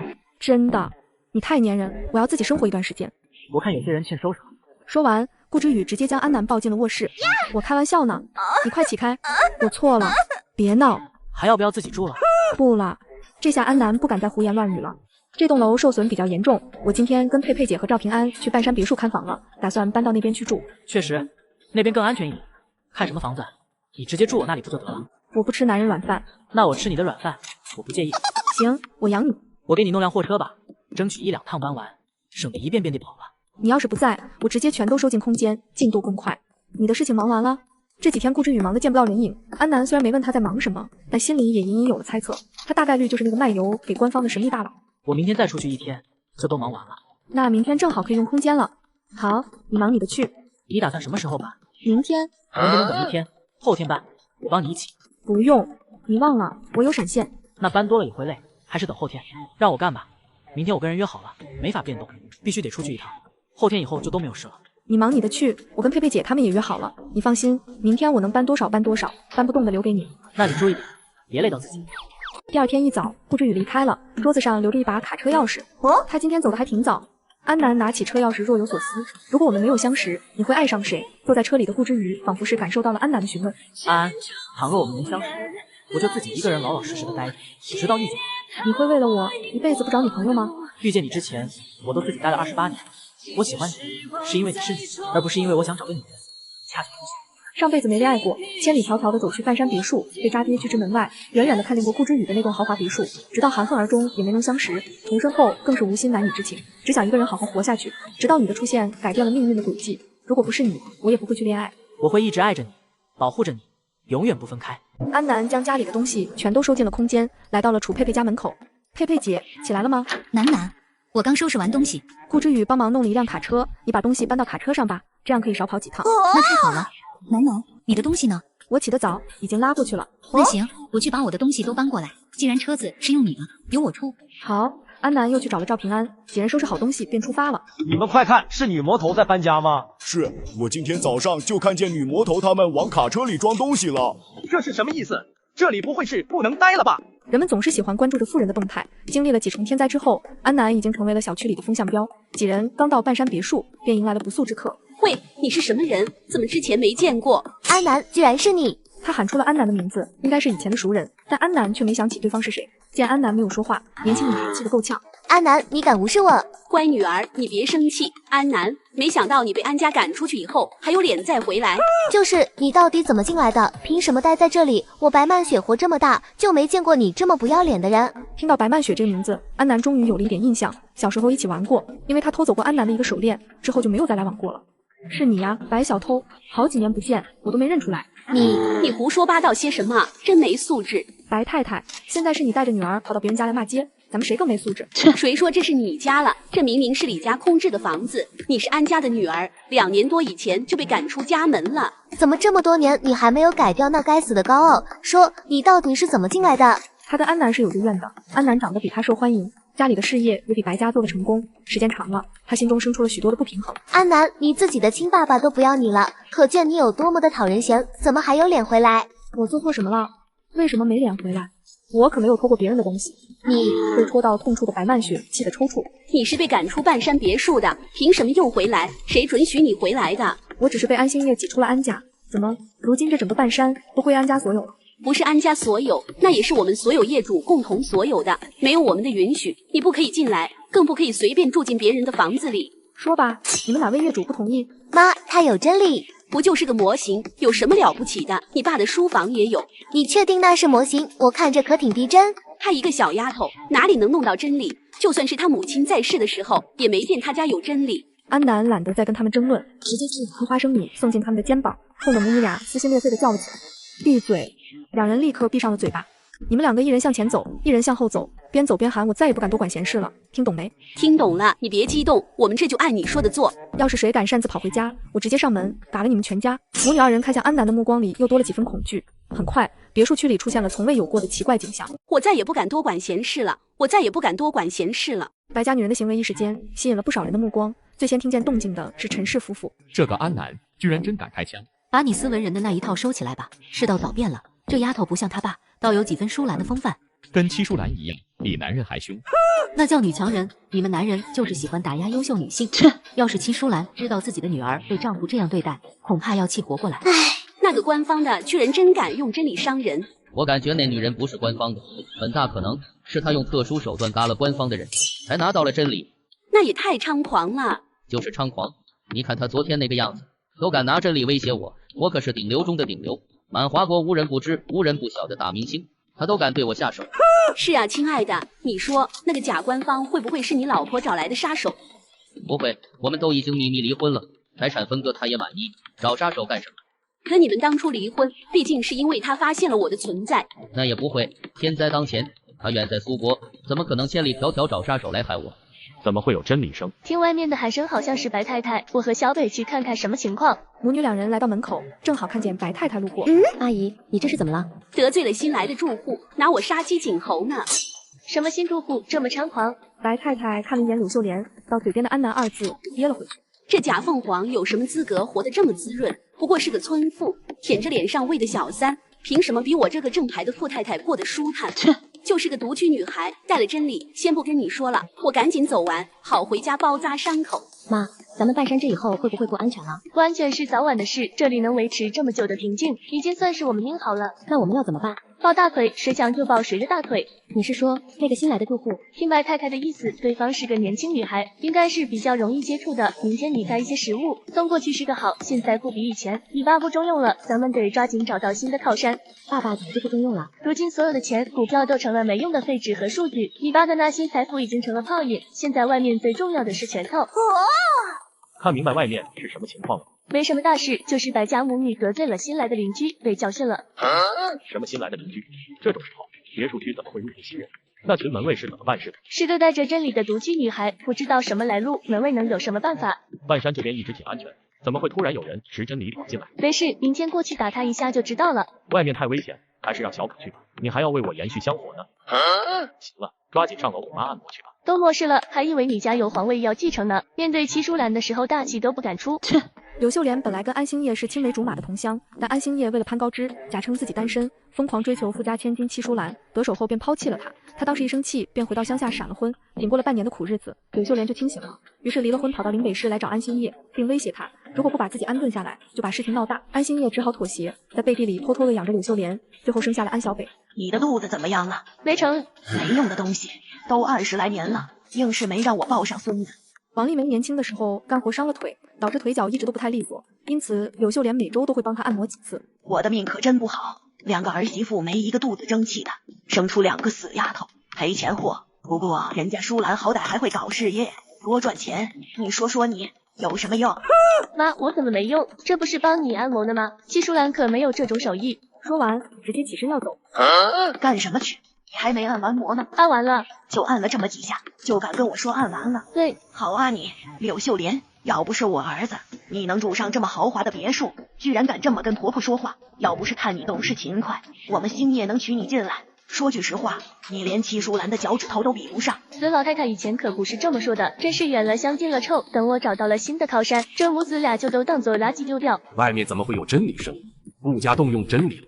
刚刚已经派人去看了，很快就会回话。凡事漠不关心，就只知道吃喝玩乐。爸，您这么厉害，有什么需要我操心的？但愿我能长寿，能搭在你这个不成器的后头，否则尤家恐怕要毁在你手上。不愧是随我姓，那就感谢老爸为我养老送终了。尤老爷子气得刚要动手，去打探消息的保安在这时走了进来。外面是什么情况？怎么会有真理声？尤总，是一个新来的女住户，用真理打了白家的母女。新来了女住户？怎么会有新住户进来？据说对方是顾总的朋友，有顾总的推荐。顾总的朋友？你是说顾之宇那个闷骚的家伙推荐了一个女住户进来？那我可要过去看看。哈哈哈！少出去给我惹事！顾总的什么朋友？多大年纪？是顾总很要好的朋友，20多岁。既然是顾总推荐的，入住进来也没什么不同。这姑娘在顾之宇心里的分量不轻啊，真理都给人家配上了。你少去招惹。被打伤的白家母女是怎么回事？白家母女正在外面游街，我刚才问了白太太，她说是她多嘴，被教训了。不光打伤了她和白小姐，还让他们在别墅区里游街喊话。哦，我受不了了，我要出去看看。尤晨不顾尤老爷子的劝阻，直接跑了出去。我再也不多管闲事了，我再也不多管闲事了。真行，这个安南挺有意思。另一边，楚佩佩和赵平安已经搬来了最后一趟物资。楠，多亏你的车了，原本要搬好几天的东西，马上就能干完了。刚想说什么的安南，看到白家母女向着这边走了过来。这不是在园区里喊话的那2个精神病吗？他们过来干什么？精神病完成任务，领赏来了。错了，饶了我吧，我再也不敢说你是小偷了，我把所有的物资都给你。面对安南的白曼雪，一直幻想着如何报复。安南，我们已经按照你的要求做完了，是不是可以回家了？是啊，天气这么热，我们又失血过多，必须得赶紧回家包扎了。安南却突然掏出突击真理，对准了他们，他们2人吓得直接瘫坐在了地上。你们猜我之前送的花生米是想干嘛？是给我们一个教训。错了，是想嘎了你们。安南，你别开玩笑了，我们真得回家了。确实是开玩笑，看把你们给吓的，快回去吧。白家母女松了一口气，相互搀扶着往家走去。身后的安南毛不相交，冲向了他们。一旁的楚佩佩和赵平安被眼前的一幕惊呆了，连他们都以为安南是要放过这2个女人。偶像，我还以为你要小惩大戒的放过他们了。是啊，我刚才还怕你放虎归山。嘎是必须嘎的。白曼雪心眼小，偷了我的东西，还能记恨我这么多年。这次在我手下吃了亏，肯定幻想着要怎么报复。顾家小姐还有这种爱好，偷了东西，不知悔改，还想着把我赶出去，想的倒是美。小人行径。随后三人又聊了一会，赵平安和楚佩佩就回去整理物资了。美女挺狠呐，我站得那么远，都差点见到飙出来的血。安南有些无奈，哪来的这么多访客？喂，小美女，我跟你说话呢，你看什么呢？你是哪位？是我先问你问题的，你还没有回答。这是我家，客随主便。我叫尤晨。听到名字的安南立刻警惕起来，这别墅区有几户姓尤的？就我们家一户，怎么了？看来这个就是泰宇集团的尤家人了，这位大概率就是小尤总吧？没怎么，就问问你还有事吗？听到安南的回答，尤晨有些发懵。喂，你这样很没礼貌。是的，我确实没什么礼貌，脾气也不怎么好，你可以离开了吗？什么？你还想连我一起嘎掉？说不定哦。这女人是变态吧？光急着出来看热闹，什么武器都没带，她要是突然发狂，还真挺危险的。安南见他一脸防备的眼神，有些想笑。尤家的实力深不可测，不能轻易结怨。尤晨虽然有些发怵，但还是问出了心中的疑惑：你跟顾之宇那家伙是什么关系？我是顾之宇的小姨，你是阿宇的朋友吧？也跟着叫我小姨就行。你看着比顾之宇岁数还小，怎么可能是他小姨？人小辈分大，这有什么可稀奇的？尤晨看他一本正经的样子，不禁在心里怀疑：难道顾之宇真在外面认了什么干妈？俩人正说着话，一辆越野车缓缓驶过，尤晨眼前一亮。姓顾的，你往哪开？你小姨在这呢。什么小姨？你不会自己看？加班的怎么样了？所有东西都搬过来了。这么快？尤晨见俩人都不搭理自己，忍不住开始插嘴。姓顾的，你小姨可猛了，刚搬过来就嘎了俩人。你没事吧？没事。我说你别太离谱，他嘎别人，他能有什么事？我怕他累着。怎么？不行，惹你的是谁？白家的母女。没什么印象。住在安家隔壁的，我已经处理好了。你一直处在这里想干嘛？家里没意思，我出来透透风。哦，那你透吧。说完，带着安南进了屋。你们俩都不请我进去坐坐吗？刚才那个红毛就是尤家的小尤总吧？没错，是他。说说吧，小姨是怎么回事？看他就是一个纨绔子弟的样子，想逗逗他。确实纨绔，不过也还挺有能力的，头脑聪明，经营企业很有一套。泰宇集团的话事人不是老尤总吗？老尤总早就已经放权给他这个独生子了。表面上坐镇的是老尤总，但实际上很多决策和创新都是尤晨做的。虽然他的很多操作我无法苟同，不过他也确实取得了很多世俗意义上的成就。我看这个尤晨好像很关注你。万年老二肯定是要紧盯着第一名，这是人性，可以理解。你好自恋呀！真的，方方面面都是第一，你一定喜欢。少说骚话。回到家里，尤晨心里不禁感慨：这个姓顾的居然不声不响的找了个又美又猛的女朋友，这个万年单身汉突然间就铁树开花了。菲菲、倩倩、Amy、Shirley 好像没有一个比那安南果敢狠绝的。脑袋里浮现着安南拿着香蕉，面无表情嘎人的样子。还是算了，爱不起来。顾之宇可真重口。我出去一趟，很快回来。天都黑了，你还去哪？斩草除根去。白家还有其他幸存者？白曼雪不是独生女，上头还有一个哥哥，再加上他爸爸，一共2个人。我陪你一起。不用，我自己就可以。你要是也跟着去了，我回来吃什么？你去做饭吧，我很快就回来。小心一点。放心吧，